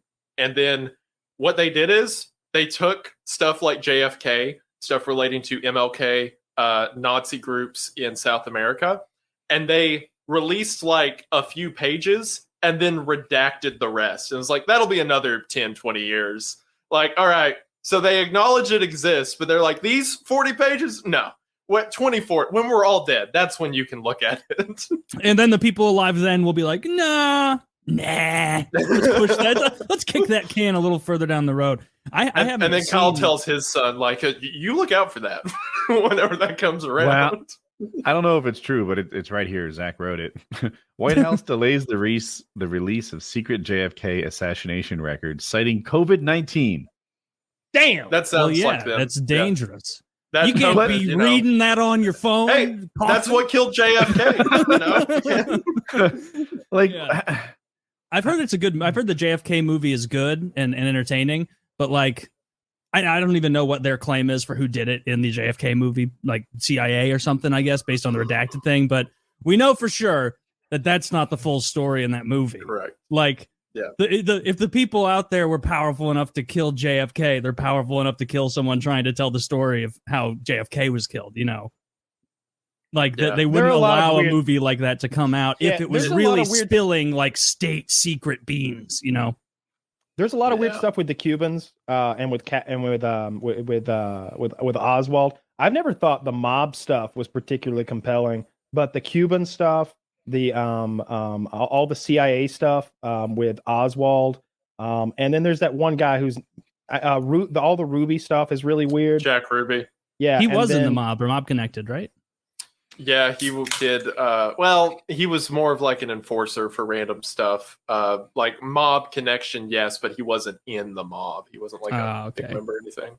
Yeah, the whole thing's wild. And then that shot that he supposedly made. I don't know. And then they killed his brother.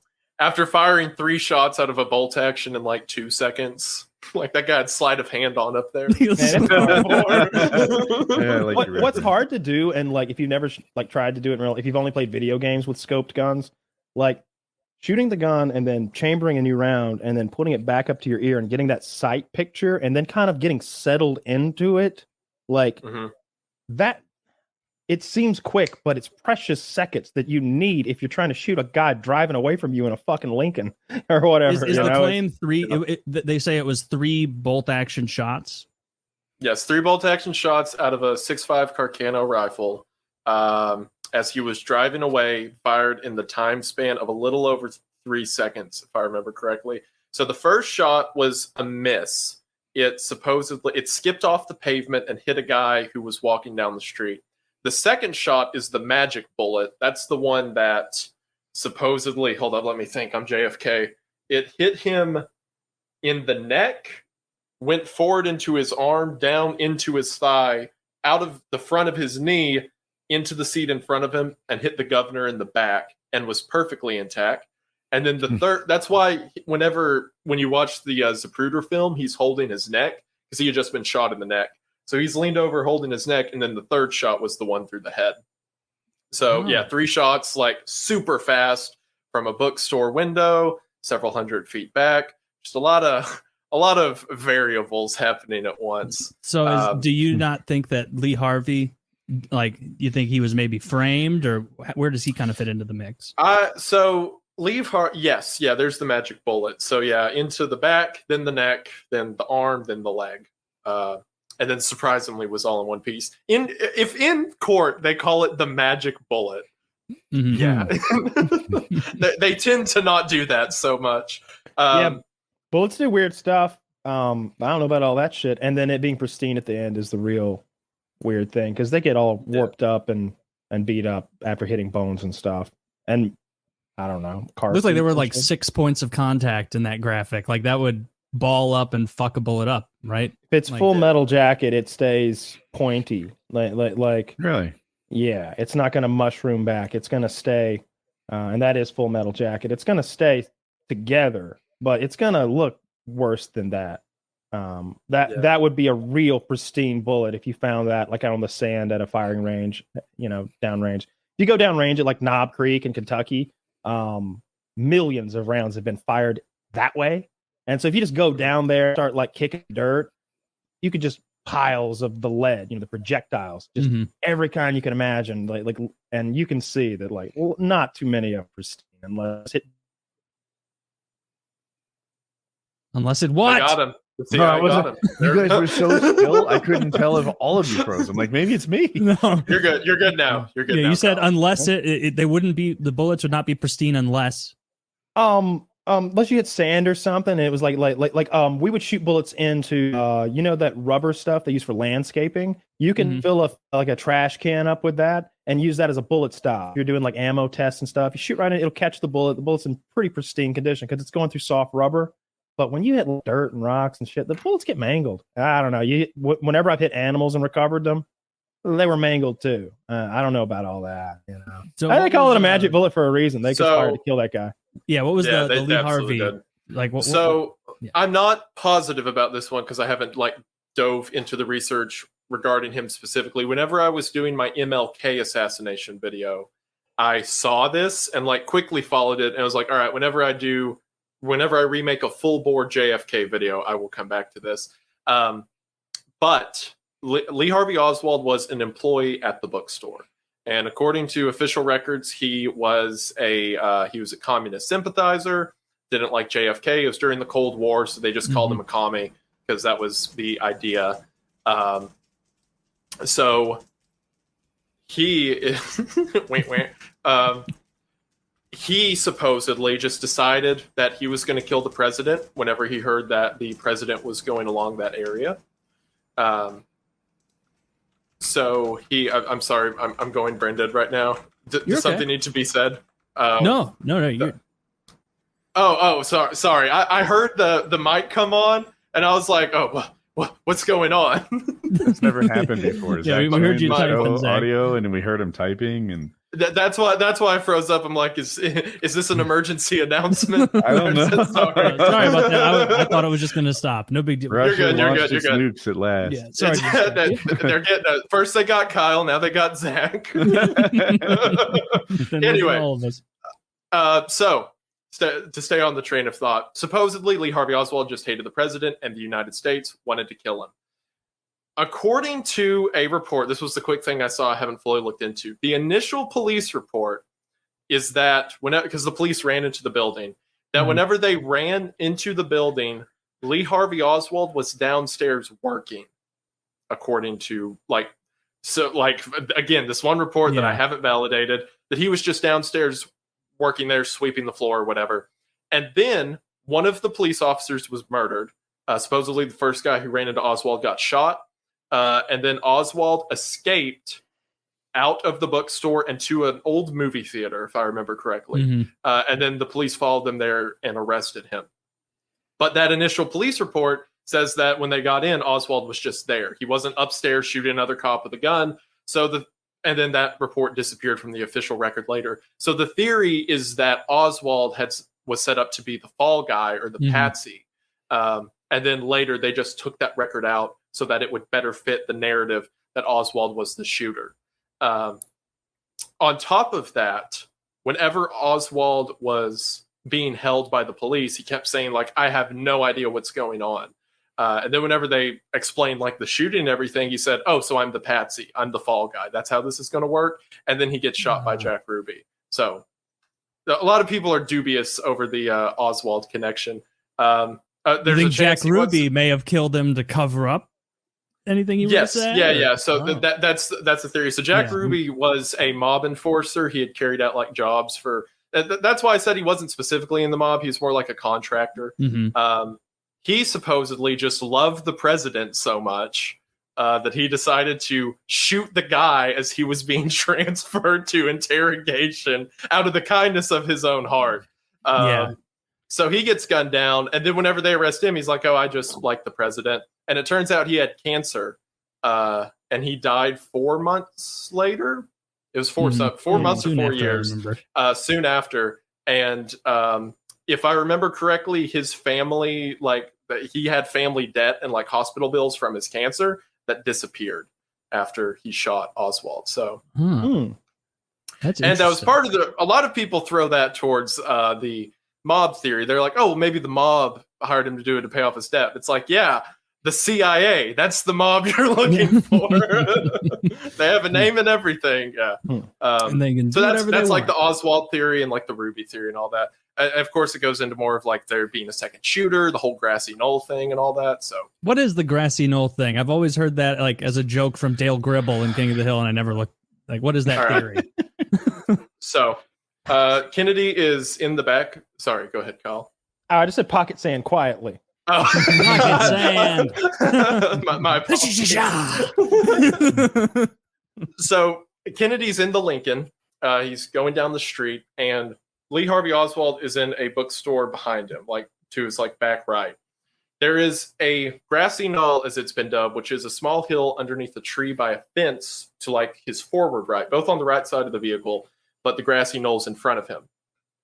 The only footage that we still have is of the shooting is the Zapruder film. That is the film. So there's a picture of the grassy knoll, like up towards where the trees are back there, like the shadowy area. I don't think that wall's still there today, if I remember correctly, but like it's like a little field essentially. So anyway, the only footage that we have is of the Zapruder film. There was a cameraman standing on the same side of the vehicle of the camera shot we just saw, who was filming the whole thing. So he filmed, on the opposite side, he would have been over near the grassy knoll filming. So he's filming the whole thing, and he films from that angle as the shots ring out and as Kennedy gets killed.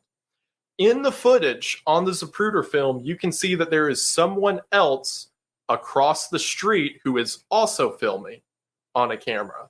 So that should be the solution, right? Because if our cameraman, the Zapruder cameraman's back here, and the shooter's over to his right, then the person on the other side of the street should have an angle of that. And supposedly, well, not supposedly, this is a fact, they recovered that footage and brought it into court during the trial that like the movie JFK is about and all that. So, yeah, so see how Zapruder position is like next to the grassy knoll dude? Over there where the mouse is on the right side of the road is where this mystery cameraman was. So anyway, that footage makes its way into court, and it was not shown publicly. It was shown to a private jury. The jury said that the evidence in the footage was compelling. And the next day, whenever they moved to make it public record, they misplaced the tape. And to this day, it's never been recovered. They just the biggest trial ever. They're like, oh, we misfiled it. I guess it's just not here anymore. But according to luck. Yeah, and according to I people, hope some CIA guy didn't lose his job over that. Oh my God! Can you imagine? He worked hard to file that paperwork, man. According to the people who did see it, they're at the grassy knoll, which is again the position in the diagram. Whenever Kennedy's head explodes and he actually gets shot, there is a large puff of smoke from the grassy knoll. And that also lines up because Kennedy was in the Lincoln leaned down like this. And whenever he got shot, supposedly from up here, his head jerked backwards and his whole body flew out the back. Which, yeah, your muscles can do weird stuff when you get shot. But it's much more likely if he was shot from the front that his head would shoot backwards like that, rather than getting shot in the back of the head and, having that reaction. Yeah, so the idea is that the shooter was in front of him at the grassy knoll, rather than behind him at the bookstore. There's also The All three right, bullets. I'm in. The 3 bullets is also widely contested. For example, supposedly the first shot's the one that skipped across the pavement and hit the guy watching the parade go by, right? Well, according to that guy's account, he heard a gunshot and stopped and then looked and then got struck in the leg. So supposedly, again, according to the theory, the grassy knoll guy fired first, and then whoever's in the book, because there was someone in the bookstore, whoever was in the bookstore, that shot is the one that hit him. Because there's no way this guy heard a gunshot and was like, I wonder what that could be. And then that gave enough time for the bullet to skip and hit him. Yeah. That's not how speed works. That's not how speed works, yeah. It would have to be some wacky shit, but it's possible. That's the fun thing. Like that bullet would have been like ding dong ding, and he hears bang. The bullet's still going bing bang ding. Like it's like a Looney Tunes cartoon jumping all around the square. Yeah. And perfectly intact. Yeah, I never knew how much bullets bust until I started shooting a lot of racers, specifically like not just bang bang bang, but when you've got like a belted machine gun shooting hundreds of tracers at like that area. And you're hitting like trees and stumps and rocks and hard pieces of dirt and soft pieces of dirt and water. Well, let's start making sharp turns that you don't think are like physically possible. They just make a right turn and they're already going 3,000 feet per second and they just hang a left. I've had that same experience. I shot a saw. People know this is a belt-fed machine gun. It was on the ground with a bipod, and we were shooting it at a car. And after the bullets hit the car, in my mind, they vanish, turn to powder, stop, disappear. Yeah. See, like, the CIA thinks that way too, actually. But in reality, because they're tracers, you can really see where they're going, and they're just zinging all over the place. Sometimes back at you. They do crazy things. And Kyle's right. Like that story they tell is improbable, but not impossible. So. What's crazy is it's like, okay, you're expecting me to believe that some wonky shit happened the day a president died. I'm not going to buy that. Look, a president already died today, so I'm going to just assume everything else went like it normally does in our plane of existence and assume y'all had a guy hiding over there, one up there, probably a third we don't know about who just didn't have a clean shot. Like, right. I think they conspired to kill that guy, and there's just so many reasons. He was a fly in the pudding, or whatever they say. In the ointment, is it? Fly in the ointment. Yep. That's what Biden was talking about. Yeah. I think I'm a fly. And the ointment, life tries to get rid of me, but I'm stuck like a fly. And the ointment, life. There was a lot of reasons they would have wanted him dead. They also did suspicious stuff that day. Like every time the president goes somewhere, they put Secret Service everywhere. And the day of the Dallas drive, the Secret Service got together and they were like, hey, there's something like, I think the number was 1,200 windows he's going to be driving by. That's too many to cover. Let's just no security today. I did not know about that. He's too exposed. No one watch him. It's just a wasted effort. Let's hope. Like that can make he's sense. In God's hands now. Yeah. Why don't they just say, let's not do it? Capable hands. Let's put the fucking top up. Whose idea was the top down? I always think back to that scene in The Office when Michael is driving and Dwight's in the passenger seat of his convertible PT Cruiser, and Dwight thinks it's so cool to let the top down, but it's the middle of winter. And he's like, and he's already unbuckled them, and they're coming down, and there's no choice anymore. I just imagine that shitty governor of Texas wanted his picture taken with the president. He was like, no, come on, and he's like twisting how put the top down, put the top down, and the wife is like, fuck, this guy's an asshole. He's like, is that the view from the grassy knoll? Oh. This would have been where the shooter was. Yeah. Wait, there could be clues on the fence. All right. Look, he wrote his name right there. Right there. His name's Roy Sanchez. That's Roy so Sanchez, you son of a gun. The trees know. I like that. The trees know. That's pretty good. That goes hard. Yeah, that's good. The trees know that is good. That's a lot closer than I thought it was. The way that looked, like I don't know where he was when he got shot in perspective to like where that camera was just sitting. But if you were trying to shoot a guy in that Suburban or whatever down there, that wouldn't be a challenge at all. That'd be like I thought that same thing, but also I don't know. You know how cameras work. I feel like I can't take it at face value. I was just kind of looking at the sidewalk and the steps and kind of like doing a little. It's I not feel a like long I could shot grab at all. It's like 70, 80 feet maybe. If I remember right. Yeah. Okay. Yeah. I have a 70, lens 80 that would feet. make that look He's like a super hard dead. shot and an easy He's shot. super dead at 70 or 80 feet. Especially if you miss and you have a guy to cover your ass. Yeah, you've got like what's funny is if that's true and they each fired like 3 shots, right? They were horrific. For like a couple seconds, it was like the Wild West, just bam, bam, bam, bam. He's missing all the shots. They're skipping over the car.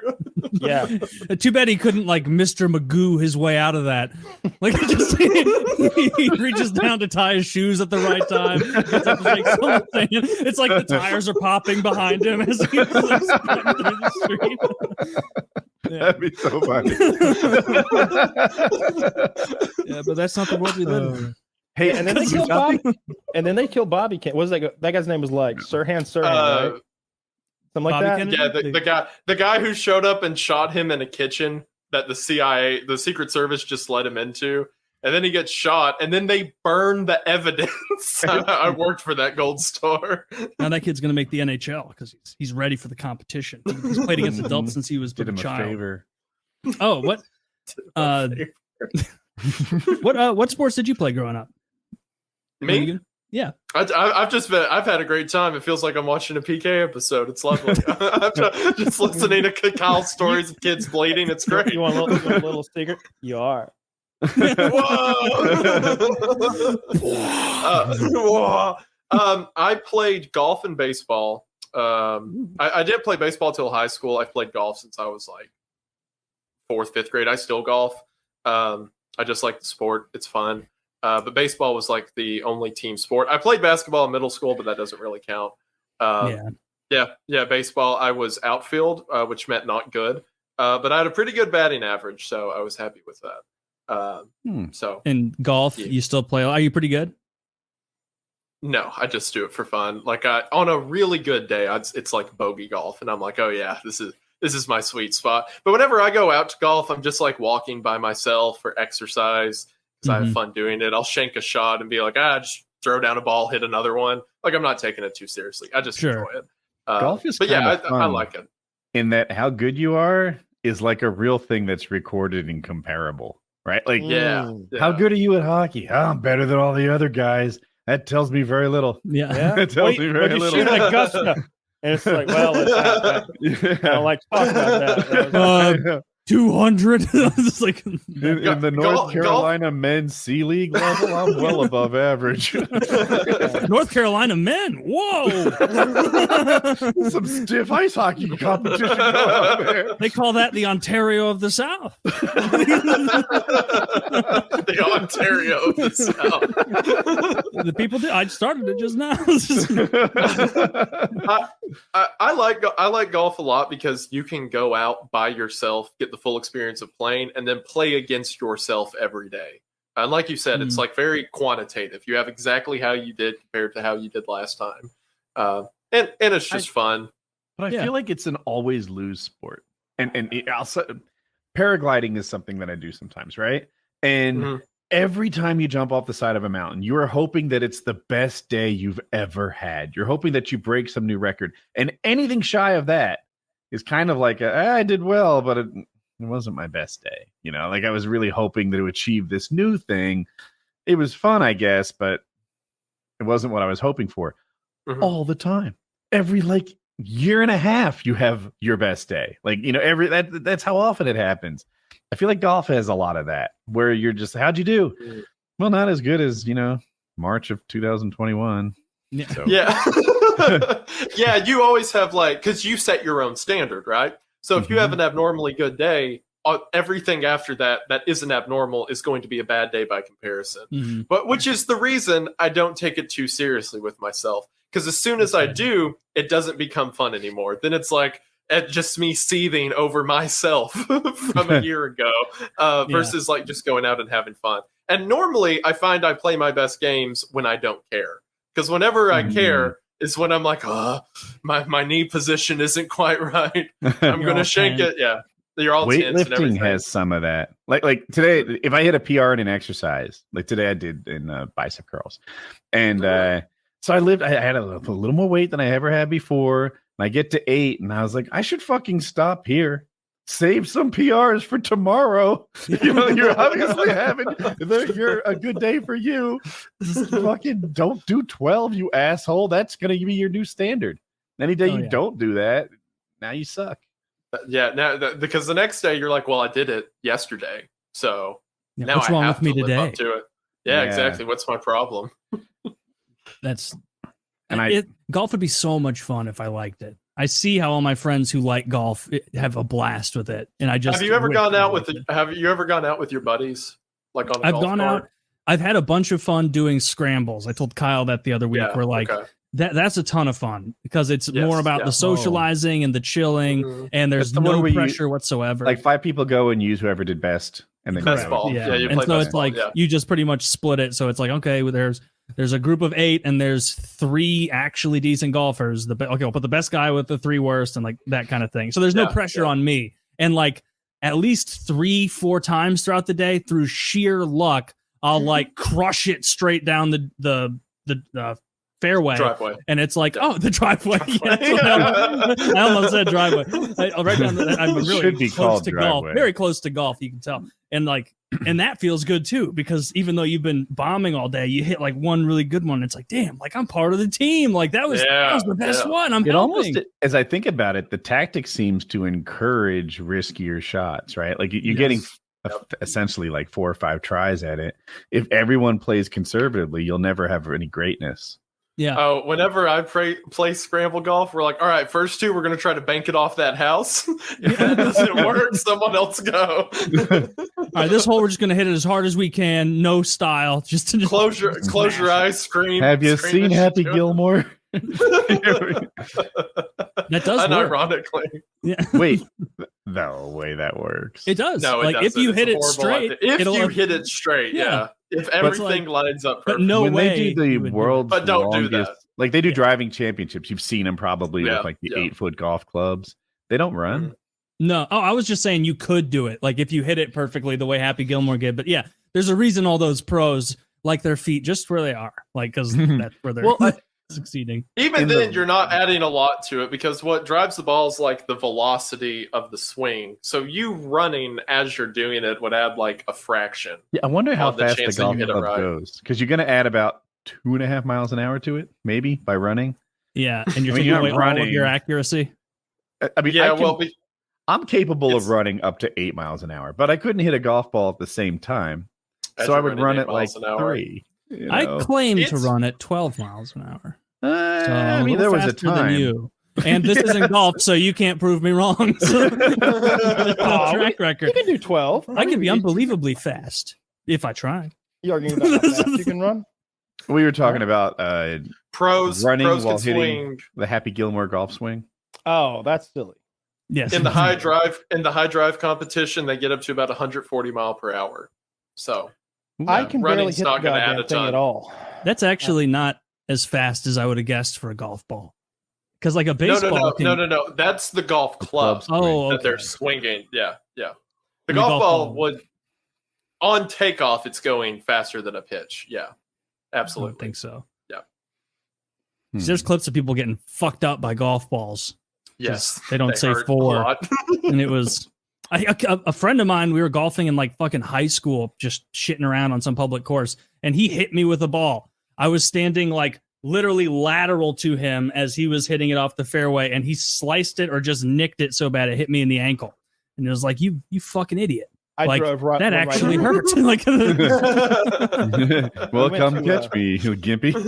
I know another one of my. I've heard people tell this story before, so I guarantee it's happened multiple times. I know someone who drove a golf ball, like, you know, geese are out on the golf course sometimes.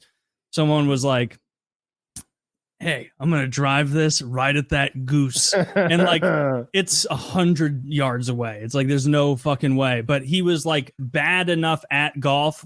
He was in that sweet spot of I can hit it that far, but I don't know where I'm gonna hit it. And he killed a goose on a golf course. Really? Hit it. He said it hit it in the neck, and it wiggled around for a bit, and then died. And they just played through.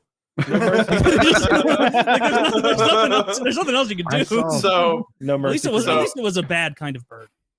So I witnessed this firsthand. I can attest to it. When I was in high school, we were playing a match, and there was this guy who I went to high school with who there's so many stories about because he was just bad luck Larry.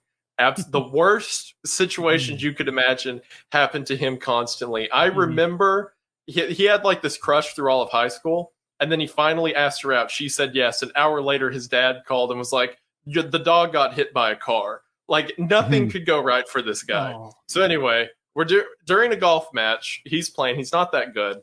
God bless his soul. He had the attitude, but he just couldn't quite get it there. R.I.P. And I was finished with the course, so I was watching him. He was like our extras who were in the back golfing, and I was on a cart, and he hits a drive, and the drive beelines right into a tree.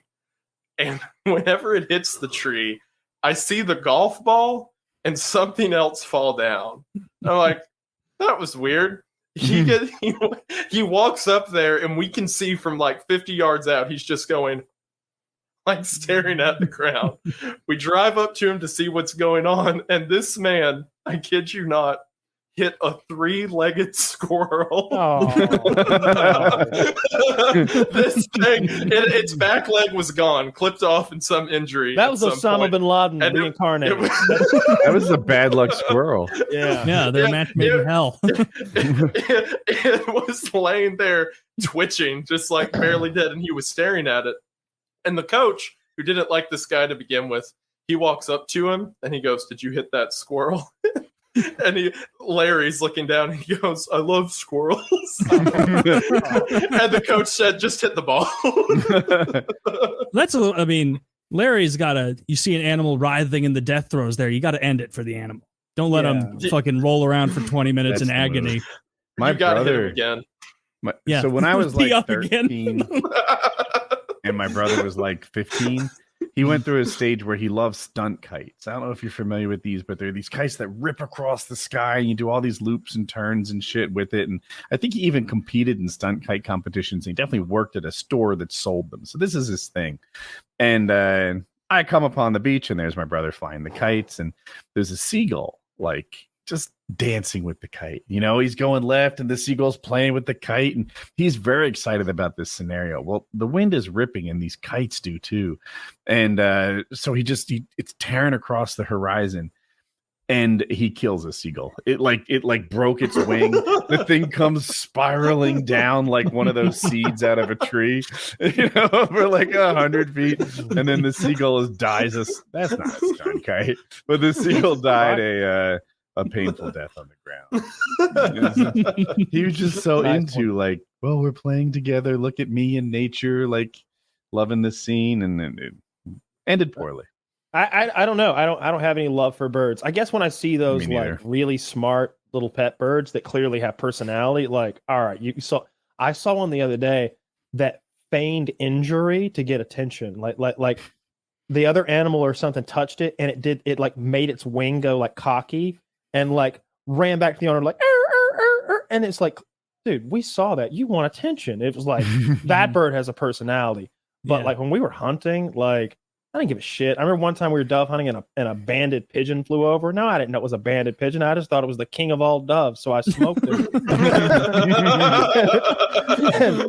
and I was like, holy shit. That is a good guess. Oh, that's a good guess. They call that the dove queen. I was like 12. All the doves. I thought it was the queen dove. I thought I got her. I was 12, so it came over. It was one of those things where like there were bushes in front of me, and it cleared the bushes, and I had it. It was like, oh, there it is, and I have to shoot or not shoot. So I smoked her anyway. You throw her in the bush. I didn't feel fucking bad. They had like it had like a number and shit on the band. I think I had a number to call if you found the bird. I was like, why would I tell them what I did?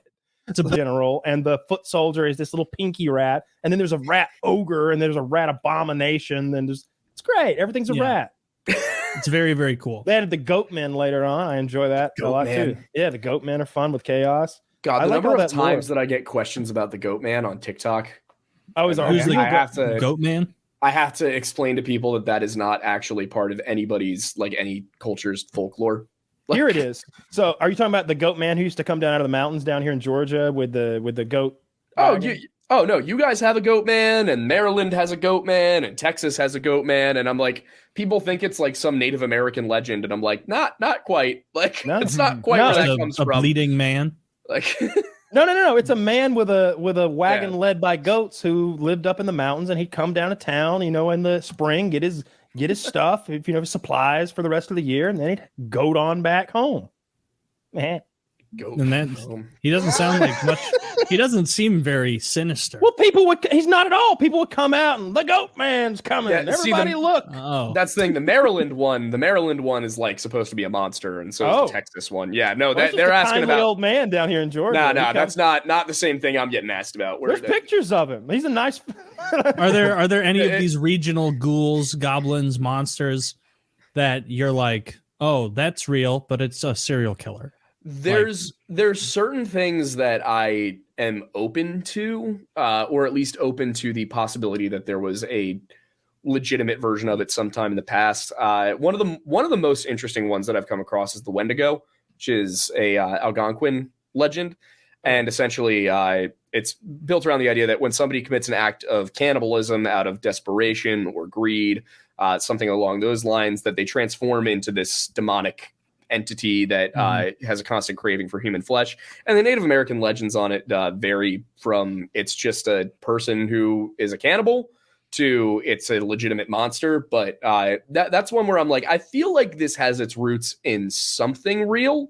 Well, we've seen it twice in modern times. We saw the guy in Florida who attacked that man, beat him to the ground, and for 17 minutes ate his face until the police showed up. But wasn't he on bath salts? That's what everyone said. He was sober. That's what everyone said. Stone cold sober. He had trace amounts of THC from like weeks gone by. Damn. Sober. Then another guy that was also eating a man's face and snarling naked, and unrelated event, different place in the country, and the police were trying to stop him, and they put the canine unit on him, and he still continues to eat the man's face. And at one point, he looks up at the police officers, growls, and says, "Kill me, I'm eating people." They eventually beat him off the man, and the man's face was eaten off, and he's in prison. These are both real stories. They should have taken him to the hospital. I'm sure they did. They did. That guy in Florida, like Zach, try to find the guy in Florida, the victim, because his face looks exactly like from that Hannibal Lecter movie. Remember? Oh yeah, when he's Mr. Verger. That was the character's name. Where his face had been peeled off and fed to the dogs. Looks like that. I'm gonna guy. feed you to my dogs, and he like talks pigs. all weird. My pigs. I didn't really practice the voice before I started the character. Oh yeah, this is what happens when a Wendigo gets you in Florida. Oh yeah. That's one of those legends that I'm like, I feel like this could have come out of something real. Skinwalkers are another one. I just wanted a glimpse. Yeah. Skinwalkers like are another cleavage, one where it's they're like there is a real tradition associated with the idea of being a skinwalker. Whether or not people can actually transform into animals and travel the astral plane is up to you to decide if you want to believe it. I've decided on that one. What I think is that they will eat your face in Florida, but no on the astral plane thing. Yeah. So there's things like that I think probably have their roots in something real. And then of course there's the missing 411 phenomenon, which there's some of those cases where like, yeah, that person probably just got lost. But there's other ones where it's like, if everyone involved in this is telling the truth, then some weird shit happened here. And so I'm one of those people who like, I don't know that I believe in any specific version of a supernatural kind of thing, but I am open to the existence of things we don't yet understand. I usually lean when I've got all the facts and it still just really doesn't make sense. Yeah. I start questioning the things that were told to me by people and weren't evidentiary. Because I remember there's one where a lady lost a toddler in the woods. She had like 3 kids with her. And I think this might be from Wendigoon's channel. She's got like 3 kids with her, stepped up from the ages a year each. I think and one of them's real little. She turns her back for like 20 seconds. Kid's gone.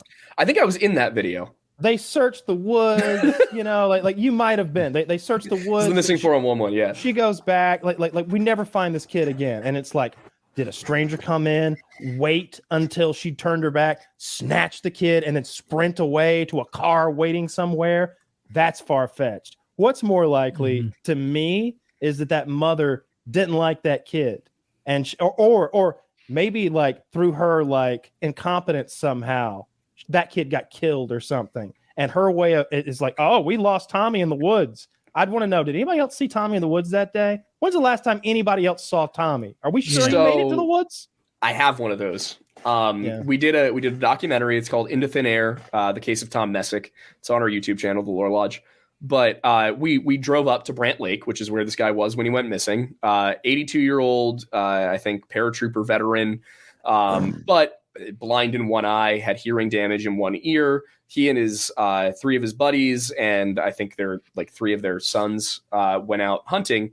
And as the story goes, basically they left him. They spread out in a line. The older guys were basically waiting. They were the watchers while they had other people pushing game towards them.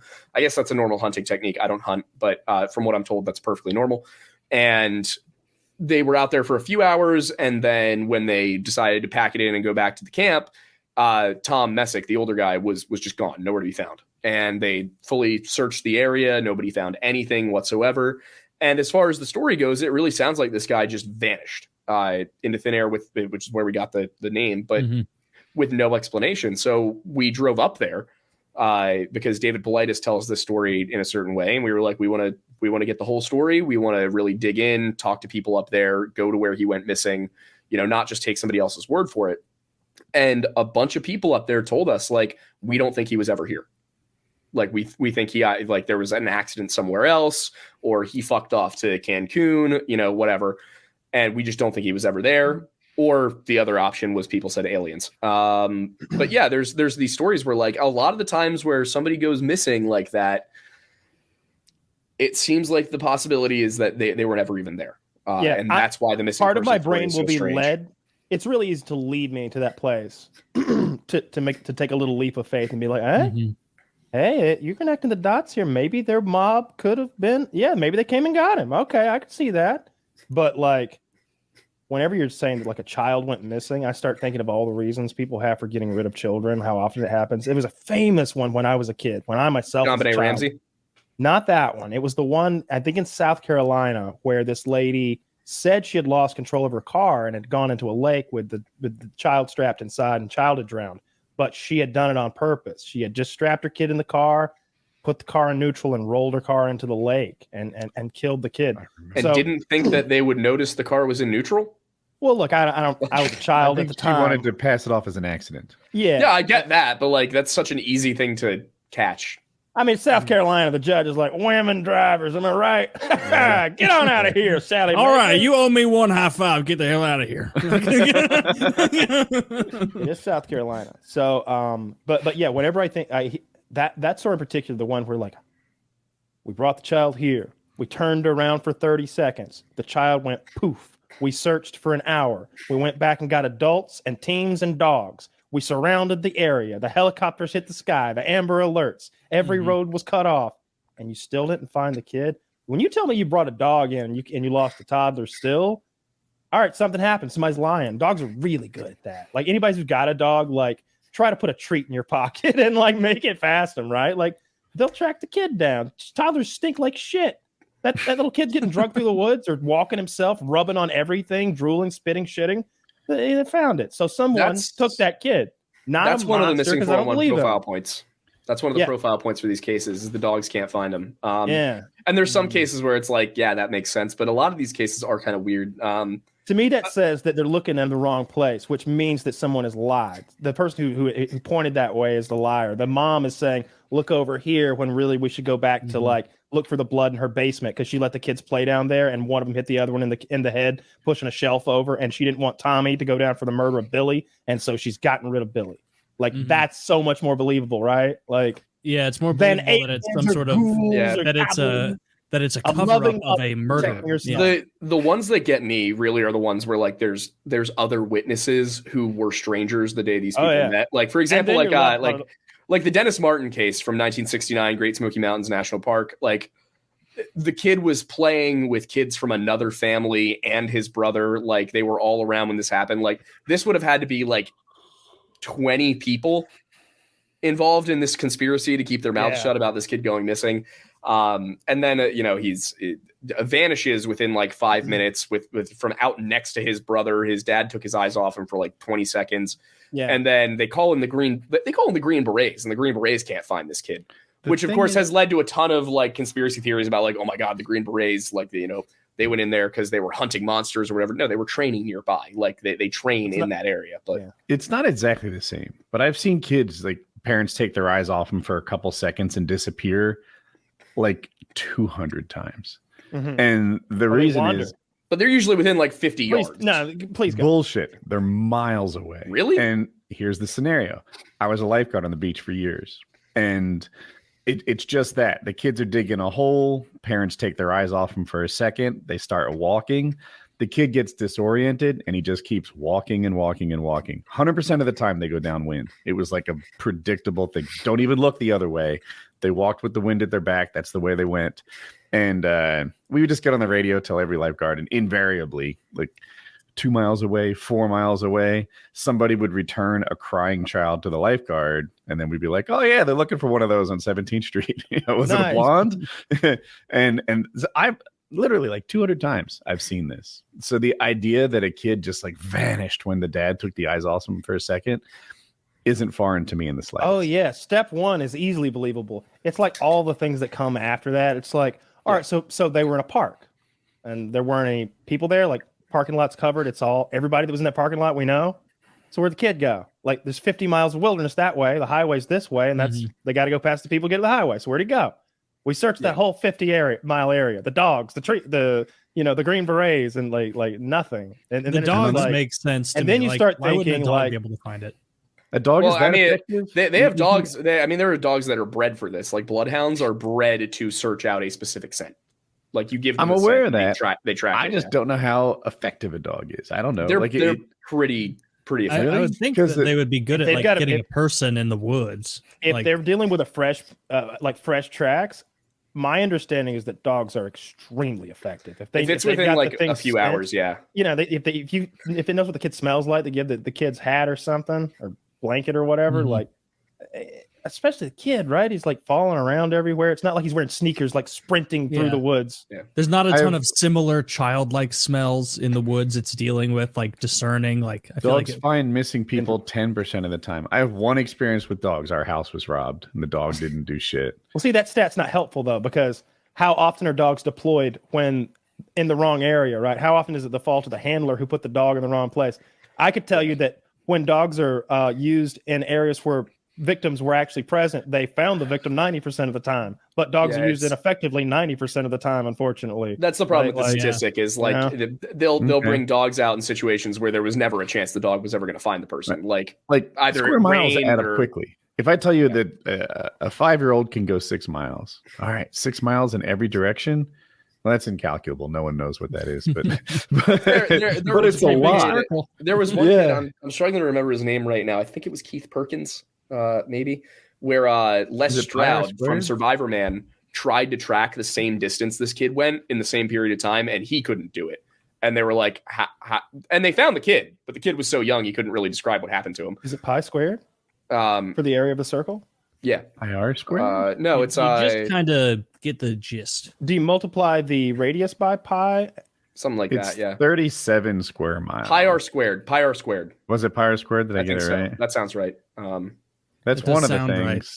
Pi times the radius squared. Since Yeah. we've had to find the area of a fucking circle. But yeah, there was this one kid. I'm trying to remember who it was. It rocks, never I having to do think math Keith again, Perkins.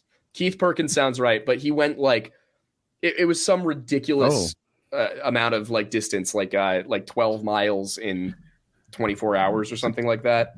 I need to get it out. Child. If the kid walks 6 miles in any direction, which I know it's probably downwind, but whatever, it's 113 square miles. Now, what if he could have hard to find? Yeah. What if we really mean any direction though? Include the sky and the ground. Go. It's a sphere now.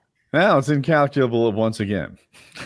Now we're getting into real shaped things. I didn't know how to do the We're flat accounting for mole people now. Right? We need a The totally FBI? different one.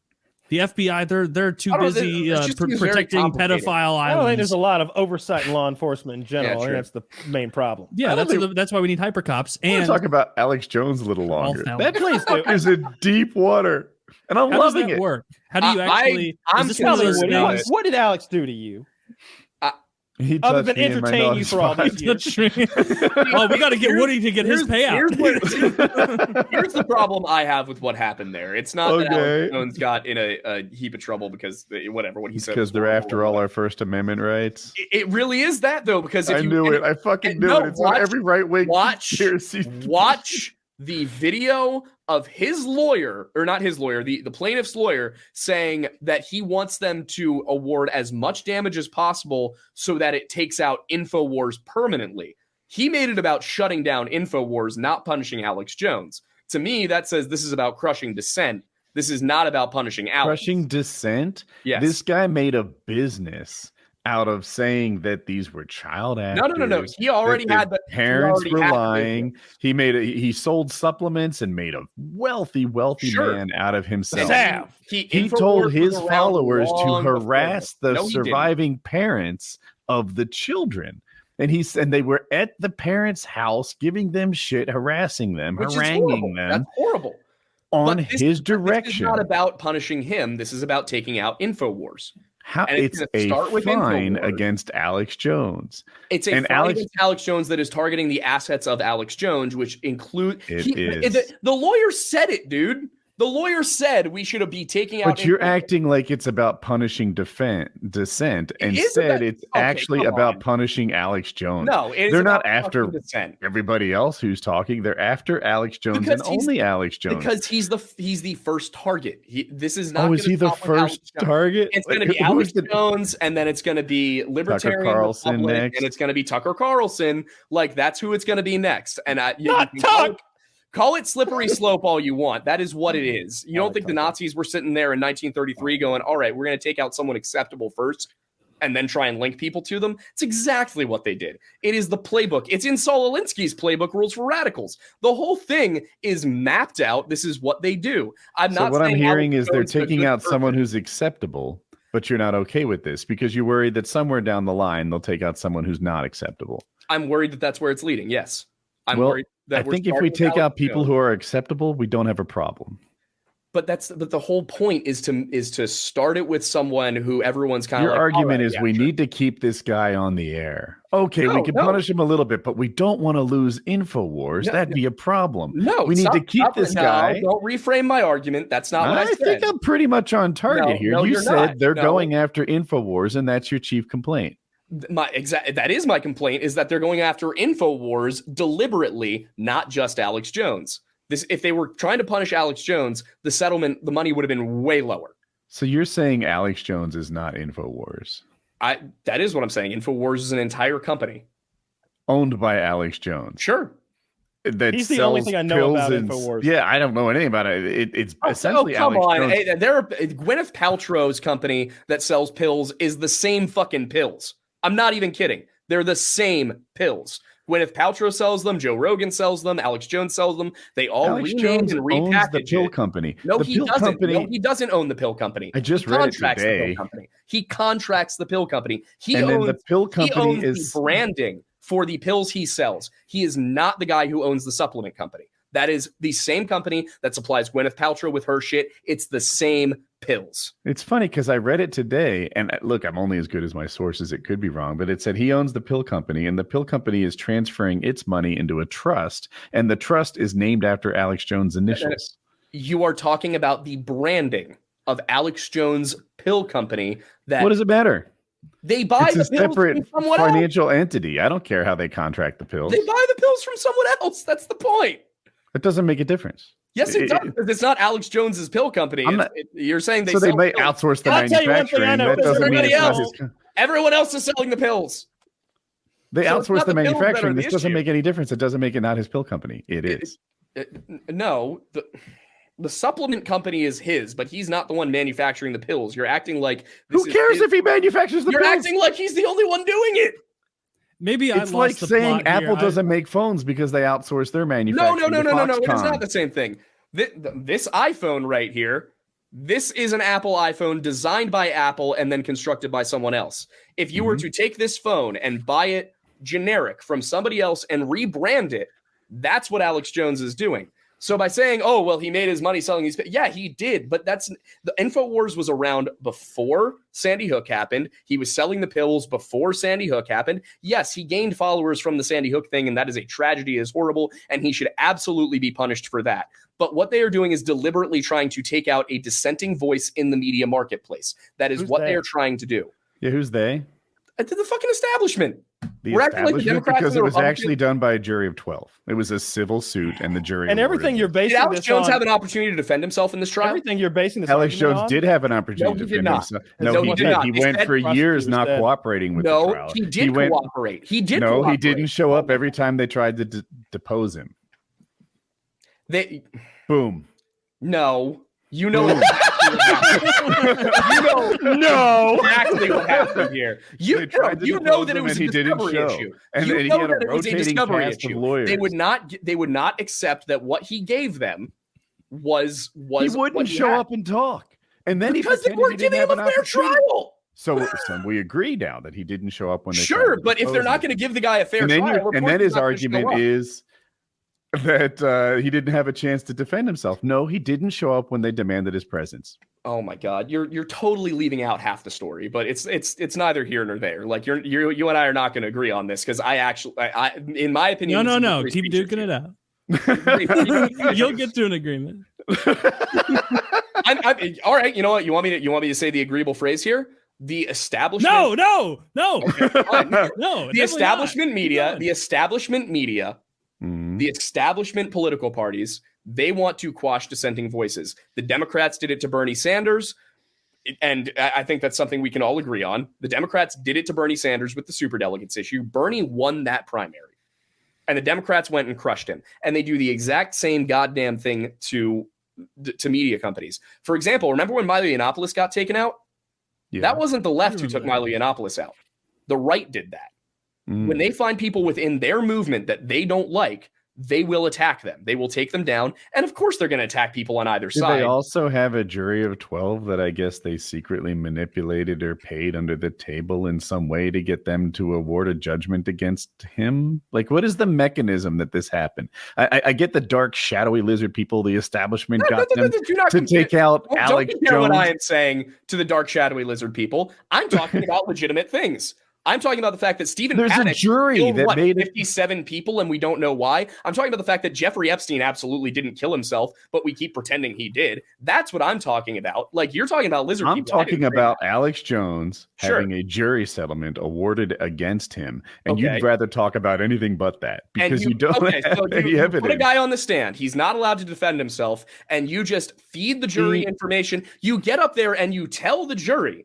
What his lawyer happened told was the jury Alex to Jones award wouldn't the show up for maximum his amount own of trial so many times that the judge was forced to order a summary judgment. And then he said that he wasn't allowed to defend himself, when in reality, he wouldn't show up to his own defense. And then he pretends to be the victim. He was up there on the stand being questioned, not allowed to defend himself to a jury, while the lawyer for the opposition told them they should award the maximum damages to take out his media company.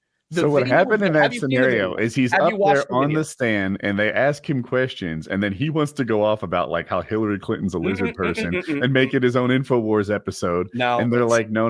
You have to actually answer the questions that you've been asked to you. You have to So- stay on topic, and so that's not what his- he wanted to do. The opposition's lawyer got shut down by the judge for leading the jury, for telling the jury how they should find this, and to tell the jury like all this information. He got shut down numerous times because he was out of order, because he was out of line. And you're going to sit here and tell me that Alex Jones was the only guy causing problems? Sure, Alex did use the opportunity while he was on stage, knowing he was about to get taken down for everything he's worth, to call out the establishment and the corruption. But everyone's sitting here being like, boo, Alex Jones. He has some valid fucking points, okay?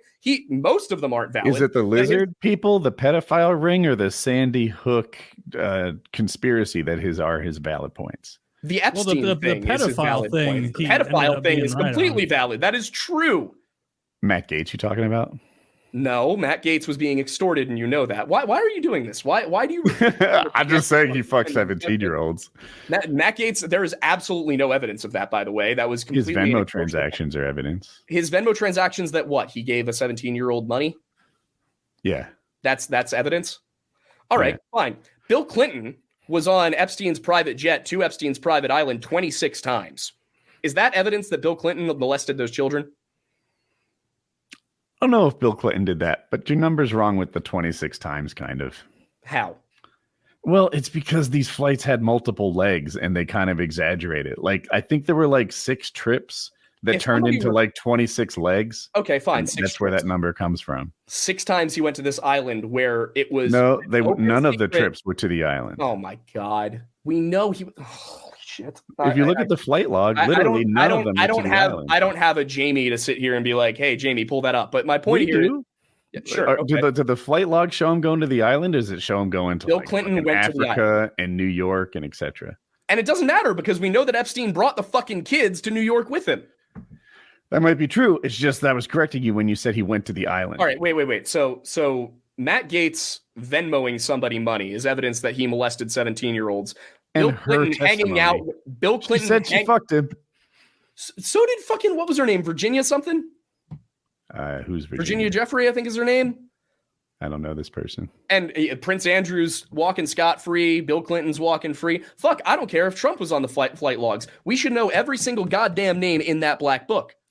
This is the first time anybody's ever been convicted of sex trafficking without a single client named. What if it's better for the American people if we don't know, though? I can see no circumstance under which it is better for the American people that we don't know which of our it'd be better to know if they were doing that. What if holding influence over foreign powers allows America to be more prosperous and powerful? Nope, don't care. Than making enemies of them. Don't care. So I'm with Kyle. Even if I'm just asking. Under no circumstances can you protect child predators. Those people should be put through the wood chipper in the public square. Yeah, there's the greater good. Right? Even if it means to surrender to communism. A couple young buttholes and the economy's better. Nope. Not taking it. We cover up for our kind around here, goddamn. We're YouTubers. I don't care whether I do not care whether there's a D or an R next to your name. If you do something like that to a child, you should be shot in the street. Well, we're not talking about politicians and civilians. We're talking about, like, do we keep this file on the sheik of wherever the fuck stand, because now he's going to sell us his oil just right, and whenever we tell him to. And if we tell him to make this much, he'll make that much. And if we tell him to pour it out on the ground, he will too. Nope.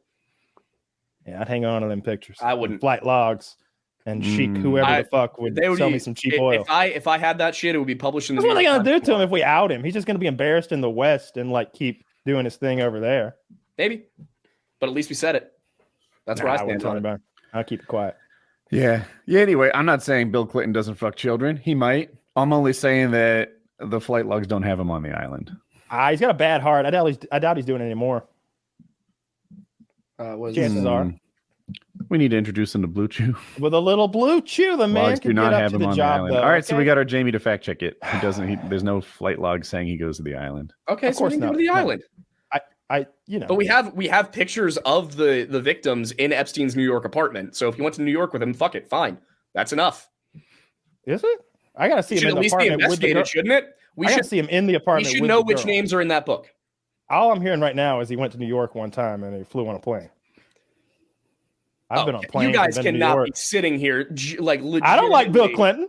You cannot. But I'm not about. Not like Bill Clinton. On one hand, you're wanting to like, come on, don't go after Alex Jones' company. No. Don't you know that there are people that work there on the other? I said punish Alex Jones. I heard Bill Clinton went to New York one time where his wife's the senator. A likely story. You guys are pinning something weird on me. I said both of these people should be punished. Well, because what you do is you're like, maybe we should look at this, and it's like, well, you're insinuating that we should look at that because X, Y, and Z. Like you're kind of implying things, but not standing behind what you're implying. You went pretty far on Matt Gaetz being innocent, even though I have the girl he fucked said he fucked her, and there's the Venmo transaction and for it. And the fucking prosecutors said that they didn't have enough evidence and that the witnesses were unreliable. That's right. They said the witnesses were unreliable, which I wonder if, like, this time I'm thinking weird cover up. Maybe I'm being biased. Maybe this is my bias coming through, but I'm like, this guy's a sitting member of the House of Representatives, and they're like, you know what? The witness is unreliable. Let's not pursue this case. If I'm being honest, like, I just don't care because it doesn't matter. They're like, it just doesn't matter. You know, my thing is this. I I think everyone agrees this is consensual. I hate that she's 17, but 17 Oh, with the Matt legal Gaetz in thing? Florida. Yeah, I'm on the Matt Gaetz thing. If people don't know the details, and I think I have this right, in fast forward, she was 17. She was in college. All her friends were 19. They were on a website where you look for sugar babies. They hired a couple of them. They flew them to wherever, and I think they paid them like $800 or $900 to fuck. Is that all? Yeah, and For how long? she's like, it was consensual by her part. She lied about her age, right? And so Matt Gaetz is under the impression she was 19. They have their party, they do their thing, and then they bring her back. And they're satisfied customers, and she's a satisfied sex worker. That's like how it went. It turns out that because they traveled for this party, that makes it illegal. Had it been in Florida, it would have been, I think, a little scummy because she's 17. It is scummy. But she lied about being 17, and it was only illegal because she crossed lines. And I just feel like it's a bit of a technicality. Like, but it is what it is. And they decided not to prosecute him because they said that the witnesses were unreliable. Good. That's what's up. I hear that, and I'm like, I wonder if someone scratched somebody's back. I don't know. Being scummy is the American fucking way. You want to talk founding fathers? Benjamin Franklin loved getting after it. He was all the time in France, just whores left and right. And 17 would have been old for Benjamin Franklin. Okay, Is that part true? A 17-year-old would have walked in. I don't know. There's necessarily evidence for that, but I would be shocked. No, there's not. But 17 was definitely If not there's considered grass on the underage in the field, 1700s. But no, I mean, to be very clear about my stance on this, I think Alex Jones should be punished. I think he absolutely should be fined multiple millions of dollars. He should pay for the pain and suffering and all of that. I just worry that what we're seeing here is, and honestly, I think Matt Gaetz should be, investigated to the fullest extent as possible. Bill Clinton too. Fuck Donald Trump. Same thing. All of them. I want investigations into all of these people. But Trump has a problem. Apparently, there's a chick accusing him of rape, and she has the DNA on the dress. We'll see where it goes. Yeah, I don't know. He was just ordered to show up for being deposed. Oh wait, is that the New York Attorney General one? Yeah, who's losing her race to a Republican right now, and suddenly has a criminal charge to file. Dude, that is political. I'm torn, right? I mentioned to my wife, I was like, dude, this is politically motivated. She ran on the platform of, I will go after Trump. That makes it politically motivated, right? Like, is this a witch hunt? It could be. And she was like, well, what if she ran on the platform of, I'll take down the mob? Does that make that politically motivated? And I'm like, I hear your counterpoint. Yeah, I'm not saying I don't believe it or like that it's impossible because it's politically motivated. I just am very aware of the fact that it's politically motivated. I know that this isn't the way the law works. You don't have to prove your innocence. You have to prove their guilt. Yeah. But he could easily prove his innocence by his... Not for us. No need to think about it further. Josh, I have a question for you. You were walking on stage before the show, just showing us what it was like. Do you get nervous when you get on stage still? You've been at this for a while, but can you walk in front of 400 people and not even change your pulse? Is it that casual? Yes. It's definitely not nerves. There's zero nerves. Right now, it's excitement. Yo, guys, mostly because I'm for the first time in my life, I can say I'm good. I'm good at what I do. Mm-hmm. And I'm not like in the past, I've been like, you shouldn't say that.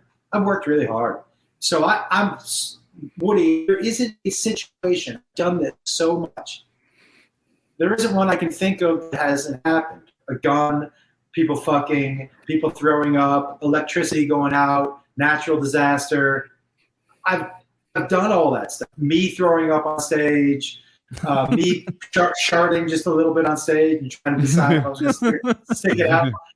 I've done everything, and because of that, I have confidence that you can't throw me off my game.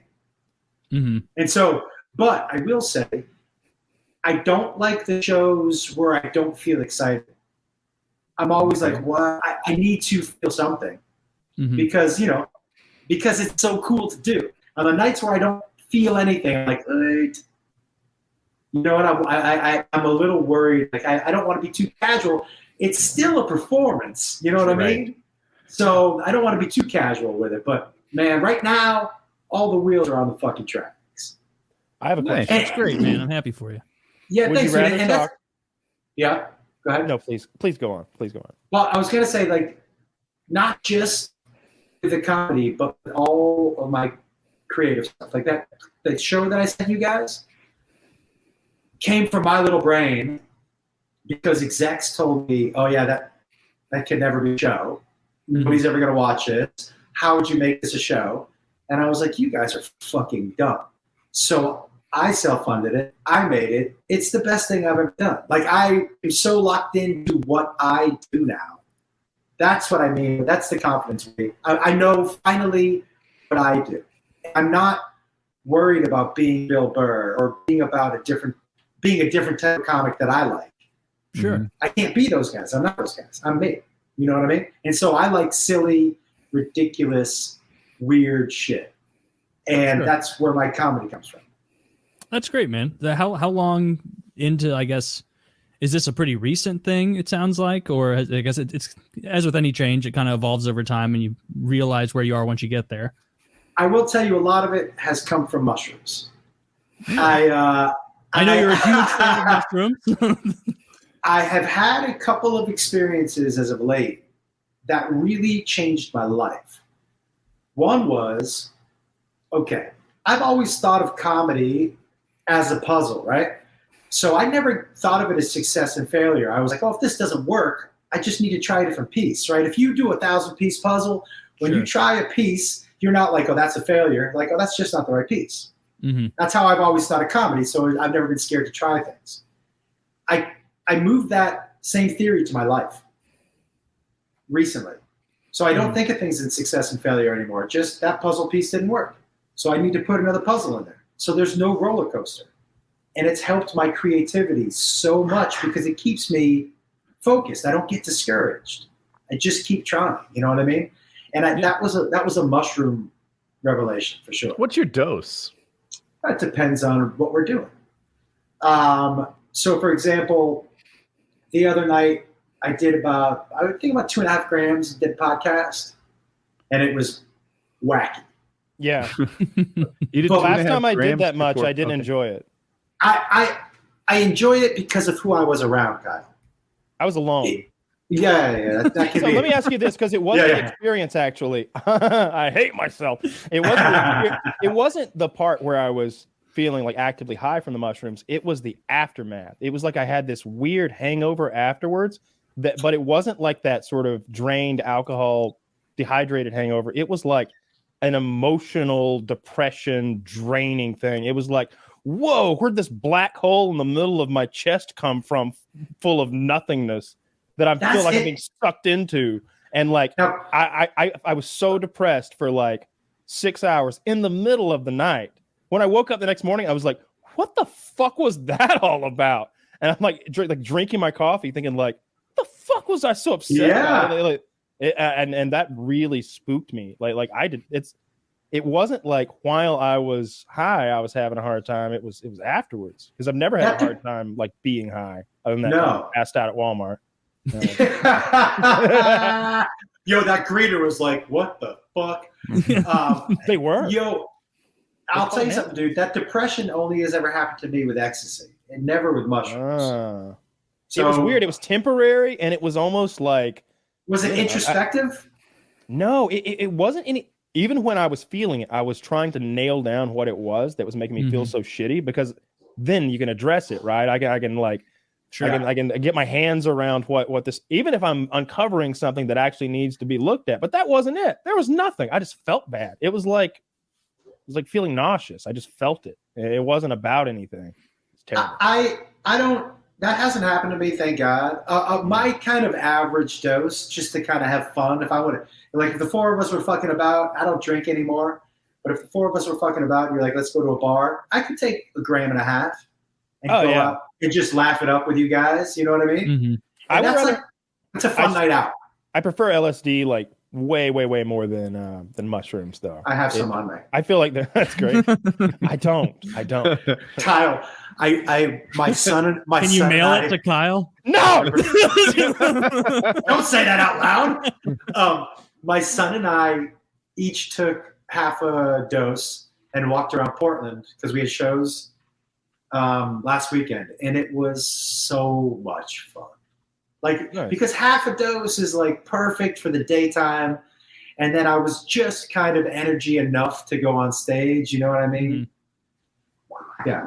But yeah, I got Harley, got our friend Josh Palalt. Josh Palalt has made some very serious political decisions recently, and he's representing them with his haircut, I believe. It's the reason we had both of you on tonight was clear now. I hope everyone's Let's talk about Kanye then. Let's do it. When's the drop? In like a day, right? Yeah, let's talk I found about the it. biggest Jew I could. and brought me in, as you said, American and I History found X. And the smallest American History X looking motherfucker I could. And now I'm The like, actual wow. size Edward Norton over here. Leather jacket and all. No, I had to fuck my hair up really bad for some stream stuff we were doing. There was no choice but to just take it off. So I actually think it looks pretty cool. You look like you look like the starting creator character. Like There you in go. every game in 2007. I can take that. You already bought that jacket and that graphic tee, and now you're about to buy a sword, gonna get a hat, some boots. You're making just NPC it out, walk around. You're almost casual Commander Shepard, like in Mass Effect 3 when you wear the leather jacket and the default character. You're almost there, and that's a good thing. Apparently, that guy's like a model. No, it's You good look look. 20 or 21 to me. How old are you actually? I'm 29, man. I'll be 30 December 1st. So Yeah, the 20s are coming to a close. No, you look real. I think You look you're real rocking good. it. I appreciate it, man. When I was streaming earlier, they said, "Hey, you're going on PKA today. You look like an actual Russian with that get up. You look like AA Russian going to hang out with FPS Russia." Yeah. No, I mean, you're still alive, so you don't look like a typical Russian, man. One of our patrons is a fucking winner. He's over in Ukraine training those drone pilots to blow Russians up, because that's kind of what he does here. It's drone related. And I told him, I was like, dude, I want you to fucking tag a Russian tank with RSK or PKA or write my name on the pitch or something. And he's like, and Woody's like, I don't want to see an armored personnel carrier or a fucking Jeep. I don't want you to pull over, find a blown up Subaru and write my name on it. You find a tank. And he wrote that. He's like, don't worry, it will be a tank. By the way, here's some video clips to hold you over. And it's all drone footage of people getting blown up and tanks getting blown up. It's cool stuff. Exclusive. Cool. That death from above. Cool, yeah. Would really fuck with my head if I was in a war. I think about that all the time. I play games now, and like I wish I miss the old days. I play games, and I literally think about that. I play like Uncharted, and I'm like, this dude, treasure hunter, I just murdered 19 dads or sons, like murdered them. And like I was playing the new Call of Duty a couple days ago, and there's like the drone part. And every time I launch, I'm like, this is. Do you guys remember that video? Like I'm playing it on stream. I'm like, do you remember that video where this whole like AC-130 thing is like it's like modeled after, you know? And they're like, but it's real like, life. Got him, nailed it. And it's like, yo, that was 40 dads lit up. Crazy. I don't know, it's crazy. I miss the days when I never thought about it. That's your young dads. That was like 40 dads. They probably sons for sure. Sons, yeah, probably. Yeah, they're definitely especially sons, in Russia.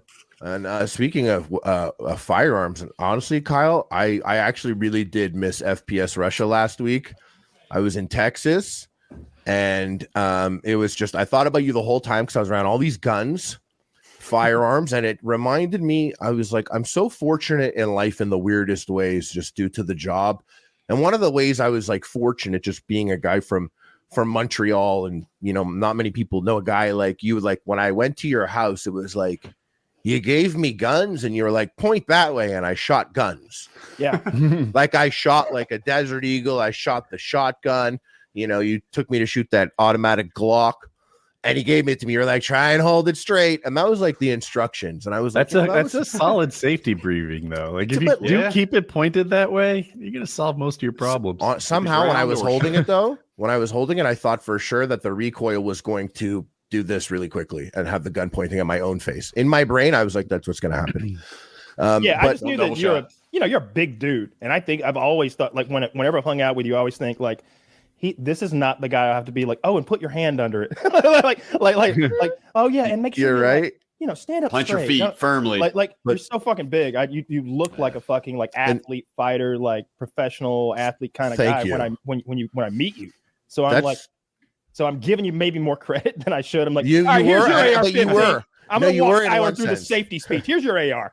Tyler, be very careful now. These are deadly weapons. He's over.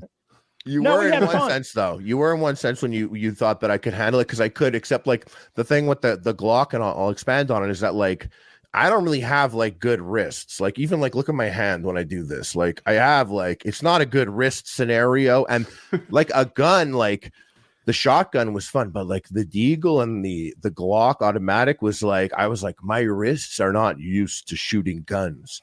But the cool thing about it was like I didn't have to go and like take a course and listen for an hour or anything. You put it in my hand and you were like here. And so when I was in Texas, there was so many guns there, and these dudes, the Unsubscribed podcast guys, we were like at the Black Rifle Coffee shooting range. Brandon Herrera was there, and Caleb Francis, like a bunch of creators, gun tubers, and they had all these guns, and they just reminded me of you because they gave it to me. And they're like, "Here you go, bud, shoot it." Take off. And one of them was a 454 Magnum, and they were like, "Yeah, just point it that way." And like, this is Caleb. He's a huge dude, and like I am also a huge dude, but like he's a solid dude. I got like some like I said, I got little wrists, I got little claws. I got these claws, and I was like, I shot that gun, and it was like. Real up because we don't want it. Like we want moths to you to come and try to flames. get it. Yeah. I don't know. It's more entertaining than what you can get with the money. It's more entertaining to leave it out as bait than to actually go spend it. Yeah, I don't care what color my pirate is. I mean, he's white. Don't get me wrong. Hell yeah, man! Hell yeah! Me too. When I want to be. Jewish people are white. What are you talking about? I feel like what a white person it has gotten more exclusionary over time. It's gotten less exclusionary over time. It People used are to be like, that "Oh, the wait, I'm Irish. not white. No, I'm not white. I'm gay. The Irish I only can't be white. got. I'm gay. We Don't call didn't- me white. The I Irish identify were as gay included friend. for a long time. The Irish, the Italians, the Jews, the Turks, they're all part of the family now. Come on. You're going back farther than I am. I'm saying like I think 10 years ago, like Jewish people were clearly white, light-skinned Indians were white, certain Mexican guys were white. I have literally black Jewish friends that are like 100% fully Jewish, and they are fully black people. Well, they're not white. Yeah, but we're talking about No. I think a good thing is like you are white if the person next to you says white power and the other people around you also go, yeah, white power. That's never how happened to you me. feel is the litmus test of how white or not you are. I gotta get the fuck out of here. Yeah, I mean- I would be like, the guy's like Fucking- white power, and I like look around. The next guy's like, he's right. I'd be like, huh? This doesn't Yeah. I mean, obviously in the pre-show, the doesn't. PKA It's it does, but yeah, but That's how we get outside- fired up. Happens in It's prison. just an example of what would be a great litmus test. Would be this Okay. fake scenario where people are like white power, right? And like It's just not how, even how a you fake feel. litmus test. Let's say right? you were at the Charlottesville march. I say march because that's what I want to do. That's the one where Heather Heyer died of a heart attack, I believe. And that man went to jail for running her over. At that one, there were Kyle's trying to trigger me. It's not hard. At that one, there were a lot of Kind of a semi. people there who were screaming white power and carrying those tiki torches, which is right out of those like videos I've seen from like Berlin, with the torches when they were like all walk like it's like whoa. Okay, so but I I'm guarantee there were guys there who were like, I don't know, more like me, who just wanted to see what was going on. Like I hear a march is going on, and I'm like, who? But let's say like some like let's say people rolled up on me or were walking down my street with tiki torches and they were like white power, Mhm. and I were there. I would in my head I would be like, do they know? No way. How could they know? No, you and then I'd look at my door and I'd be like, my mezuzah. I have the mezuzah on my door. Did they see really? it? Are they coming here for me? Yeah, every Jew does. I'm like, are they coming here for me? Like that's what I would think. So I'm white that I'm like, I can walk with them. I'm walking with them. How would they know?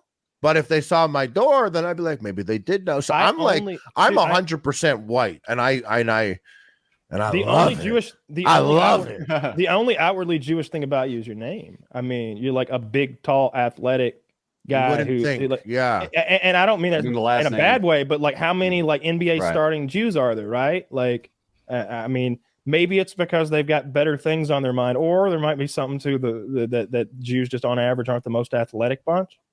I went into a sex store today. Doesn't sound relevant, but it is.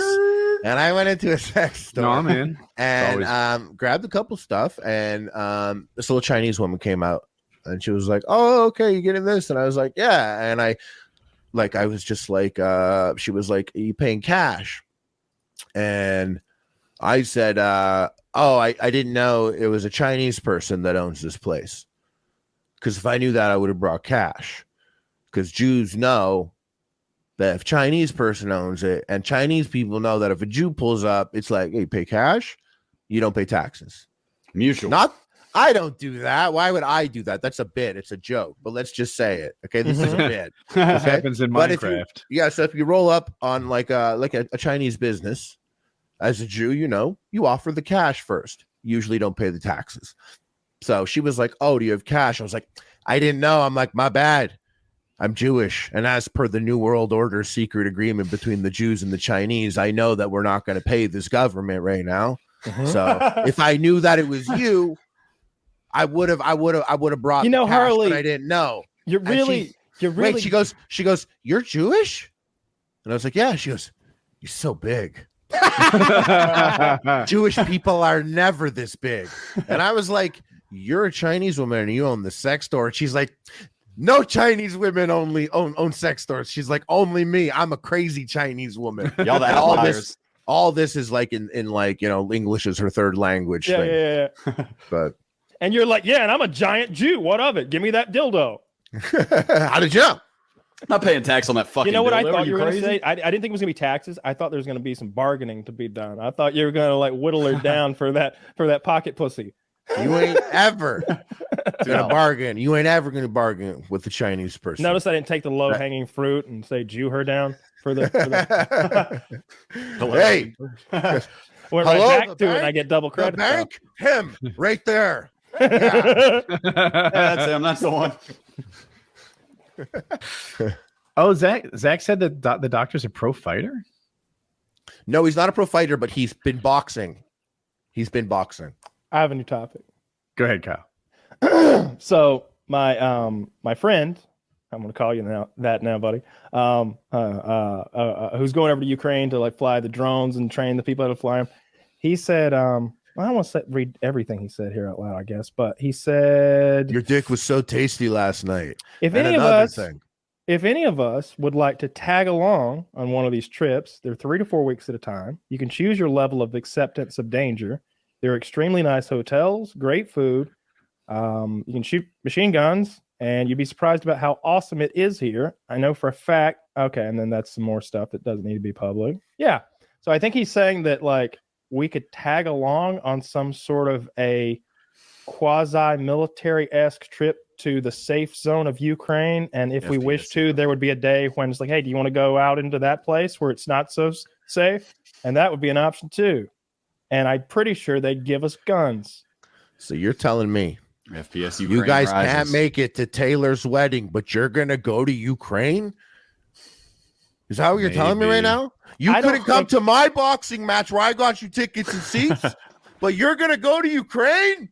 Yeah. Who's the main character here? Right? Suddenly Harley's making this about him. You're choosing war over me. Over Taylor, us. We're the same. I've never been to Ukraine. I've been to weddings before, Harley. He said I'm Taylor. Weddings fucking suck. Oh, you have barbecue? I can get barbecue here, Taylor. I don't barbecue care. human in Ukraine. No, I exotic don't go to experience. weddings. I think they're foolish. Okay, everyone How knows can you this. copy and I don't paste? push my religious beliefs on you. Don't try to push your shit on me. So I don't Copy go to and weddings. paste the message, Kyle. Is it so private you don't want to show us? Oh, no. I guess I'll write all this here. It's just mostly it's either something that would be lame to say because it's like him being nice to me, or it's like some. Here, I'll put it here. I don't give a shit. I mean, just don't show it. No, I wasn't going to.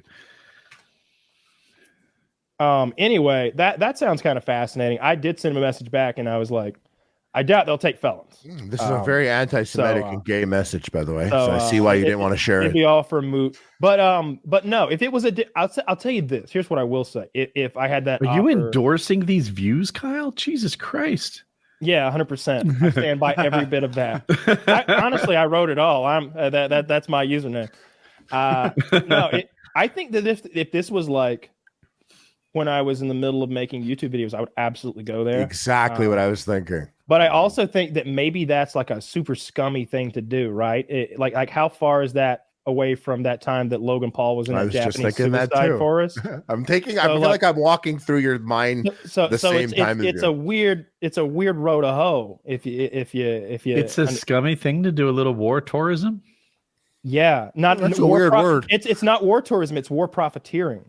Because I'd be there filming videos and getting AdSense. You know, like the only way to even make that not scumbag is to like donate all the money. So really, it's kind of a unless you're like reporting there. But if you're going there to make fucking content because of the easy access to weaponry in a place that's being besieged, that's super scummy. So okay, first off, I object to the way you're judging me. All right. Yeah, it would be like a form of war tourism / profiteering in the case of a YouTuber or something. What if it's on my bucket list? Does that make it better? Which part's on your bucket list? To make the videos? I want to see some dead people, and this is war tourism. That is, it's an actual term. What he's describing. Take your camera and it's journalism. Yeah, I accept your terms. It's only prostitution if you don't film it. Wait. Maybe I'll get to kill someone. Can I operate the drone? You know, like no, bitch, fucking drone. He'll take the drone close to someone, but I get to press the deploy button on the grenade. You joke around, Woody. You joke. You could do that from home. You could drone strike from home. You don't need to go there to do that. Woody, I am 75% sure that could be arranged, that you could tag along and that someone would fly it in and they'd be like, quick, Woody, press the button, and you could push the button. I'm 75% sure that could be arranged. You don't want to murder. You don't want to kill or don't you tell me what I want. Do I judge what your wants are? Did I judge your sex tour acquisitions? No. Okay. You're over there talking about bargaining with the Chinese to avoid American taxes. No, I said you never bargain with the Chinese. I said never bargain with the Chinese. That's not what I said. I said never bargain with them. Conspiring with the Chinese. Yes, that is allowed. How much tax is there on a $50 dildo anyway? Like the whole thing was insane, and we were. Where are you getting your dildos for so 50? Don't hate on Woody when he wants to blow up some Ruskies. Okay, yeah. They're not even real people. They're Russian. They got their I've heard them called orcs. It's $7.50 on a $50 dildo where I'm from. It's 15%. I mean, I don't cash. 15%. You want to fucking talk to the Chinese? Why don't you use Amazon? Why is Amazon not an option? Because I like Amazon all my sex toys. That Amazon, or you could do that, but you still pay. Here's a free plug. Amazon? Yeah, you pay taxes if you order it. ExtremeRestraints.com also has excellent sex toys. That's if Amazon doesn't have something, I go to ExtremeRestraints.com. I shook my head at that. I didn't mean it as a negative. I just thought you were going to Love Honey. You don't know I like to go there live. I like to walk in there.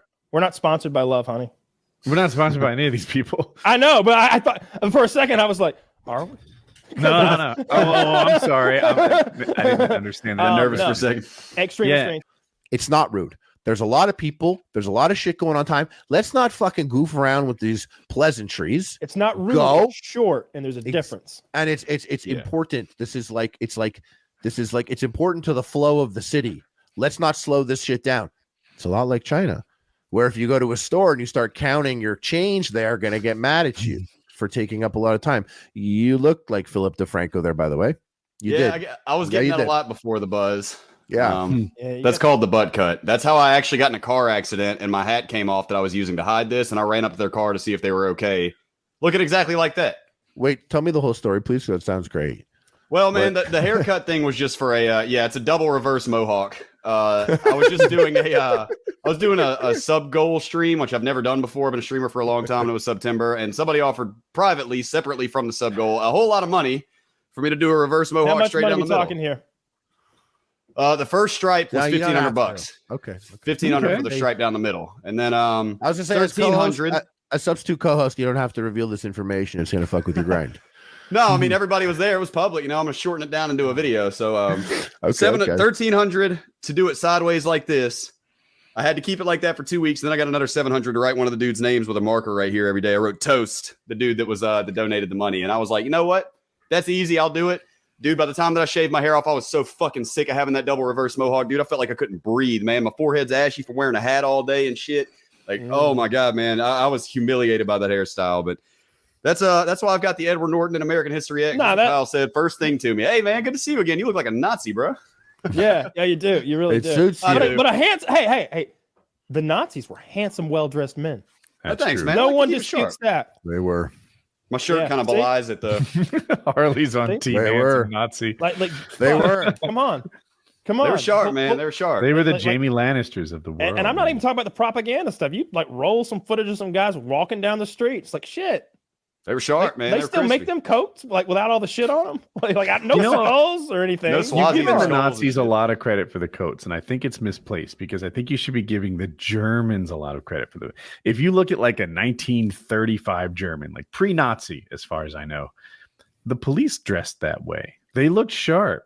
It was the same styling. The Nazis just sort of carried on what the Germans were already doing. Isn't it like it's the famous designer? It's is it Ralph Lauren? Who is I have Hugo Hugo Boss in Boss. my head, but Yeah. I don't. Or Tommy Well, Hilfiger maybe is there. I think don't know. those. I think those leather jackets, those coats, like those Mhm. SS officers coats, look fucking sick. Like, They're that's really a well good made. look. If it weren't like the most evil thing you can probably wear that It would be sharp. in our world, then it would be pretty fucking sharp. Like if that's what Jesus will jokes, right?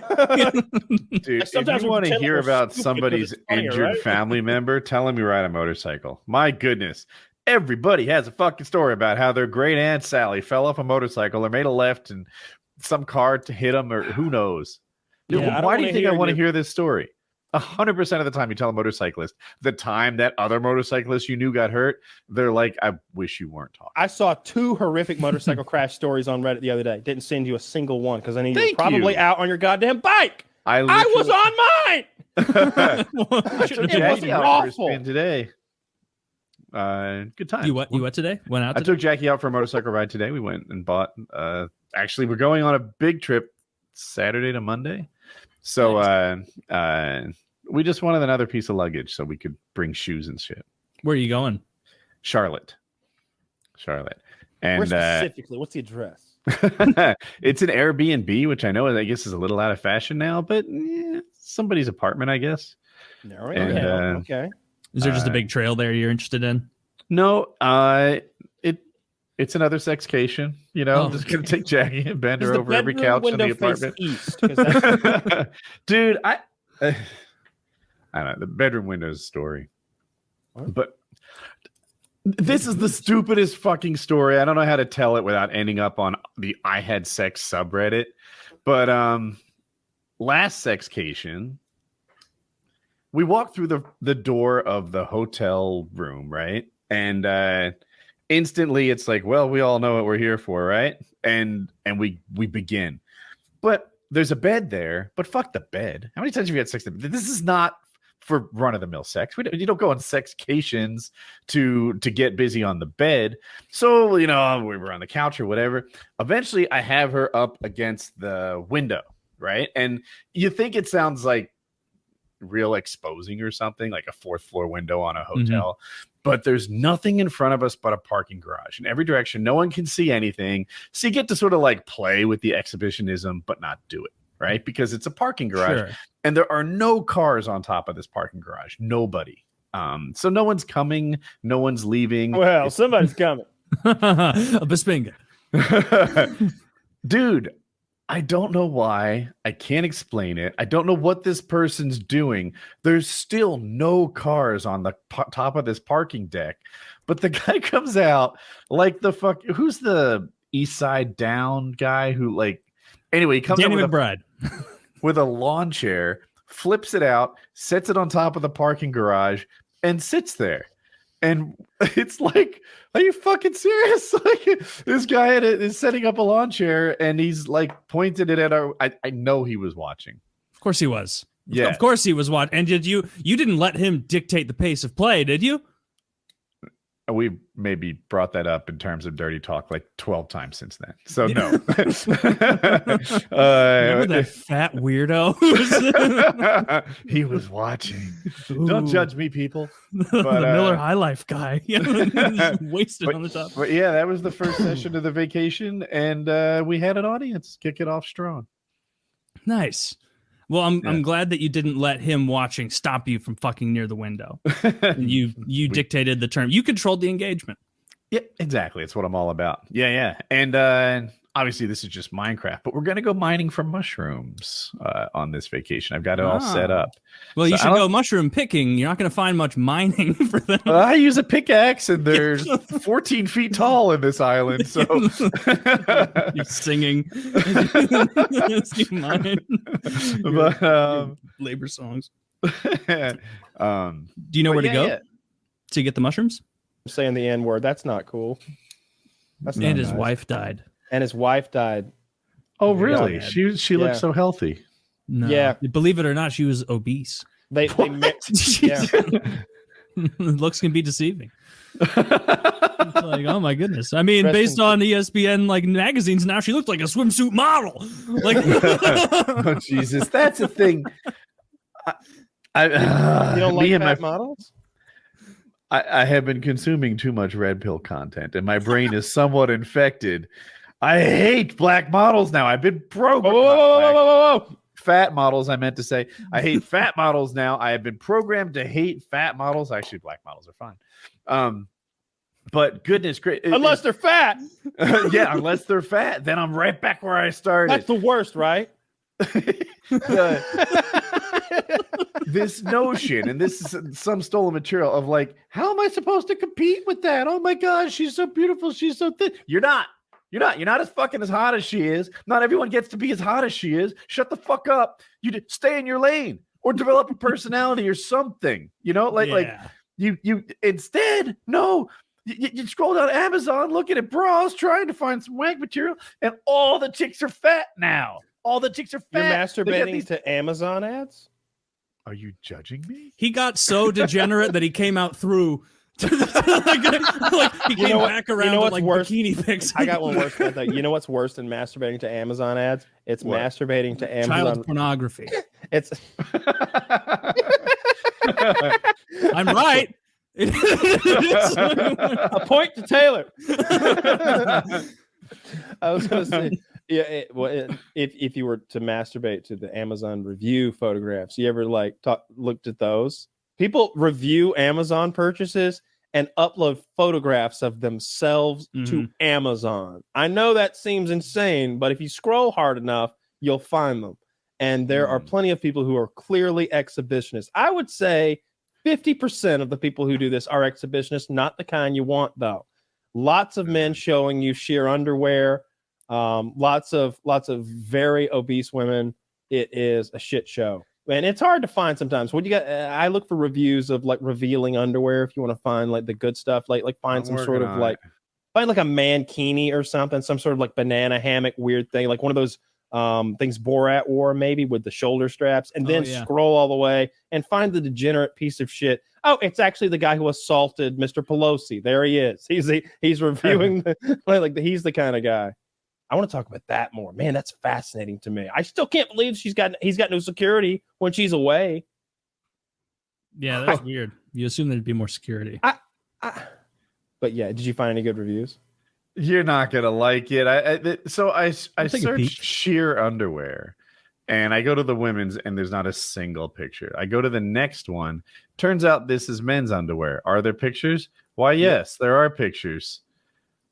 Well, I want to see if I think I'd look good in them. Dude looks good, I'd say. Actually, he's not a big man. Can you link us? Yeah. Yeah. Let's look at some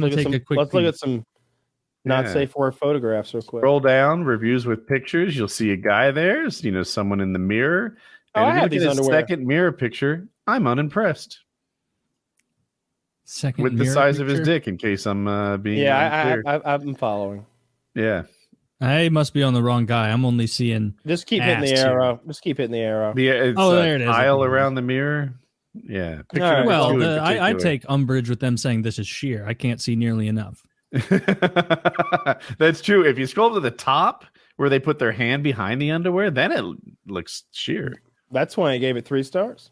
Who leaves a review for 4 stars and just says I just told you who. I just told you who. They are okay. They are okay. They're okay, but panties are better. 4 stars. 4 stars. Dude, what an encouraging guy. You know, Yeah. they're not for him, Thanks, but he Mr. knows that X. they're for someone. Mr. Can I X. see Mr. X's other reviews? Yeah. What's Mr. X review? When you go down that rabbit hole, you often find you'll occasionally find a sexy lady who just tries on all these Amazon panties, and it's like gold mine. But more often than not, you find exhibitionist white men. Yeah, this guy is reviewing a lot of panties. Yeah, he reviewed long, perfect, ultra thin, shimmery stocking pantyhose. Yep. Oh, yeah. He's got 4, 5, 6 panties, 7 panties.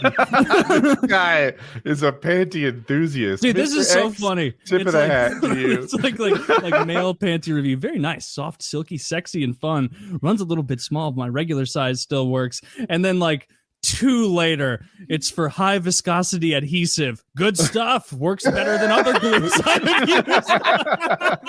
Have you ever? This guy's just masturbating and fucking panty comment sections on Amazon, All right. and then he buys high quality adhesive for.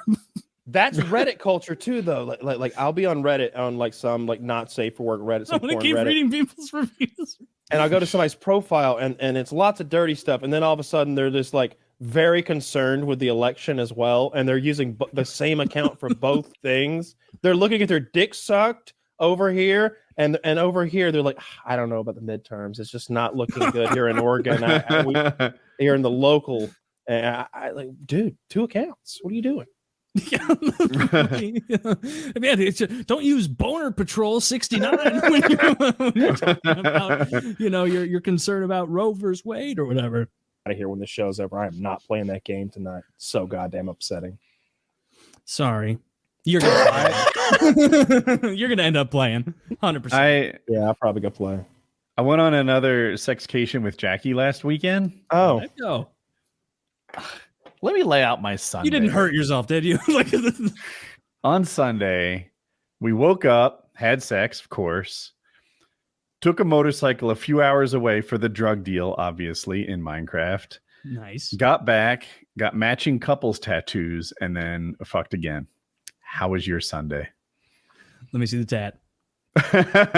So I don't want to show you the actual tat on my chest. 1, I'm worried I look fat. And 2, it has it's only 5 days old. So there's a patch on top of it. Yeah, something like that. But I have a picture. Oh. So man, you were the first one of us to get a tattoo. Turns out. Here's the thing. When you get a tattoo, not everyone's going to like it. That's the deal. I look at somebody's flaming skull tattoo with a knife through the eye and a fucking That's so dumb. through the other. That's all righteous tattoo. Anyway, I see that and I'm like, you're a fucking marshmallow on a Harley. Why do you have such a badass tattoo? Are you Delta Force? Do you drop out of helicopters and kill people? Fucking relax. Yeah. But then someone else might see my tattoo and think it's gay. So there's that. It's a picture of a guy's asshole. Don't judge me. So there was an evolution. This is it was the night before I was like, Jackie, we should get matching tattoos. I wanted to make some bad decisions on our vacation. That's the whole point. And she's like, LOL. And I'm like, no, seriously. We agreed not to do it. I was like, you know what? I guess we were gonna get them on our butts, and you're not supposed to sit on it or rub it or even cover it with tight clothing. And I'm like, what, we're going to get a tattoo, then immediately have a 3-hour motorcycle ride. It's going to smudge. Smudge and ruin it or infect it or who knows what. Yeah. So and it occurred to me we could get rib cage tattoos. We should do that. And then the evolution of it. I've heard it's one of the most painful places. Tattoos aren't that fucking bad. Don't be a bitch. So, I've had different ideas for a tattoo. I had a paraglider in my head. I had a motorcycle. I used to want a YouTube gold play button. That was an accomplishment I was kind of proud of. And most of the ideas I had, I'm like, a few years later, I'm like, I'm kind of glad I don't have the YouTube logo tattooed on me. For all I know, YouTube's going to change their logo. What? I'm more committed to it than YouTube is themselves, right? So, and then it was like, oh, you know what? Commitment kind of sticks. Jackie herself will get a couples tattoo. So with that, I'm unveiling our matching avocado tattoos. No, it's not. It's not. It's a fucking avocado No, it on can't my be. rib. I don't want to see it now. I'm afraid I'll laugh at it. One has the pit and one has the receptor for the pit. Who has the pit? I've got the pit. It's the Okay, penis. good, It's the boy side. It's the boy side. Oh, that's so cute. All right, great. Oh, he's so cute. Oh, that's so cute. All right, all right. I completely changed my mind. So when you said avocado, for some reason I thought like a realistic avocado, and this is cute. Oh, great tattoo. Oh, thank you. I'm glad that you support it. Yeah, that's very sweet. Dude, and I don't know, I'm like so glad you didn't make the pit your belly buttons. That'd be so Oh, bad. that would have been funny. It's I don't know. I like and like I'm trying not to go too head. It's hot to me. Like when I pull her shirt off and there's the fucking like she's tatted up. I don't. It's working for me. Ah, so. You're like one of those celebrities that tattoos his name on the women. Now you've gotten a taste for it. Now you need more. I mean, the funniest part of that is like brand. you lifting up Jackie's shirt and seeing an avocado and being like, "Oh man, I'm bricked up." I was honestly, when you said avocado, I was so scared. I was like, God, So Woody's one scared. of my friends. I don't want to. Yeah, do I was anything so- mean to him. I was I so was- glad it was something like cutesy like that. Me too. Yeah, that's so a we got- great tattoo. It's so much better than what I had imagined when you said avocado. I was. Zach, can you pull it up again? I want Woody to like explain the placement, and also I want to hear about the pain. I want to hear on the ribs. You said it wasn't even bad, right? And I really No, like no. the So tattoo. the ribs are supposed to be like one of the most painful places. Places that don't have much depth to them. The top of your foot, your elbow. Apparently, they don't take the ink as well. I'm not an expert on this, so they really have to like carve. I read on the internet it feels like wet fire. That's not what I thought. To me, it was just like the color, which is like a broader, like a bunch of needles at once, felt like scratching. Yeah. And anything that's black, there's like defined lines that sort of like they outline it first and color it in later.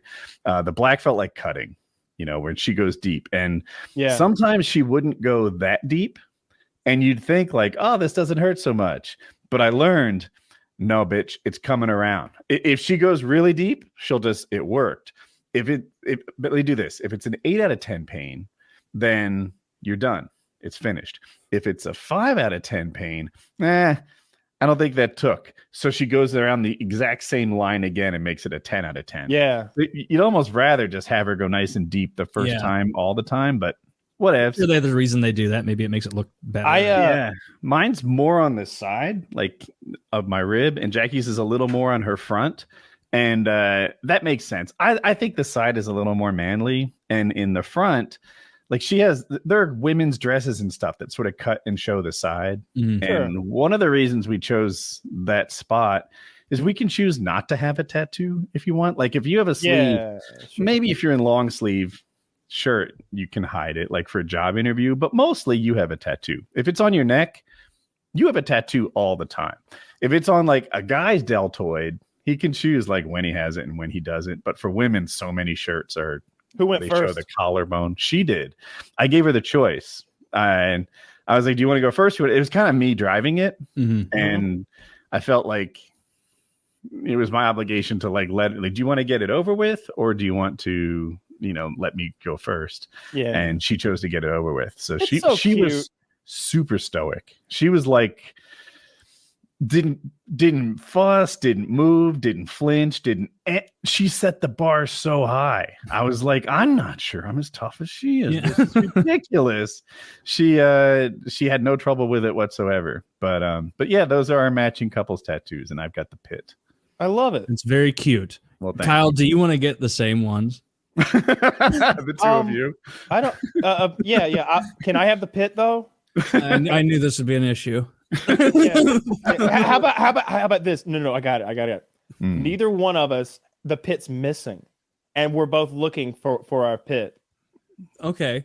And someday just as long as it's not like I don't want to have just the empty pit hole and like everyone know that you're pit fucking me. No. We both have empty holes. What if your You pit both have has pit. fallen to the ground and the guy looks very concerned? Or like Kyle's avocado is trying to pick up its pit off of the shower floor. in my pits, ready. Very suggestive. I see where you're going with this. Yeah. I'm down for that. Yeah. Do you think you'll ever get a tattoo? How much do you think Woody would hate it if we actually did that? If we copied this? I wouldn't hate it at all. No. Damn it! He would laugh at us. He would laugh at us really hard. He's like, "Prank's on you, bro. That's for life." Yeah, dude. That night, I was like, Jack, you got avocado on you forever. But I think that it's fairly normal to have like second thoughts, like. Sure. In the short term, and then grow to like it. And I'm also pretty prepared for the fact that not everyone's gonna like it. Like that's smart just people. I have a theory that smart people, certainly with their first tattoo, like really put a lot of thought into it because they think more about like the gravity of this decision. Jeremy, on the other hand, a buffoon, was like, yeah, sure, I'll get an FPS Russia tattoo on my back that's misspelled. Sure, Kyle, you can give it to me. Like it wasn't even a thought, you know. I used the coloring in part. I colored in his fucking tattoo. That was actually. Did it look fun. good? Yeah, like better than you think. Not as I would say, not as nice as Woody's because it's got some like cool shading, like depth. And if I remember correctly, his was all like kind of monotone. But like I was the tattoo artist did the outline of everything, and then I was doing the color, just like coloring it in. And I don't know, it was really satisfying to do. Doesn't it take hours to like? No, I go. All right, so something big that you're trying to like do well, I'm sure. But I was like coloring in like a geometric thing, so like 10, 20 minutes or something, like not long at all, like quick. And plus, it's like a tattoo like this. Ours took an hour each, maybe a little bit more. Maybe mine was a little slower. And the joke we make is that, you know, we had $400 and no adult supervision, and that's just what happens. Yeah. But it was kind of like years and years in the making. Sure. That's really fun. Yeah. I'm glad you guys had a good time with that. Was there any moment as you were getting it that you were like, ooh, like yeah. As we're getting it afterwards, like we're filling out like this form, and there's like all these things that could go wrong, and it's like, you know, we could just back out now. Yeah. We could just leave. Neither of us have hepatitis. Yeah, like the whole way through, there were. I'm not one to not have second thoughts. You know, I can look at my motorcycle purchases where I do like. I'm one of those people that over researches and puts 100 hours of like videos and reading and what into getting it, and then afterwards another 50 just to like see if I made any mistakes in my purchase. Don't want to get roasted. I'm a purchaser like thinker, and that happened with the tattoo too. And yeah, because you're going to come on here and you're going to be like, hey, I bought this new outboard motor for my. By having me on again. Yeah, I just got a new house. So there's probably a really nasty echo. I'm in my guest house, which is sort of my office, and it's just it's super empty. I mean, like you got a looks house like I'm a squatter. with a guest house, and that's your guest house? Yes. So that place looks dope. Yeah, it's not bad. I'm about to release a video on like me getting this house, and it's a project house, so it needs a billion things. But I like it. It's in a cool area, and it's on a lake, which I always, enjoyed. But it doesn't look like a fixer-upper, dude. That thing. Yeah. I mean, we're looking at a corner here. I mean, to be fair, I like the bricks and I like that light there, but that's all I could see, Woody. Woody's the wood on the walls. Lifestyles of the rich and famous. Oh yeah. my! Blue wall. No, hold on, wood wall. The wood wall. That looks. I got a wall over here. Okay. That fixture hanging from the ceiling. That's not like some construction grade brass thingy. You know what? That looks like something you'd see like over a table at PF Chang's. Yeah, very high class. Very fancy. I was actually gonna do some interior decorating, and I want it to look like an Applebee's. Just shit everywhere. Oh yeah, that's what I want my house to look like. Yeah, it's always time for anytizers. I choose to believe that could be in PF Chang's is like the height of Missouri compliments and decor. Oh yeah. Not really. PF Chang's not that big here. I grew up in New Jersey, and when I was a kid, fine dining for me was Red Lobster. Red So Lobster is fine dining. Oh, okay. Well, I'm also Same. from New Jersey. So. Wonderful. I remember thinking like put your church shirt on, like that level of thinking for like a Red Lobster. Because in my head, anywhere you went where there were like living creatures available to select, that was like creme de la creme. Like I in my head, no one even told me this. This was an assumption I made as a child. I'm like, oh my god, like lobsters here, like fresh, like this must be for rich people. And like the cheddar biscuits didn't clue me in as a 9-year-old that I was not in a rich person establishment. Yeah. But yeah, that place is not great. They've fallen off. But why is Red Lobster not a rich? It was the cheddar bread you said. Yes, I mean, the biscuits on the table let me know that, and on the fact that it wasn't fine dining. The biscuits. How dare you besmirch the name of Cheddar Bay biscuits? Okay. Thank you. Also, the They're great. enormous Red Lobster on the side of the building. Dude, I gained a noticeable amount of weight once when I was like 23, 24 because I found boxes at the store of Red Lobster cheddar biscuits. And like when you buy the box from the store, no one can tell you how many is a serving size. And so I was making Big boys do what they want. Big boys do what they want. I was like experimenting like Walter White style. Like, no, that's too big of a biscuit. You're not getting the right quality. That's too small. It's too crispy. And I ate boxes worth of it over the course of about like 10 days until I was like sick. Like I do that with food sometimes. The 98% pure Cheddar Bay biscuit. Was that? Yeah. The guy at Red Lobster's like, you're not a true professional. And I'm like, well, then why are my Cheddar Bay biscuits cheesier than yours? And they're like, he doesn't even speak Spanish like everyone else in the kitchen. Like, how's he going to survive? If I'm rewatching Breaking Bad right now, that's the only reason I can remember those scenes. Pay you to leave. So, yeah, it wouldn't be a good you guys are fairly well known. Do you guys get like weird DMs from accounts that say that they're models or something like that, like looking to either catfish you or like blackmail you? You ever got that before? Ooh, no. I have like my things, like I only use Twitter and I have it set up so you can only message me if I also like follow you. And I don't like use Instagram or Facebook or any of that. So what's interesting is that like I've found it's been happening a lot more recently. Like I have my Instagram DMs open, but I rarely check them. But I did an event called SEMA. It's this big car show in Las Vegas, and I just did a meet and greet, and a bunch of people tagged me.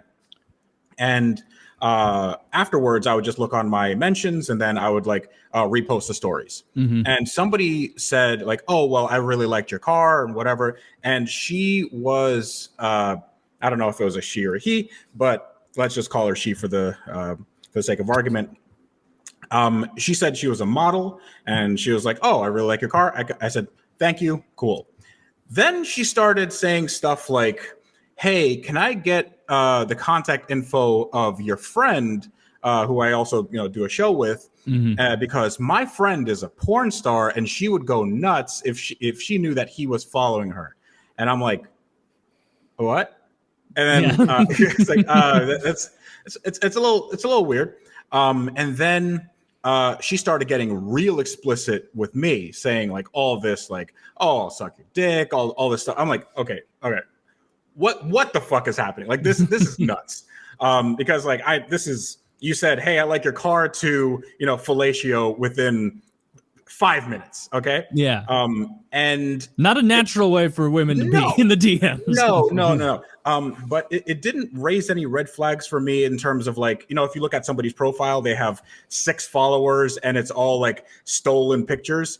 It looked like she had, an account for like 2 years. She had like 1,000 followers or something like that. It just looked like she was like an aspiring model. And I'm like, this is pretty nuts. Like, this is stupid. I saw that one of my friends liked one of her pictures, and I go to my friend, I go, "Hey, do you know this girl? Do you know this? Like, do you know this person?" And he goes, "Yeah, I think she messaged me or something." And it definitely seems like a scam. And I'm like, I want to know what the scam is. I need to know what the end game here is. So then I go, "Hey, listen, I know you're not who you say you are, I'm fine. Like, I'm fine with that. Okay. I'm totally fine. I'm not like going to report you or anything, you know? But I just want to, like, just please level with me because I want to know what the scam is. Explain your business model. Explain. I'm thinking of getting in the catfish business. I want in. I too can post pictures of hot girls on Instagram. Right. Yeah. So it looks like, you know, whoever it was, they stole a bunch of pictures from some model Snapchat and then, you know, now is masquerading as that person. Mm-hmm. But then she was like, no, this is actually me. This is actually me. I go, okay, so here's what I want you to do. If this is actually you, make a 5-second video saying, hey, Tavares. You don't have to be naked or anything like that. I'm not asking for anything like that. Like, just camera on you, just say, hey, Tavares. That's all. And what she sent was so incredibly bad. She found a 5-second, video of this girl like dancing and her mouth slightly moving, and she dubbed over like, "Hey, Tavares," and like you can hear the mic pop. And I could not stop laughing. I'm like, listen, I edit video for a living. Okay, this was not even a high school level attempt. Please don't. Like, one of my favorite lines from Batman the Animated Series is, "You can think I'm stupid, just don't talk to me like I'm stupid." And it was such a slap in the face. I'm like, okay, listen, I get the adherence to the bit, right? I get you're dedicated, but like you really don't have to do this. Like, just please tell me what's the goal here? And she's like, no, this is me. And what I can figure out is that this person is going around to these, kind of well-known YouTubers or whoever, and they're probably trying to get them to like send a dick pic or something compromising, and then they would use that as blackmail. And it wasn't like something, it wasn't like an Indian thing, it wasn't like a Somali or like a Nigerian thing. Yeah. Because they definitely had the vernacular of like a girl, down. They're making this AI thing, this voice changer for the overseas customer support to make them sound like white Americans. Because I don't know about you, but frankly, if I'm trying to get something solved and they transfer me to like overseas, I'm like, you're not the guy. You're not the guy I need. I have an account problem.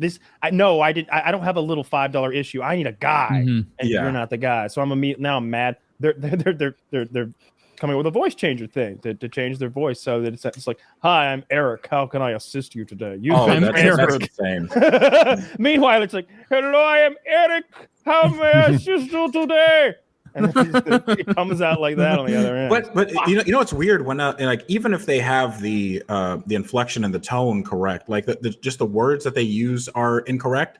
So I had to book a hotel, just I don't know, some Holiday Inn, and instead of going to that Holiday Inn and just calling that place, it rerouted me to freaking Kolkata or wherever. Yeah, and like they say all the right things, but then they say like, "Oh, I'll do each and everything." Like, yeah, wait, what? It's like each and everything. Okay, I'll do the necessary as a comment. Yeah, I'll do the necessary. I'll do the necessary. That's a really necessary. Is in one of the Indian, guys like, vernacular. is definitely referring to pornography, though, in the literal traditional sense. The traditional, yes, not in the motorcycle porn sense. Yeah. I was thinking of this one thing. It's like a fetish, and you guys know what pedal pushing is, right? Like it's a fetish. Yeah, like Tour de France. I don't know what pedal pushing is. That's bicycle racing, but that's pedal pushing. I'm pretty sure I'm right. Fill us in. What is pedal pushing? So it's a fetish where apparently people get really turned on by like either a foot or a shoe pushing a pedal. There is a subset of that, or like it's kind of tangential, and it is women that are getting stuck in cars in the mud or snow, and they're fully clothed, and it's just fucking weird. Like literally, they're just in the car trying to get out of like a rut. And that's the entire video. It's 40 minutes of this. Does someone show up to help and then is no. They're helpless. It's just women bad at getting their cars unstuck. Yes. So they're like popping the clutch. It's usually like some old Beetle or something. And they're like popping the clutch. The wheels are spinning. And she's like, oh no, how can I get so stuck? And you think it's like, oh, I'm stuck in the couch. Please help me, step bro. But there's no sex, So there's nothing. Are they intentionally incompetent or are they really stuck? Oh no, they're intentionally. I mean, this is a bit. It's a bit they're doing. They're not, They're filming a video. Yeah, I need more realism in my. You want amateur pedal pushing. you want amateur That's when an actually incompetent female driver gets stuck in the mud on a rainy day, and then she's like back there pushing it, and she keeps slipping. Yeah, she scrapes her knee. But that's it, though. And Woody's like, I have a first aid kit, and I have so much training. Kyle, you want to talk about lightning in a bottle? Kyle, yeah. Kyle, tell me about it slower. That's like that. Like going to help someone whose car's first aid kit, and she sees how organized it is. I do have a bomb ass first aid kit. Of course you do. Of fucking course you do. And very soon, Kyle's gonna get into first aid. And then he'll by himself. I've got a defibrillator. The finest sutures. All right. So I just looked this up. How much do they cost? How much do defibrillators cost? Oh, That's a YouTube channel. Defibrillator channel. Where's Jolton shit? Oh yeah, defib channel. People who are fine. You're just like running around with just a prank, bro. I wonder how much the paddles cost. Because a defib, I think, is affordable, like $500 or $600. I bet the whole kit's fine. I want the hospital version one where you can get people in a hurry. The shit you rip off the wall out of an office. Say, well, Steve-O. Yeah. What does it sound like, Steve-O? Yeah, it's just so loud. It sounds like. You just say what? Poor Steve-O. No, I have a little story. What's up? This is like 2 days ago, right? All my mornings start the same. I wake up, Jackie makes breakfast, I put the dishes away, we have coffee in the kitchen. If it's winter, we turn the fireplace on. Cool. 2 days ago, Jackie's irritated at me. Everything I say is wrong, right? And I honestly forget the details of what I said, but like I did nothing wrong, and she's still like recasting every disagreement. Oh, she's an angry avocado. Yeah, she had a topic to talk about, which was Disney's raising its prices, and oh my god, she went through the higher and lower end prices park by park all the way through with and you just don't care. Maybe I'll give you $30 a month never to bring this up again. Is that a service you offer? To $138. Magic Kingdom is $140 to $100, and she's just going through giving me all the prices and then stops, and she's not drawing any conclusions. I don't know what to make of this. I don't know if she likes this pricing, not likes this pricing. She's just detailed some really boring stats about Disney pricing. You're trying to guess, and I'm like, so what are you like saying? Was that a question, or are you just reading aloud? And then she recasts it. She's like, you said like I don't make any effing sense or this and that. And when you do that thing where you can perfectly recall like the last 5 sentences, I give her one of those and she's like, all right, so you didn't like say that. But anyway, it reaches like 11 a.m. And thus far, I haven't done anything right that day. All the Yelp reviews are in. Bad husband, bad husband, bad 1 husband. star. 1 star. That's a Bill Burr joke. But yeah. So anyway, I'm like, honey, you could use some mushrooms. And she's like, are you drugging me because I'm cranky? And I'm like, well, I don't like your phrasing, but this is a solid plan. She agrees. We microdose her. And me, because why the heck not? And it worked. So I like, what do you get from this? So one of the things that, like, if you take a hero's dose of mushrooms, I guess you're supposed to really go into a trance, like the ketamine experience that I've had under doctor's orders.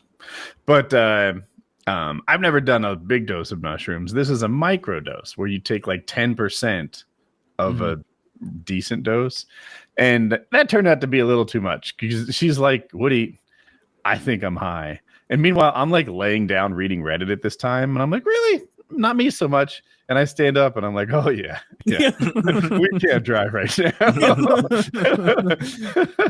But the other effect you get, aside from like some sort of high and maybe like colors are a little more interesting, is euphoria. And that part we kind of got.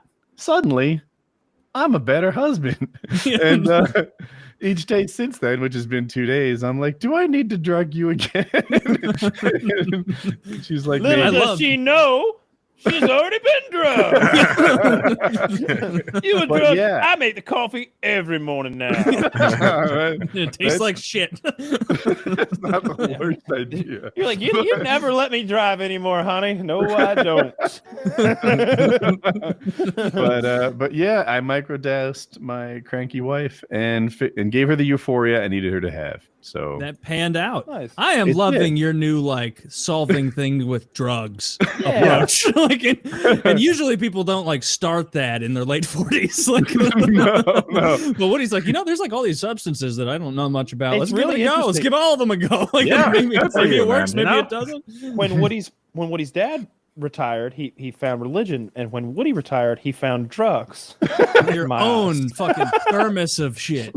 I mean, he's catching an ass whooping after that. Like, and you have to, right? If you didn't whip his ass, then maybe tomorrow somebody does it again. Mm-hmm. No, they'd have to. I mean, they really should. The prison guards really should douche him back, like fire with fire, like that. It would get real then, because if the guards were like throwing poop water in their cell, it'd be like, you don't have anything to clean off with. Okay, well, you think about that for a while you. Well, that's what homeboy told us, right? Like didn't he told us that they tied him down and pissed in his face. I would hate that. Yeah, Wait, it was either our guest who was in prison, or it was like or it was a prison video that I watched. I watch a lot of that shit, so it all gets melded together. But I definitely heard a guy who was talking about how he'd been like Atwood strapped down to maybe Atwood, how he'd been. No, not him. It was a bald guy. It was a big bald guy. But anyway, he was talking about like, hey, they strapped me down, pissed in my face. What are you gonna do? The jewel thief? What are you gonna do? Take it, I guess. I think it's the jewel thief. It's the jewel thief. That's who it is. You got it. Yeah. That guy. Yeah. That guy's also the one who was like, I wasn't even sure you heard me. I think I'm on a delay. It's a weird thing. Yeah, it's a little delayed, definitely. He was the one who makes that prison spaghetti still using the prison techniques. Like, he doesn't even use a goddamn pot and a stove. He's got that thing that you plug into an outlet, and it's two pieces of metal separated by a block of wood, and the wood gets wet and the current flows between, and it all gets hot as fuck and boils a thing of water. And he's boiling those goddamn noodles, and he's making a sauce by microwaving those little shitty store pepperonis until they're crispy, not until they're cooked, until they break into flakes when you rub them between your fingers. And he's flaking that stuff over the pepperoni, and it looks pretty good. He's flaking over the noodles, I should say, the pasta. Yeah. It's Larry Atwood or something. Larry Lawton? Maybe, I don't fucking know. Yeah, maybe Larry Lawton. That sounds right. I think so. Oh, he's the guy we had on the show, right? Yeah. He was the one who I had a hard time having a goddamn conversation. He was the guy that you were trying to just pulling teeth to get him to answer your question. I felt like I don't read comments or anything, but I was like, man, I hope people don't blame me for this guy being a dumbass. Because when I watch his long form videos, somebody has helped him get his thoughts together, and I thought he could carry on a conversation, but I was wrong, and I apologize to anybody who didn't enjoy listening to our conversation with him. I legitimately was sitting here, I was thinking like, people are gonna blame me for this. I bet. People are going to blame me for this dumbass talk. What is he talking about? This boomer doesn't know how to put a phone. Dude, I'm looking at the comments on that PKA right now. The top one, well, obviously the top one is Larry saying, thank you guys so much for having me, having a great time. Nice of him. The next one is, I think his prison sentence was the last sentence that Larry finished. This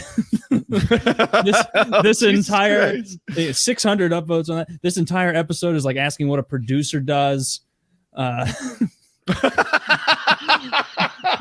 Larry has immunity to Woody's shush ability. He just Kyle, Kyle, quote, yes, Larry, but how do we rob the jewelry store, Myers? You can see I'm trying so hard. I felt like I can love it have- when Kyle gets frustrated. Yeah, because like I can feel when like it's not good going to be good to listen to. I'm like, man, if I were listening to this motherfucker, I would be ready. I'd be like fast forwarding right now, and I hate that. I want to do a good job. I want it to be funny, and I want him to answer my fucking question. like you're a bank robber, so tell me how to rob a fucking bank, or jewelry store robber. That's what he'd say. He'd be like, actually, yeah, I rob jewelry stores. You don't even know what you're talking about. And it's like, dude, you still haven't told me how to rob that fucking store. I could make it up better than you can tell it, dude. Yeah. I can make it up better than you can tell it. I could make up how I used to make believe rob jewelry stores, and it'd be so much better than your. God, I think he might have a neurological thing going on, or he's just a shit storyteller. Either way, I apologize for him. Because when you watch his videos, he's got it together. It's almost like there's somebody with cue cards behind him. No, on track. I bet there's like a fucking railroad track drawn on the fucking pasteboard, so he knows to stay on track, and he's got little cars for his topics. I mean, as it went on, it went from frustrating to like I was like enjoying watching you get like frustrated with him. So I think a lot of the audience saw that too, where it's like, I like near like the hour 3, I was actively like, I hope like he just continues to not tell this story.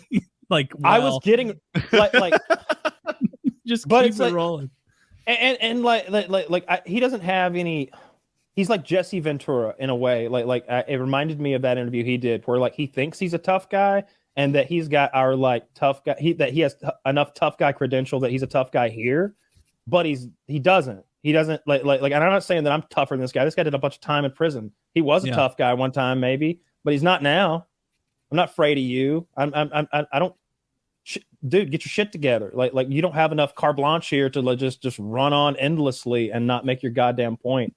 and I think he like threatened one of us at one point, and it was like any one of us will whoop your old ass, dude. Like what are you talking about? I think I remember. Yeah, he called me fat, and then I said he was fatter than I was, and that he is. You know, you better come at me quick because you're old as shit. Yeah, time's running out. Yeah, time's running. The last few minutes of that show was fun. Our bout's got an expiration date. Yeah. So you might want to hurry it up. Nobody. Yeah, that didn't like that. He was trying to be like tough guy Larry or something like that. Like, no, dude. Like we all get the same amount of microphone time here. No need to put on airs. Just tell the fun, tell the good story. And look, I still don't know how to rob a fucking jewelry store to this day. No, I couldn't rob it at all. I'd get halfway through and then start thinking about something else. Because here's what I want to know. Because I still don't, and I know we asked him this, and if he did answer it, he didn't answer it well enough for us to know to this day. Because the main thing has always been, if you got jewels, what do you do with them? How do you fence them? Because I don't know. Like if I still don't know. If I stole a television, I'd go to a pawn shop and get ripped off because I don't have a TV place to take it to. Sure, if I knew a guy who had an electronics store, oh man, now I could probably get 2/3 value or something like that. I'm gonna get 1/10 or something at a pawn shop. The same thing's true of these jewels. First of all, they're a huge red flag, right? Because the guy at the pawn shop can't move diamonds either. So when you ask somebody like Larry who's moved diamonds, yeah, man, how do you move diamonds? Well, let me tell you about my beard. It used to be a lot thicker. Back in the day, I had a nice thick Dago beard. What the fuck are you talking about? Do y'all have a smartphone? You all have a smartphone? Am I the only one smelling toast? Is anyone on the call tasting? He's having almonds? a stroke. He's smelling toast. He's burnt toast. Oh, okay. It's burnt toast. Or I think you smell grass clippings sometimes, maybe too. It's a few things like that. It's a few things when your brain's dying. When your brain is actively dying. Yeah, it's a shame. Yeah, I remember that. Yeah, Larry was like amazed when Zach put that picture of the Brinks truck up. Remember where we talked about like a Brinks truck, and then Zach brought the photo up, and he was like, "Oh, whoa, what's going on here?" that was so he funny. thought you had hacked his computer and put a Brinks truck on it. Whoa, you're in my server putting a Brinks truck up. Is that a real Brinks truck of money? Is that theft? Yeah. Next time we have him on, we'll be more aggressive. I'm sure and we'll he'll have come more back. fights. You know who I want on? Will he not come back because he doesn't have that long to live, or because we talk shit on him? If we have him back, I want to have a real jewel thief on to like answer the questions. I want him to like fail in answering questions, and then like someone who can be like, "That's really interesting, Larry." Well, what I did was I went to my Iranian friend. Okay, I knew that he had some cousins overseas, and look, I don't know where that money went, but the men wanted diamonds. Okay, that's all I knew. And hey, maybe we financed terror, maybe we didn't. We got rich doing it. I'll tell you that. Like I want that. I want that would guy. be enough of an answer. I'd be like, Iran. Okay, I've heard seedy things. Just make something up if you don't have an answer. Yeah, always. That's what this podcast I want is to. built on. I was going to say.